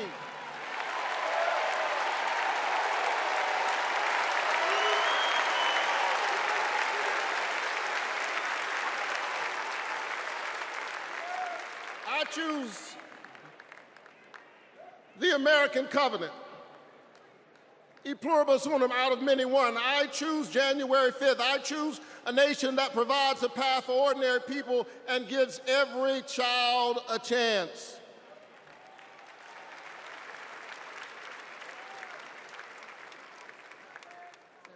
And that's Joe Biden's America. And he's been fighting for it for more than a half-century. President Biden, America is so much better because of you, a true patriot who has always put the people first. Thank you, Joe.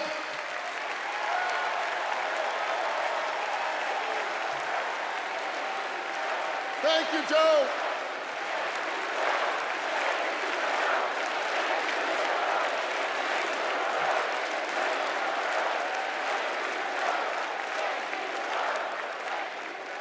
But I'll tell you something else. Not only is that Joe Biden's America, that's Kamala Harris's America.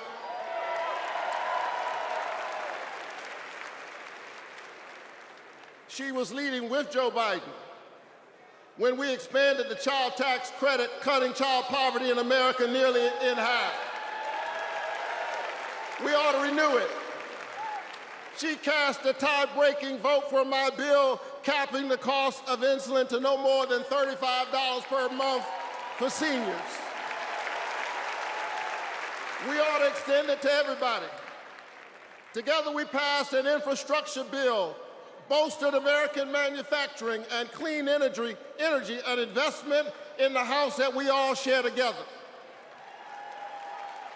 And I've got news for you, we are just getting started. Are you ready to win this election?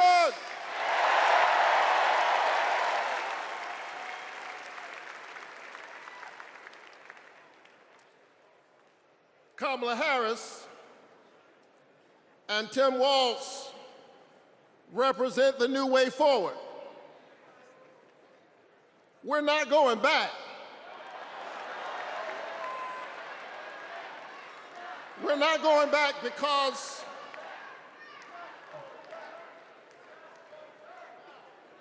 we are the United States of America. We always dream about the future.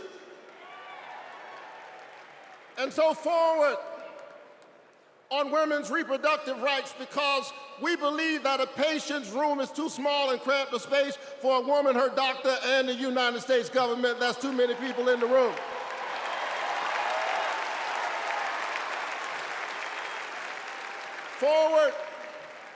Forward on worker rights, because most people do not mind working, they just want to share in the prosperity that they are creating for others. Forward on voting rights, forward on affordable housing and access to health care.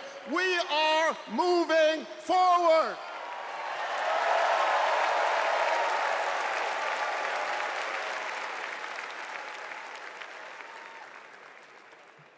And so I'm inspired tonight. I'm inspired by all of you. I'm inspired by the resilience of an American spirit that has rebounded from the pandemic and is holding at bay the forces that are trying to divide us. And I'm inspired tonight by the memory of my late father, a preacher and a junk man. Monday through Friday, he lifted old broken cars and put them on the back of an old rig. But on Sunday morning, the man who lifted broken cars lifted broken people whom other people had discarded and told them that they were God's somebody.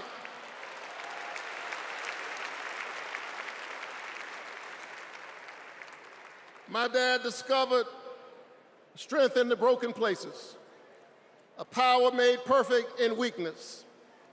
And so I'm convinced tonight that we can lift the broken even as we climb. I'm convinced tonight that we can heal sick bodies. We can heal the wounds that divide us. We can heal a planet in peril. We can heal the land.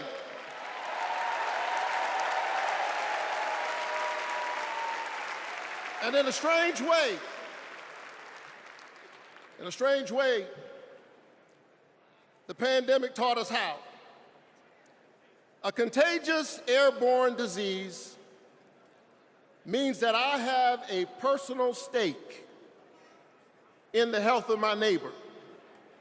If she's sick, I may get sick also. Her health care is good for my health.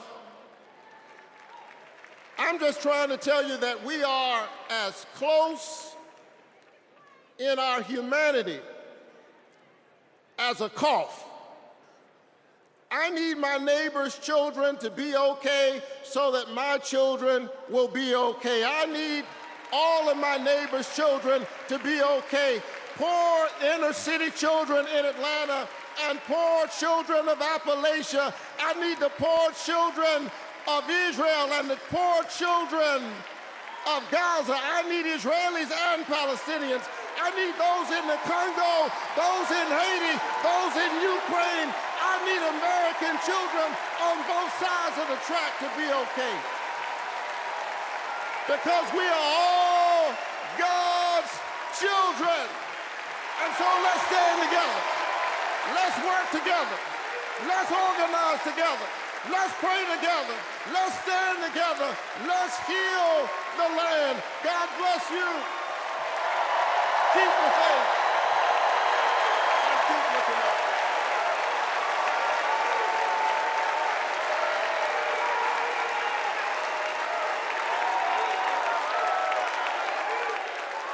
Please welcome Delaware Senator Chris Coons.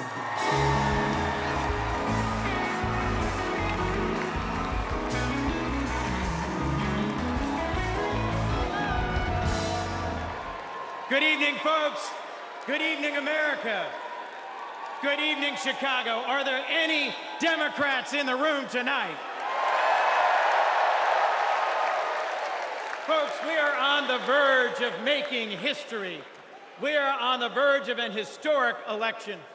And I want to talk with you for just a few minutes about my dear friend, our president, Joe Biden.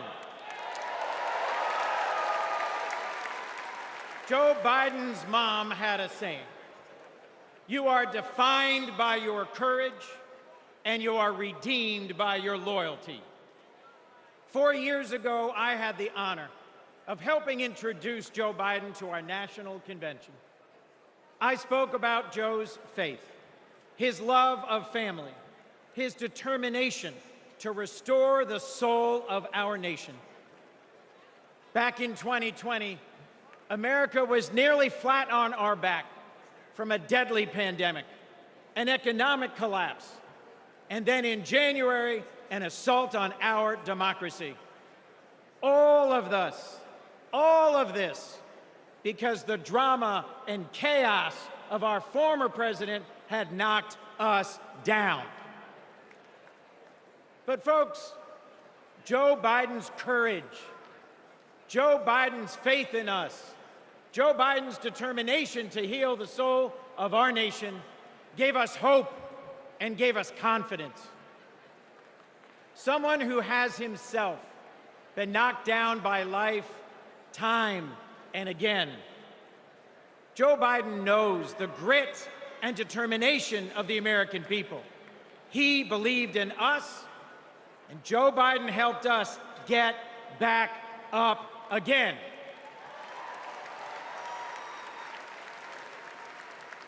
Using the incredible skills he developed in many years in the U.S. Senate, Joe got passed and signed into law the most consequential legislation of any president in 60 years, helping our veterans, advancing gun safety, cutting prescription drug prices, fighting climate change, rebuilding bridges and broadband, bringing manufacturing back to America.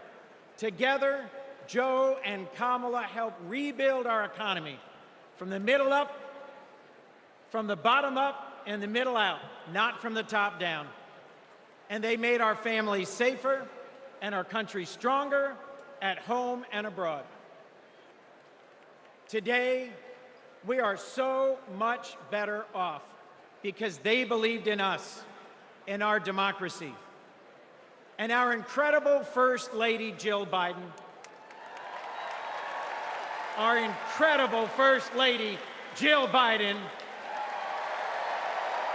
our incredible First Lady, Jill Biden, was at Joe's side every step of the way, fighting for education, advancing the cancer moonshot, determined to improve women's health care, honoring military families. Joe and Jill together, you have done so much for us, and there's so much more you will do and we can do together. Mr. President, thank you. Thank you for elevating a great leader in Kamala Harris.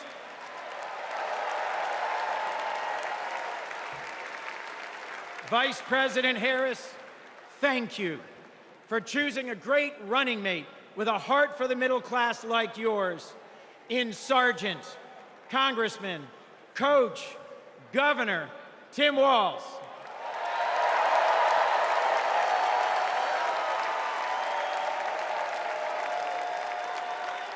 I have hope. Do you? I have hope. Do you? I have hope. Do you? And it is in no small part because of Joe Biden. I have never known a more compassionate man than Joe Biden. I have never known a man who has taken from his own loss and his own faith and delivered so much for the future of so many others. Mr. President, you were my senator as a Delawarean. You are my president as an American, and you will always be my friend. On behalf of our nation, Joe, for your courage in fighting for our democracy, we thank you.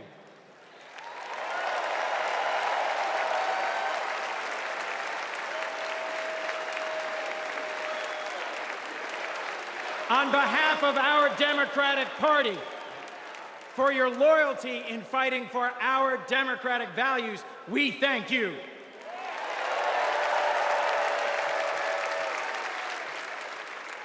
And on behalf of Delaware, thank you, Joe, and God bless you.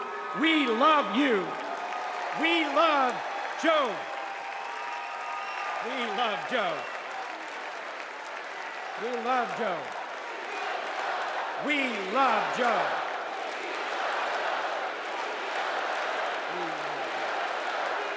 Thank you all. We love Joe. God bless you, and thank you very much.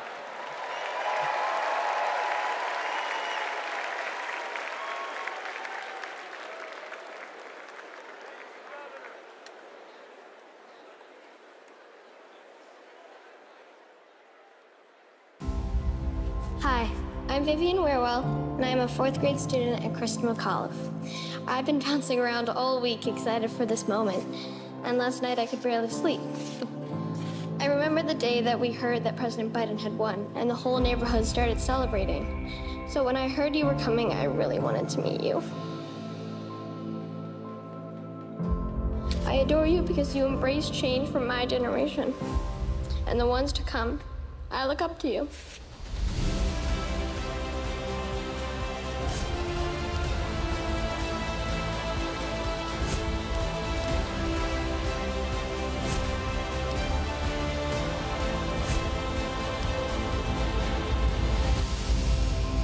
Now it is my honor to introduce our First Lady, Dr. Jill Biden.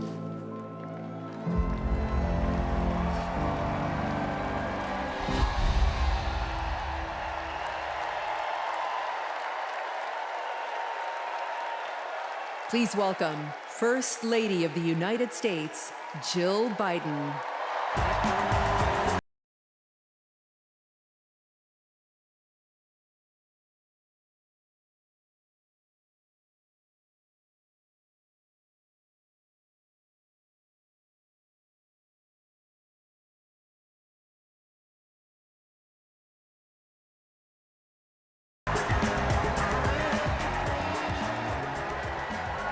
Thank you.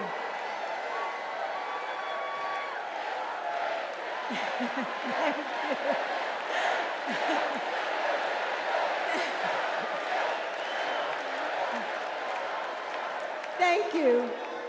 Thank you so much. Love you too. Joe and I have been together for almost 50 years. And still, there are moments when I fall in love with him all over again. Like when I handed him our baby Ashley for the first time and saw the smile that lit up his face. Or on nights after an exhausting day working in the Senate, when he would read one more bedtime story just because the kids asked. When he stops on a rope line because he sees someone grieving who needs to know that everything is going to be all right one day. Or to encourage that child with a stutter to find the confidence she needs. Those moments when I'm reminded of all he's accomplished in the name of something bigger than himself. Receiving the Medal of Freedom with humility.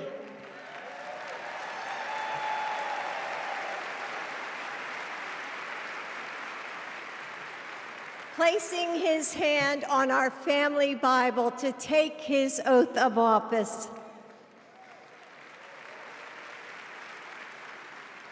And weeks ago, when I saw him dig deep into his soul and decide to no longer seek re-election and endorse Kamala Harris.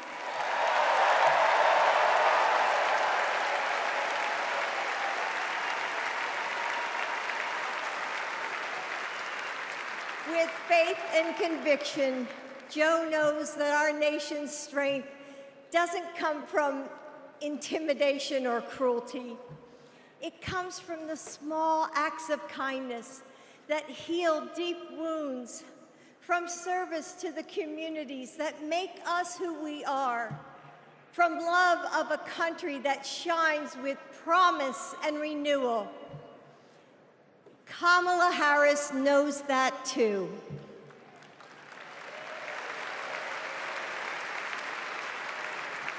Our son, Beau, first worked with Kamala when he was Attorney General of Delaware. He told me at the dinner table one night, "Mom, she's special, someone to keep your eye on." And he was right. Joe and I know Kamala. We have seen her courage, her determination, and her leadership up close. Kamala and Tim, you will win.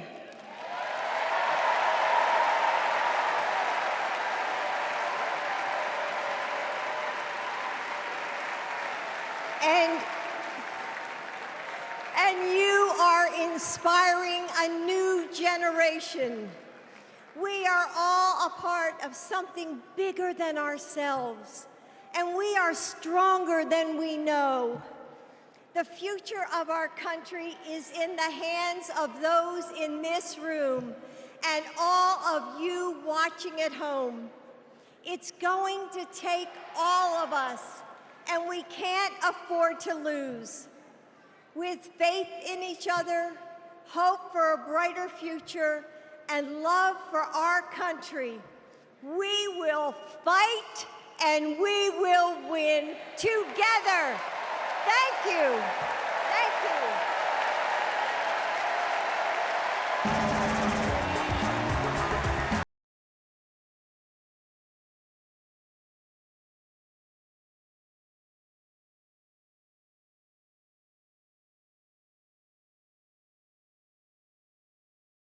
Please welcome first daughter, Ashley Biden.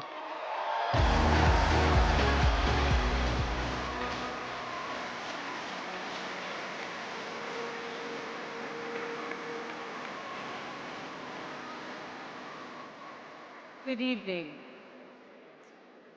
I have this memory. It's the eve of my 8th birthday. Dad is still in D.C., tending to urgent matters in the Senate. That night, as a surprise, Mom told me, Bo, and Hunter to get in the car.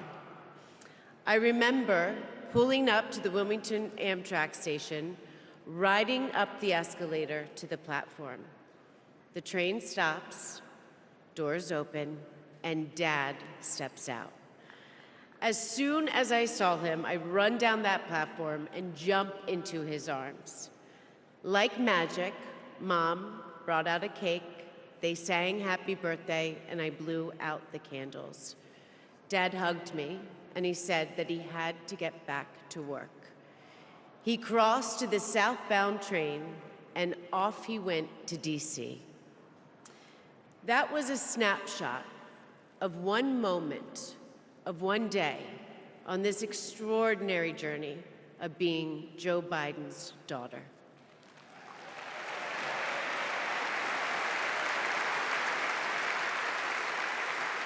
Joe Biden is the OG girl dad. He told me I could be anything and I could do anything. As a child, I would sit on the leather chair in his office doing my homework, and he would sit next to me doing his work, drafting the Violence Against Women Act.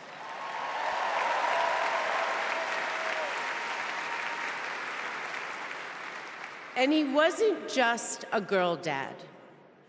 I could see, and he wasn't just a girl dad, I could see that he valued and trusted women.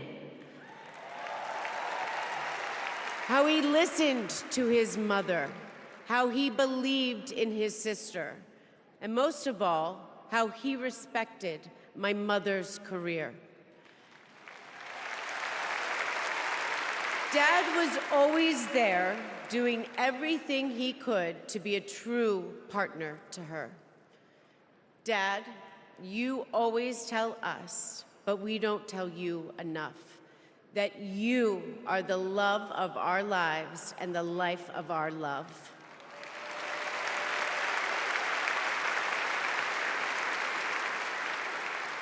I had my wedding reception in my parents' backyard. At the time, my dad was vice president.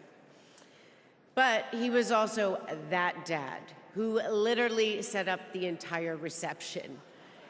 He was riding around in his John Deere four-wheeler, fixing the place settings, arranging the plants, and by the way, he was very emotional. I thought that I would be a mess, but he was the one crying, and I was the one who had to comfort him. Before he walked me down the aisle, he turned to me and said that he would always be my best friend. All these years later, Dad, you are still my best friend. His example in service inspired my career. I'm a social worker in Philadelphia.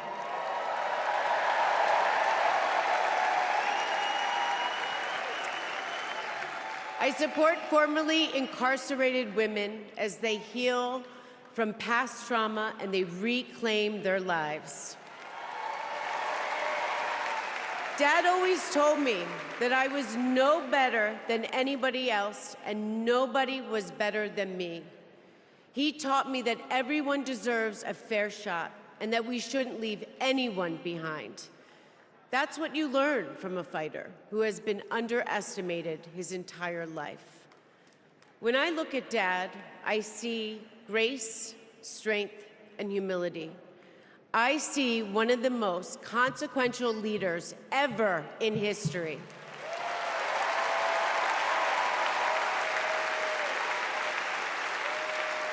And I also know that he never stops thinking about you, about your dreams, about your dignity, about your opportunities, about your family.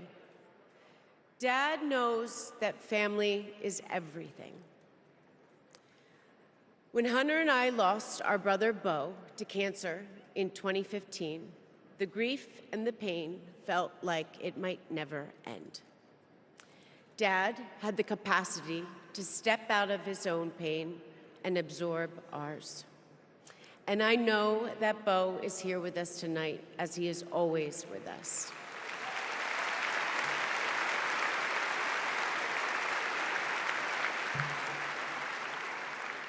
After Beau passed, I got this tattoo on my wrist.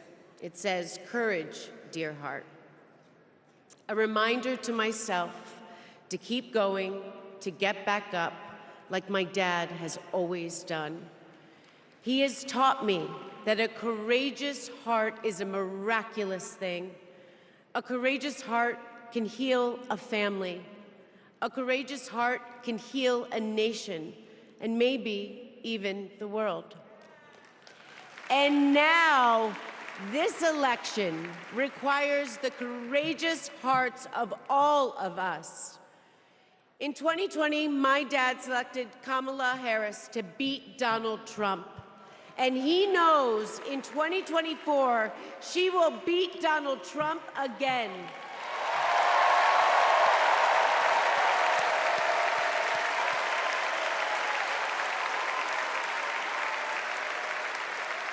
So tonight, I am asking you, if you stood with us in 2020, call upon your courageous heart. Stand with us today. Work harder than you have ever worked before in your life. This is the fight of our lifetime. Our freedom, our democracy, our reproductive rights. All of this, all of it is on the ballot. And I know together we can do this because my dad helped show us the way. And now, I would like to introduce my father, your 46th President of the United States, Joe Biden.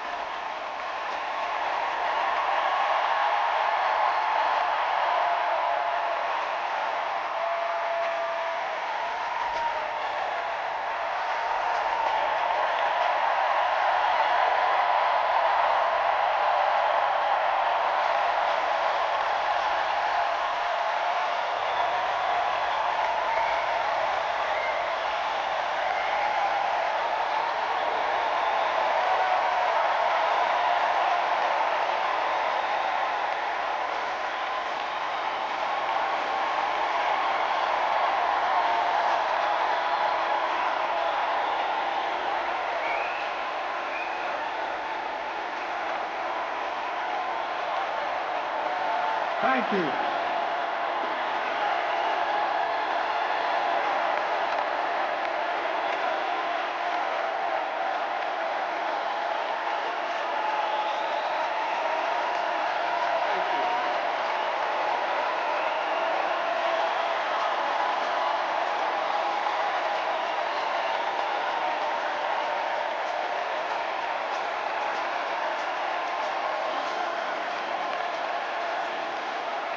Thank you, thank you, thank you.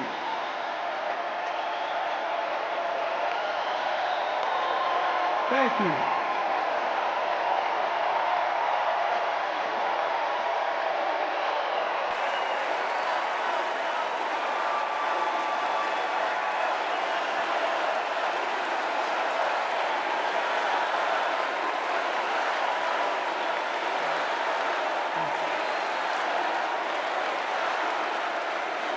Thank you, thank you, thank you.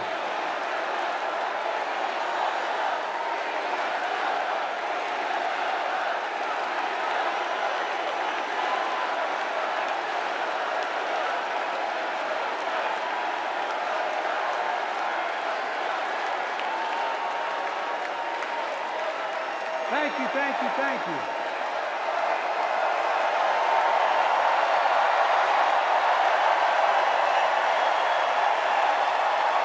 Thank you.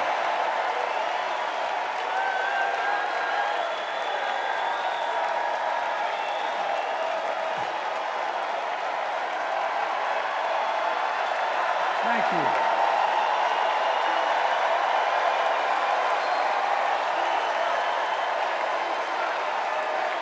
Thank you. I love you. Thank you.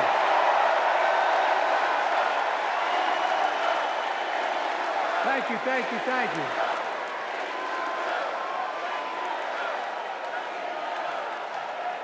That was my daughter.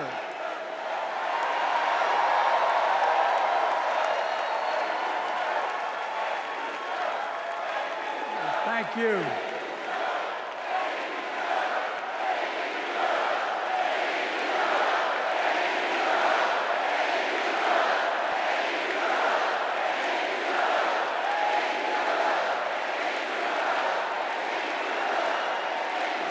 Thank you, thank you, thank you.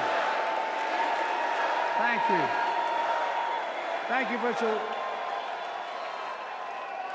I tell you what.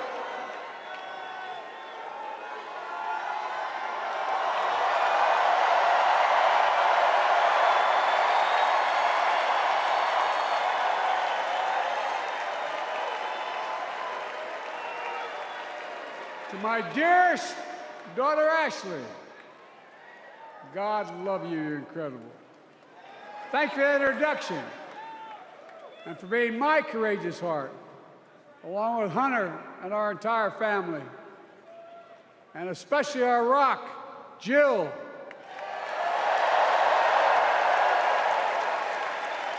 Who, as those of you who know us, she still leaves me both breathless and speechless.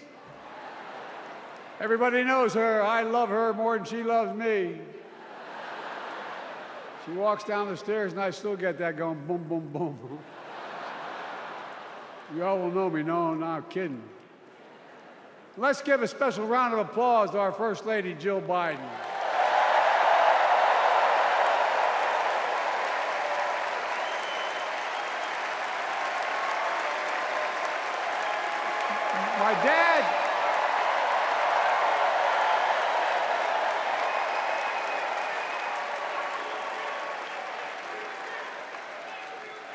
My dad used to have an expression, for real. He'd say, Joey, family is the beginning, the middle, and the end. And I love you all. Folks. And America, I love you.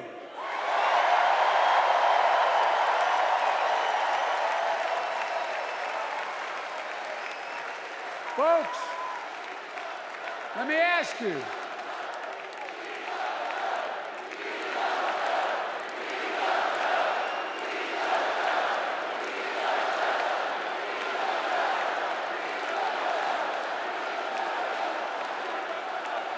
Let me ask you, are you ready to vote for freedom?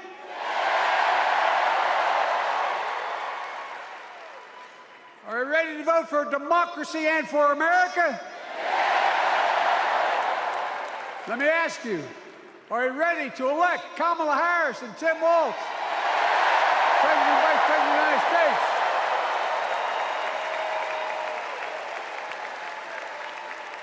My fellow Democrats, my fellow Americans, nearly 4 years ago, in winter, on the steps of the Capitol, on a cold January day, I raised my right hand and I swore an oath to you and to God to preserve, protect, and defend the Constitution and to faithfully execute the office of the President of the United States. In front of me was the city surrounded by the National Guard. Behind me, a Capitol that 2 weeks before had been overrun by a violent mob. But I knew then, from the bottom of my heart, that I knew now, there is no place in America for political violence. None. You cannot say you love your country only when you win.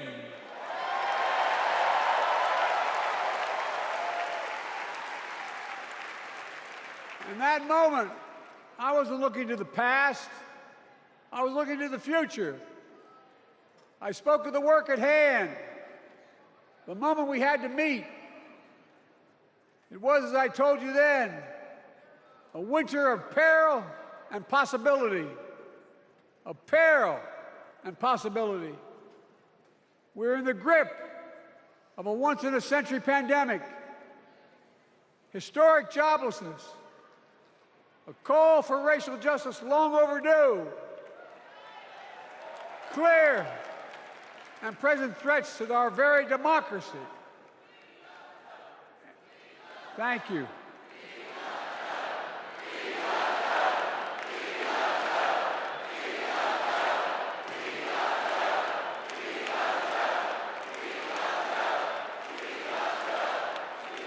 And yet I believed then, and I believe now, that progress was and is possible. Justice is achievable. And our best days are not behind us, they're before us.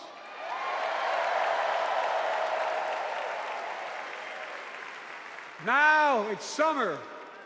The winter has passed. And with a grateful heart, I stand before you now on this August night to report that democracy has prevailed.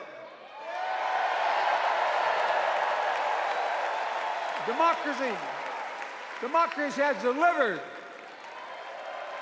And now democracy must be preserved.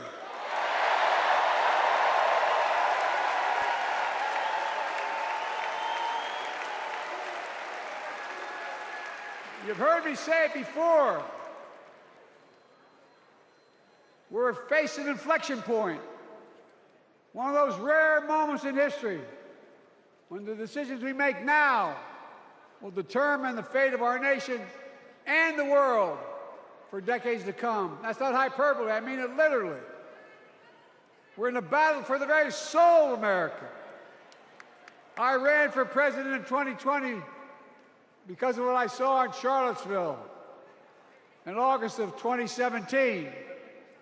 Extremists coming out of the woods, carrying torches, their veins bulging from their necks, carrying Nazi swastikas, and chanting the same exact anti-Semitic bile that was heard in Germany in the early 30s.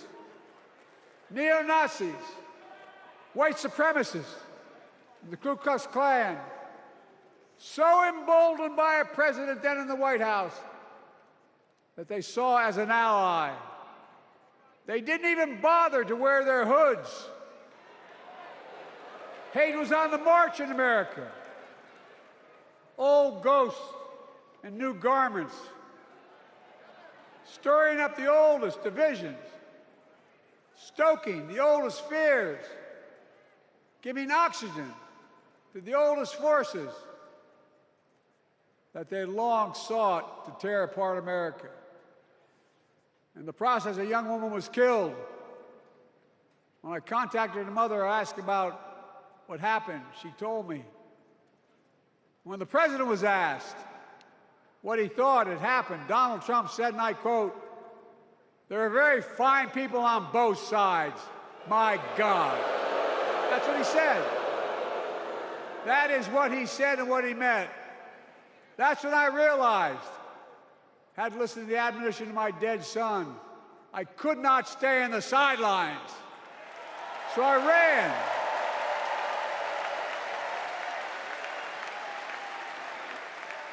Because I had no intention of running again. I just lost part of my soul. But I ran with a deep conviction. In America, I know and believe in an America where honesty, dignity, decency still matter. And America where everyone has a fair shot and hate has no safe harbor.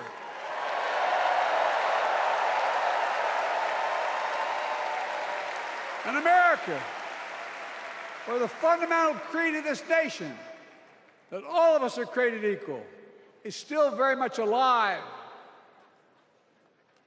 And a broad coalition of Americans joined with me. 81 million voters voted for us, more than any time in all of history.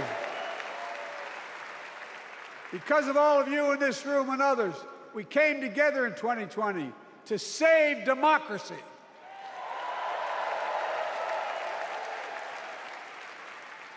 As your president, I've been determined to keep America moving forward, not going back, to stand against hate and violence in all its forms, to be a nation where we not only live with but thrive on diversity, demonizing no one, leaving no one behind, and becoming the nation that we profess to be.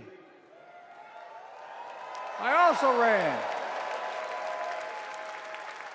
to rebuild the backbone of America, the middle class.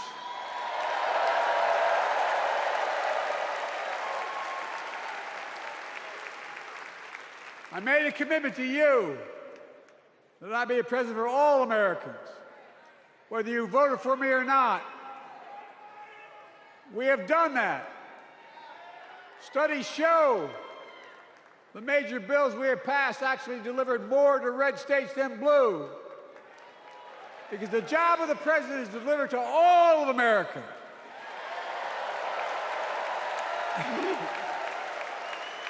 Because of you, and I'm not exaggerating, because of you, we've had one of the most extraordinary 4 years of progress ever, period. When I say we, I mean Kamala and me. Just think about it. COVID no longer controls our lives. We've gone from economic crisis to the strongest economy in the entire world. Record 16 million new jobs. Record small business growth. Record high stock market. Record high 401ks. Wages up and inflation down, way down, and continuing to go down.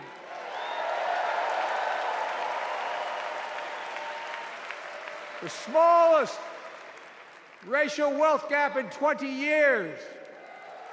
And yes, we both know we have more to do, but we're moving in the right direction. More Americans have peace of mind that comes from having health insurance. More Americans have health insurance today than ever before in American history.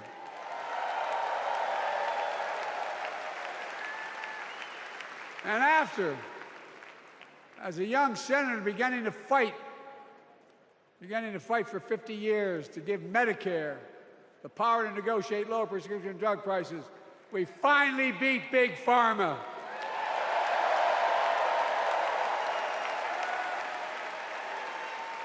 And guess who cast the tie-breaking vote? Vice President, soon-to-be President Kamala Harris.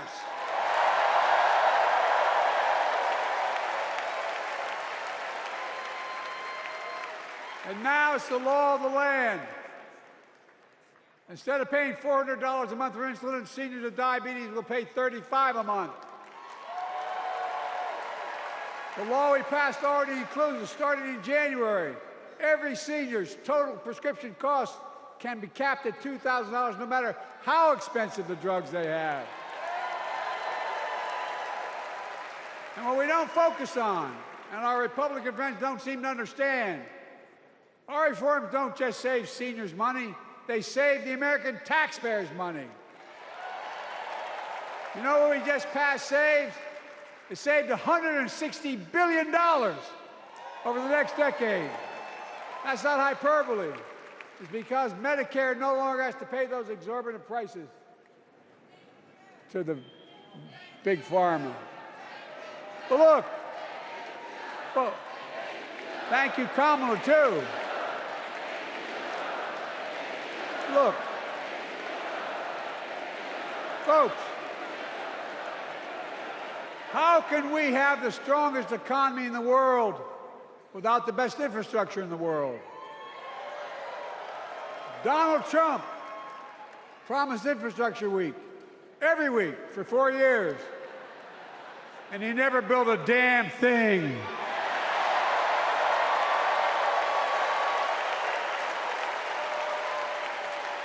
But now, because of what Kamala and I have done, remember we were told we couldn't get it done. Remember when we came into office, we couldn't get anything passed?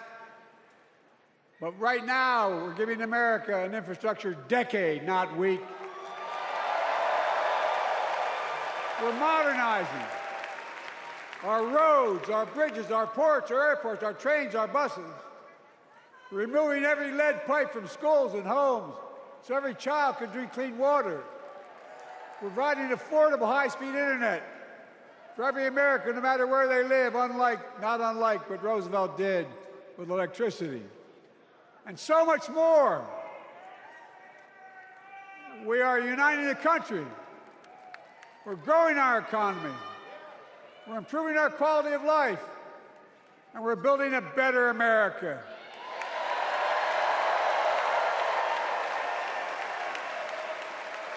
Because that's who we are. How can we be the strongest nation in the world without leading the world in science and technology? After years of importing 90% of our semiconductor chips from abroad, which America invented those chips, our Chips and Science Act meant that private companies from around the world are now investing literally tens of billions of dollars to build new chip factories right here in America.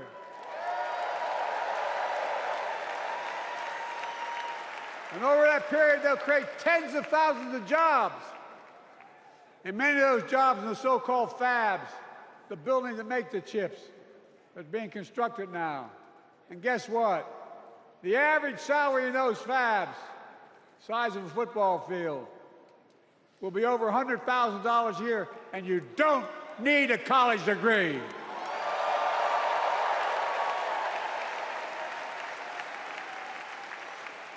Because of you and so many electeds out there, American manufacturing is back. Where the hell to say we wouldn't lead the world in manufacturing?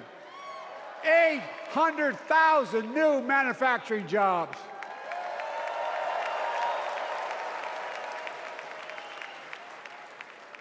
Our Republican friends and others made sure they'd go abroad to get the cheapest labor. We used to import products and export jobs. Now we export American products and create American jobs right here in America, where jobs belong. With every new job, with every new factory, pride and hope is being brought back to communities throughout the country that were left behind. You know you're from them, many of you. You know what it's like when that factory closed, where your mother, your father, your grandmother, grandfather worked. And now you're back, providing once again, proving that Wall Street didn't build America, the middle class built America, and unions built the middle class.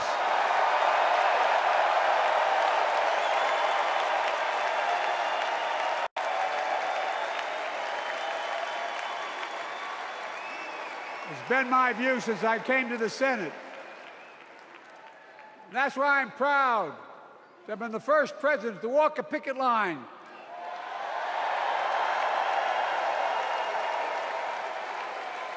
and be labeled the most pro-union president in history, and I accept it. It's a fact.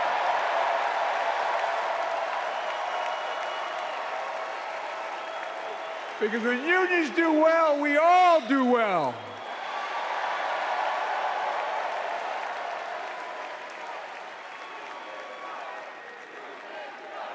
You got it, man.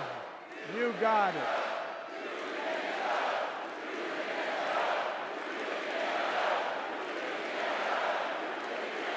I agree.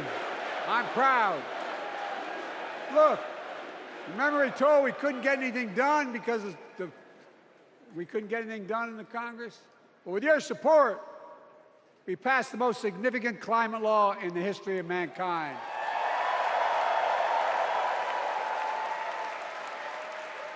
Over $370 billion. Cutting carbon emissions in half by 2030.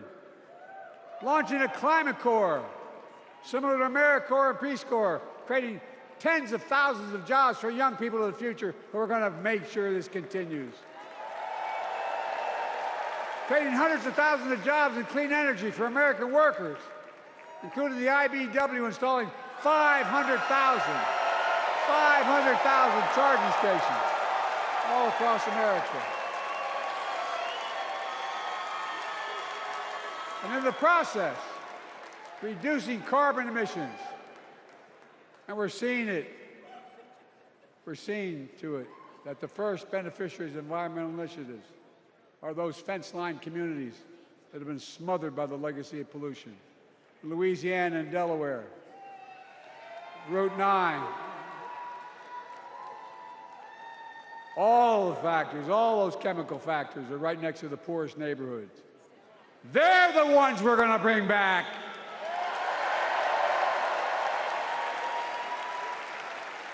And how? How can we be the greatest nation in the world without the best education system in the world? Donald Trump and the Republican friends, they not only can't think, they can't read very well. Seriously, think about it. Look at their Project 2025. They want to do away with the Department of Education. Well, during the pandemic, Kamala and I helped states and cities get back their schools back open. And we gave public school teachers a raise.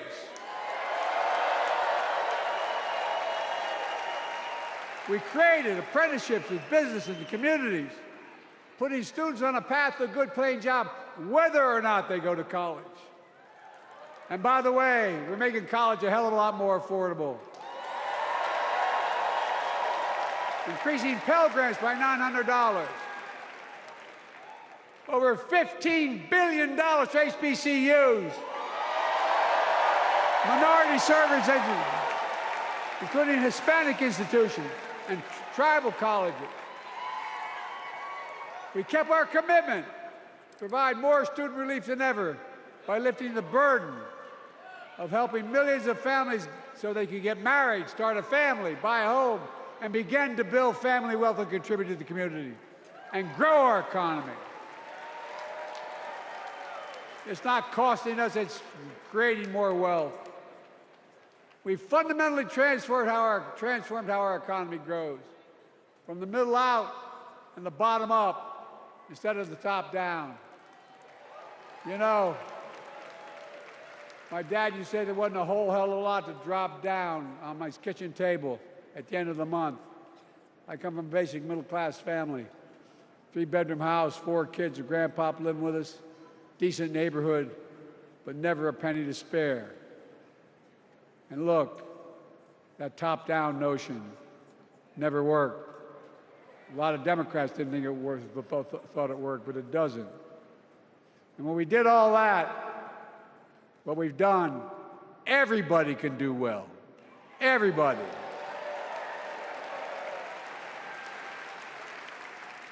Donald Trump calls America a failing nation. No, I'm serious. But think about this. Think about this. He publicly says to the whole world, I'm going to say something outrageous. I know more foreign leaders by their first names and know them well than anybody alive. Just because I'm so damn old. But I'm not joking.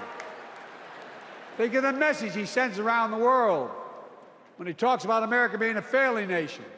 He says we're losing. He's the loser. He's dead wrong.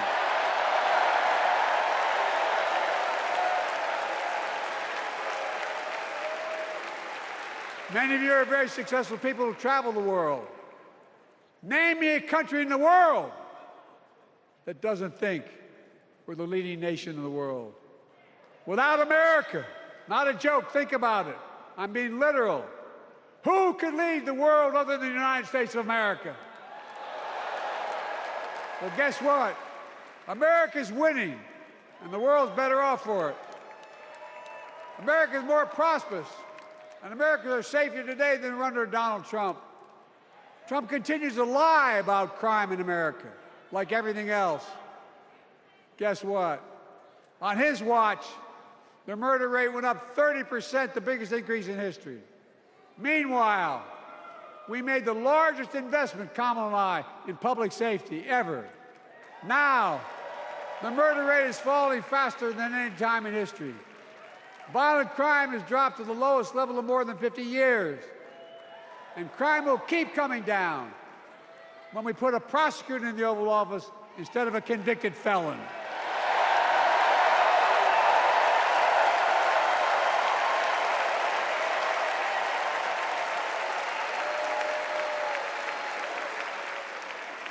And folks, the distinguished senator from the C Senate from California and I passed the first ban on assault weapons. And guess what? It worked. If we care about public safety, we need to prevent gun violence. And what makes me ashamed when I travel the world, which I do, more children in America are killed by a gunshot than any other cause in the United States. More die from a bullet than cancer, accidents, or anything else in the United States of America. My God. That's why Kamala and I are proud. We beat the NRA when we passed the first major bipartisan gun safety law in 30 years.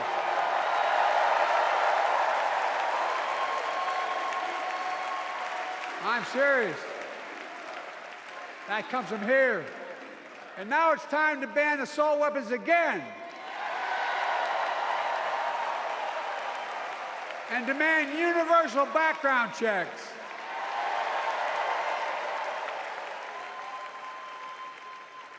It's hard. I never thought I'd stand before a crowd of Democrats and refer to a president as a liar so many times. No, I'm not trying to be funny. It's sad. Trump continues to lie about the border. Here's what he won't tell you. Trump killed the strongest bipartisan border deal in the history of the United States that we negotiated with the Senate Republicans. It took 4 weeks. Once it passed, and they acknowledged the most expansive border change in American history, he called senators to say, don't support the bipartisan bill, because he said it would help me politically and hurt him politically. My God. No, I'm serious. Think about it. Not a joke. Ask even the press who doesn't like me. They'll tell you that's true. Typically, Trump, once again, putting himself first and America last. Then I had to take executive action. The result of the executive action I took, border encounters have dropped over 50%. In fact, there are fewer border crossings today than when Donald Trump left office. And unlike Trump, we will not demonize immigrants, saying they're the poison of blood of America. Poison the blood of our country. Kamala and I are committed to strengthening legal immigration, including protecting dreamers and more.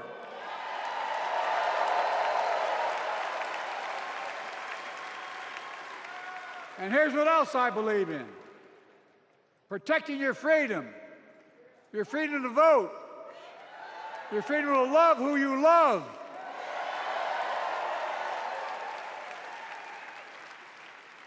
And your freedom to choose.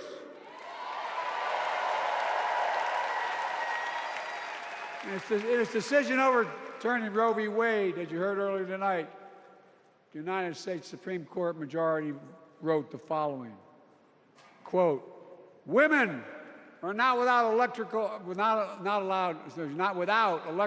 electoral or political power. No kidding. MAGA Republicans found out the power of women in 2022. And Donald Trump is going to find out the power of women in 2024. Watch.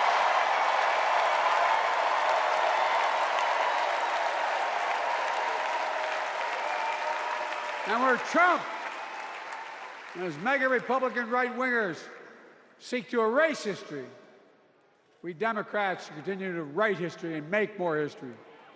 I'm proud to have kept my commitment to appoint the first black woman in the United States Supreme Court.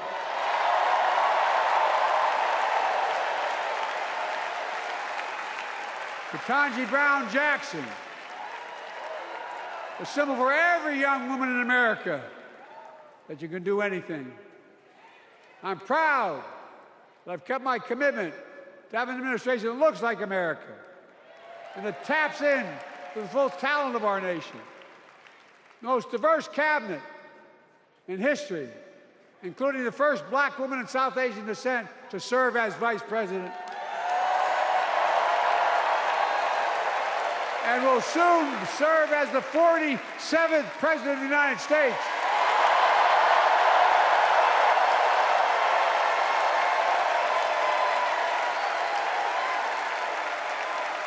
She is good.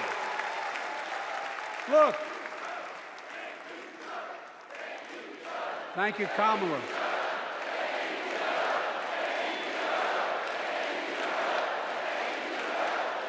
Folks, I've long said we have many obligations as a nation, but I got in trouble years ago for saying I'd make no apologies. We have only one truly sacred obligation: to prepare and equip those we send to war and care for them and their families when they come home and when they don't. That's why I'm so proud to have written and signed the PACT Act,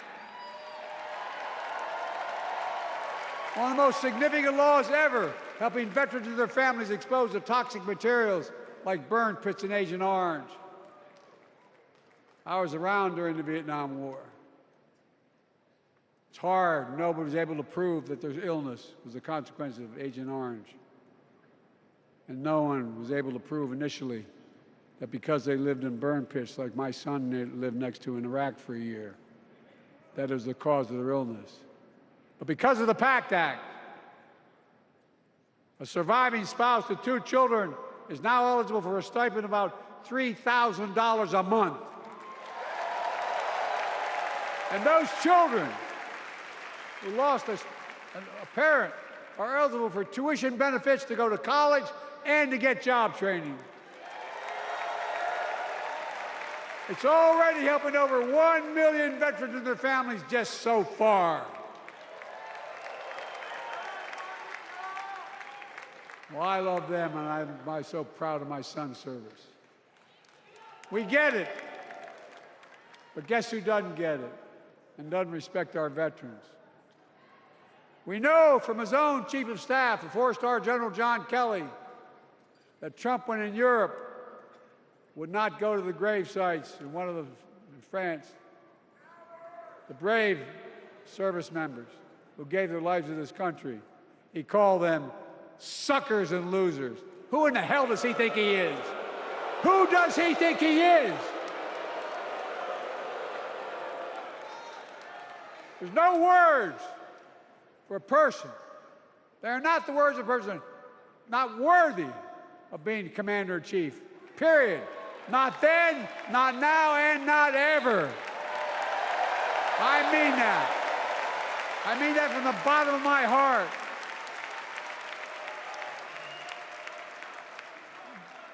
Just as no commander-in-chief should ever bow down to a dictator, the way Trump bows down to Putin. I never have, and I promise you, Kamala Harris will never do it. Will never bow down. When Trump left office, Europe and NATO was in tatters. Not a joke. America First doctrine changed our whole image in the world. Well, they gave the hours, about 190 hours sum total, me and my counterparts or heads of state in Europe, to strengthen NATO. We did. We united Europe like it hadn't been united for years, adding Finland and Sweden to NATO.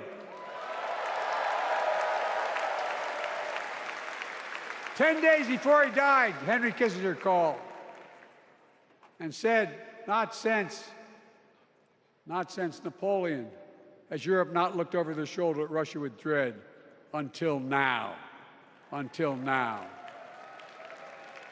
Well, guess what? Putin thought he'd take Kyiv in 3 days. 3 years later, Ukraine is still free.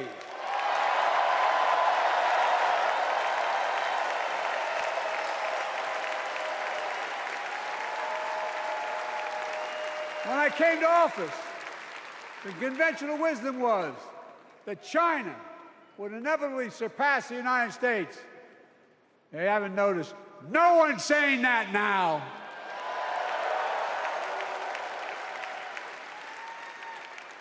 And we'll keep working to bring hostages home and end the war in Gaza and bring peace and security to the Middle East.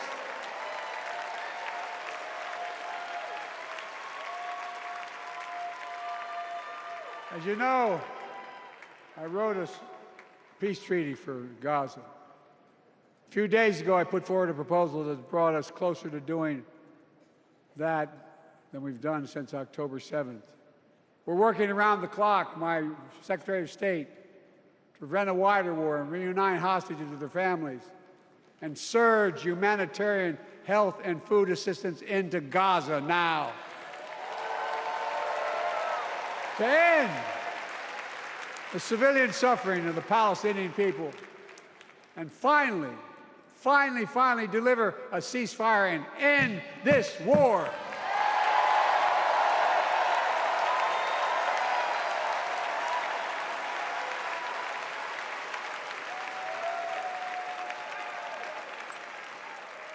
Those protesters out in the street, they have a point. A lot of innocent people are being killed on both sides.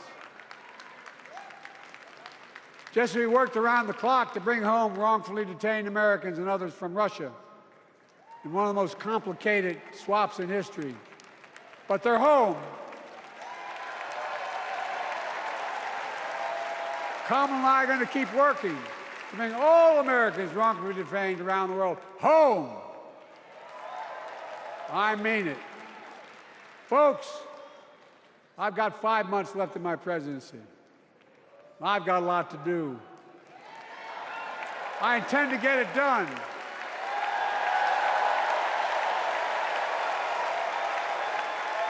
It's been the honor of my lifetime to serve as your president.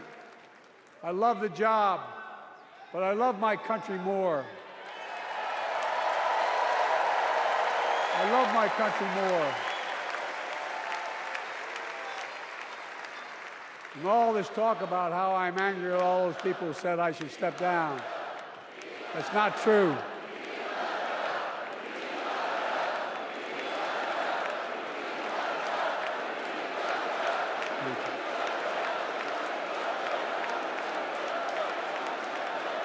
I love my country more, and we need to preserve our democracy. In 2024, we need you to vote. We need you to keep the Senate. We need you to win back the House of Representatives. And above all, we need you to beat Donald Trump.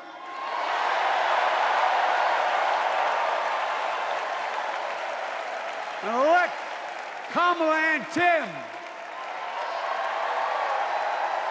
President and Vice President of the United States of America. Look, they'll continue to lead America forward, creating more jobs, standing up for workers, growing the economy, lower the cost to American families so they just have a little more breathing room. We've made incredible progress, but we have more work to do. And Kamala and Tim will continue to take on corporate greed and bring down cost of food. They'll keep taking on Big Pharma, making insulin $35 a month, not just for seniors, but for everyone in America. And capping prescription drug costs at a total of $2,000, not just for seniors, but for everyone. And folks, that's going to save America again tens of billions of dollars. Folks, they'll make housing more affordable, building 3 million new homes, providing $25,000 down payment assistance for the first-time home buyer, more than the 10 we approved. Donald Trump wants a new tax on imported goods, food, gas, clothing, and more. You know what that will cost the average family, according to the experts? $3,900 a year in a tax. No, that's a fact. Kamala and Tim will make the child care tax credit permanent.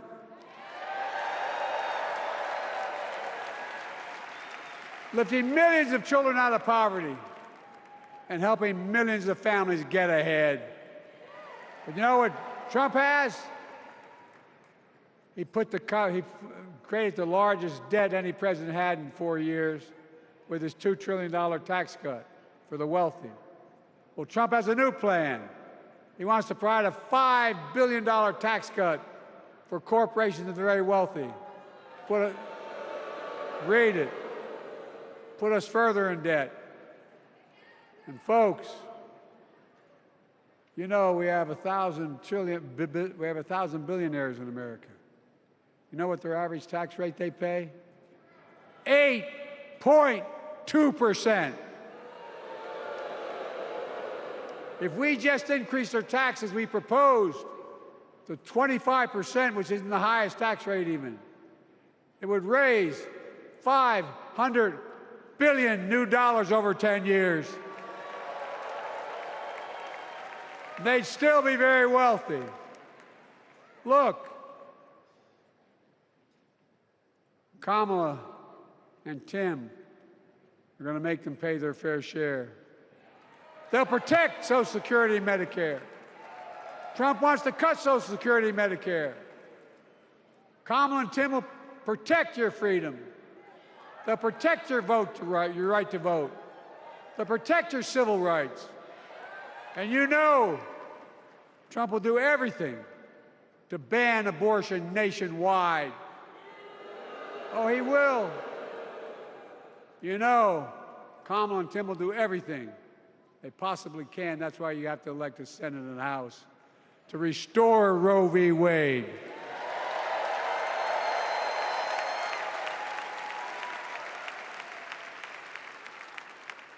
The ancient Greeks taught us that character is destiny. Character is destiny.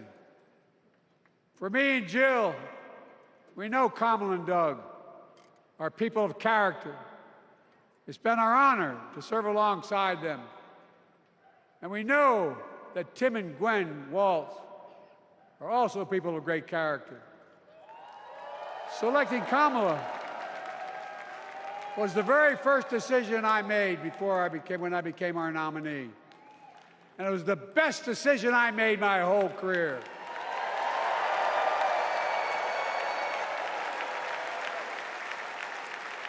We've not only gotten to know each other, we've become close friends. She's tough, she's experienced, and she has enormous integrity, enormous integrity. Her story represents the best American story. And like many of our best presidents, she was also vice president. That's a joke.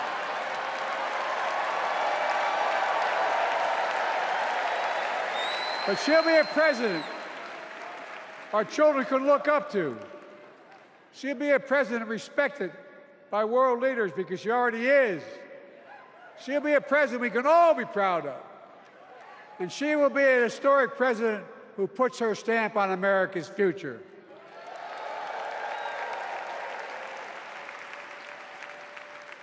This will be the first presidential election since January 6th. On that day, we almost lost everything about who we are as a country. And that threat, this is not hyperbole, that threat is still very much alive. Donald Trump says he will refuse to accept the election result if he loses again. Think about that. He means it. Think about that. He's promising a bloodbath if he loses, in his words. And that he'll be a dictator on day one, in his own words. By the way, this sucker means it. No, I'm not joking. Think about it. Anybody else said that in the past, you'd think he was crazy. He is crazy, but you'd think it was an exaggeration, but he means it. We can't let that happen. Folks, all of us carry a special obligation. Independents, Republicans, Democrats. We saved democracy in 2020, and now we must save it again in 2024.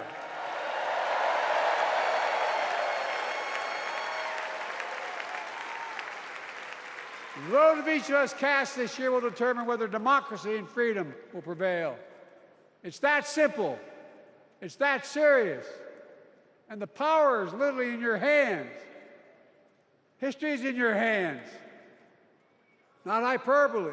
It's in your hands. America's future is in your hands. Let me close with this. Nowhere else in the world could a kid with a stutter and modest beginnings in Scranton, Pennsylvania, and Claymont, Delaware, grow up to sit behind the resolute desk in the Oval Office.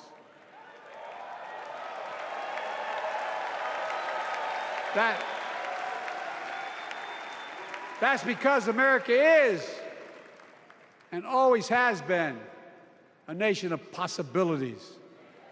Possibilities. We must never lose that. Never.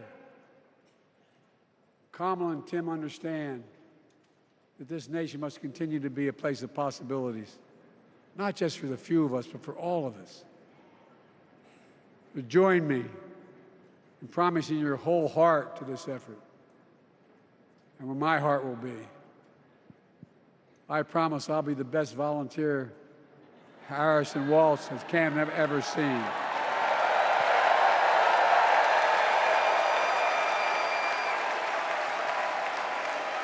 Each of us has a part in the American story. For me and my family, there's a song that means a lot to us, that captures the best of who we are as a nation. The song is called American Anthem. There's one verse that stands out, and I can't sing worth a damn, so I'm not going to try. I'll just quote it. The work and prayers of centuries have brought us to this day. What shall our legacy be? What will our children say? Let me know in my heart, when my days are through, America, America, I gave my best to you.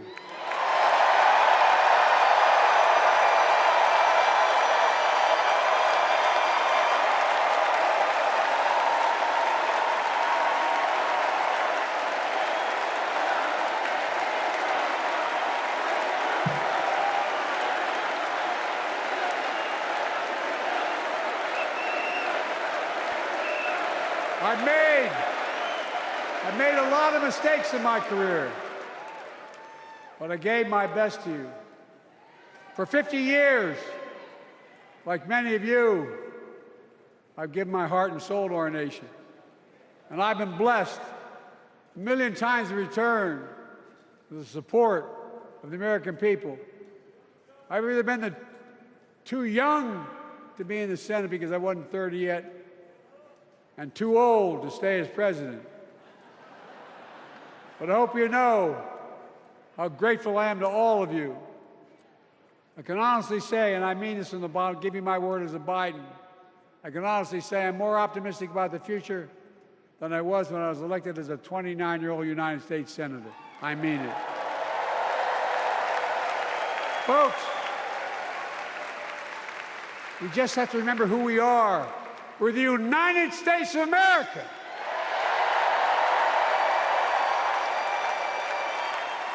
And there's nothing we cannot do when we do it together.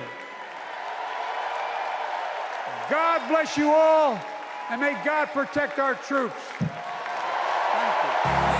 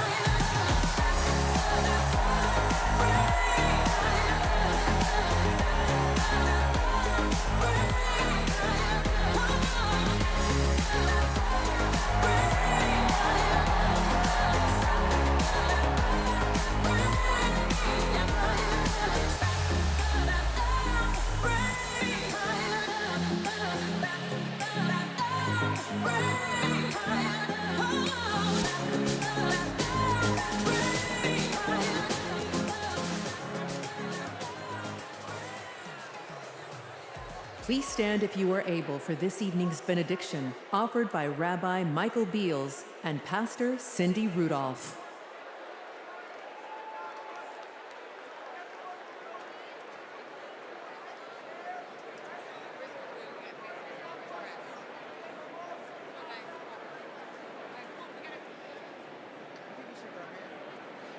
Tonight's convention theme, For the People, hint at the inclusive, bridge-building messages and policies the Democratic Party will require to succeed not only in November, but long after that. No prayer better unites Jews, Christians, Muslims, and others of faith, along with Democrats, Republicans, Independents, and undecideds, than the threefold priestly Cohenite benediction presented in the Bible. It is divided into three in order to shower the following blessings of gratitude, hoda'ah, upon my fellow Delawarean, President Joe Biden,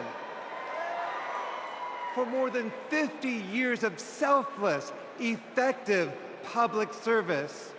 Joy, simcha, in public discourse and policy encouraged by Governor Tim Walz.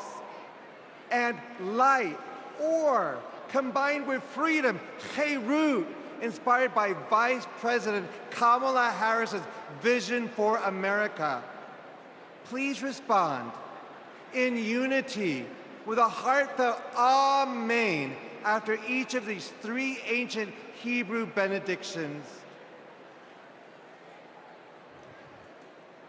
Yevarechecha Adonai v'yishmerecha. May God bless you and protect you. Ya'er Adonai panav elecha v'yichoneka. May God deal kindly and graciously with you. Yesadnai panav elecha v'yisem lecha shalom. May God turn toward you and grant you that most precious gift, the gifting of wholeness and the gift of peace, and let us say a heartfelt Amen.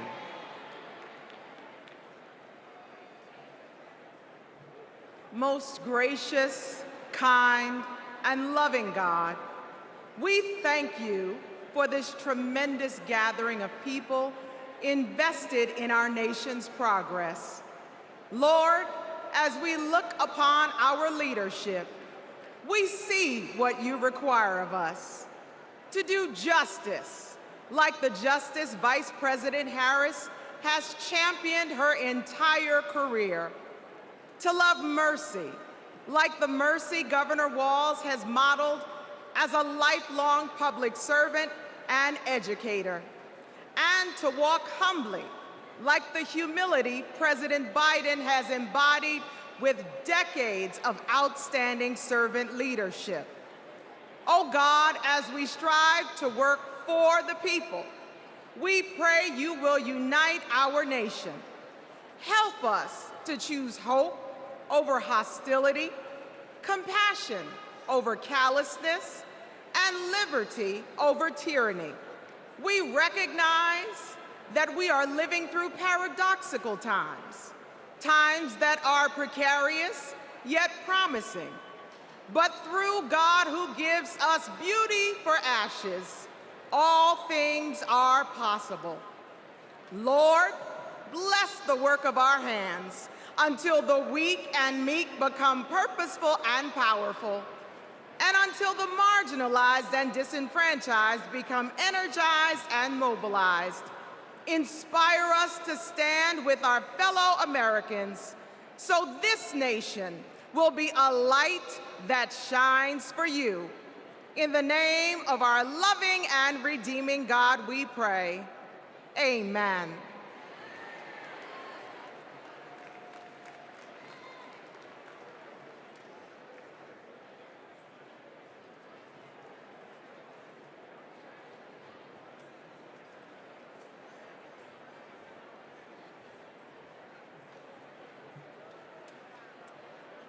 Night one of the Democratic National Convention has officially come to an end.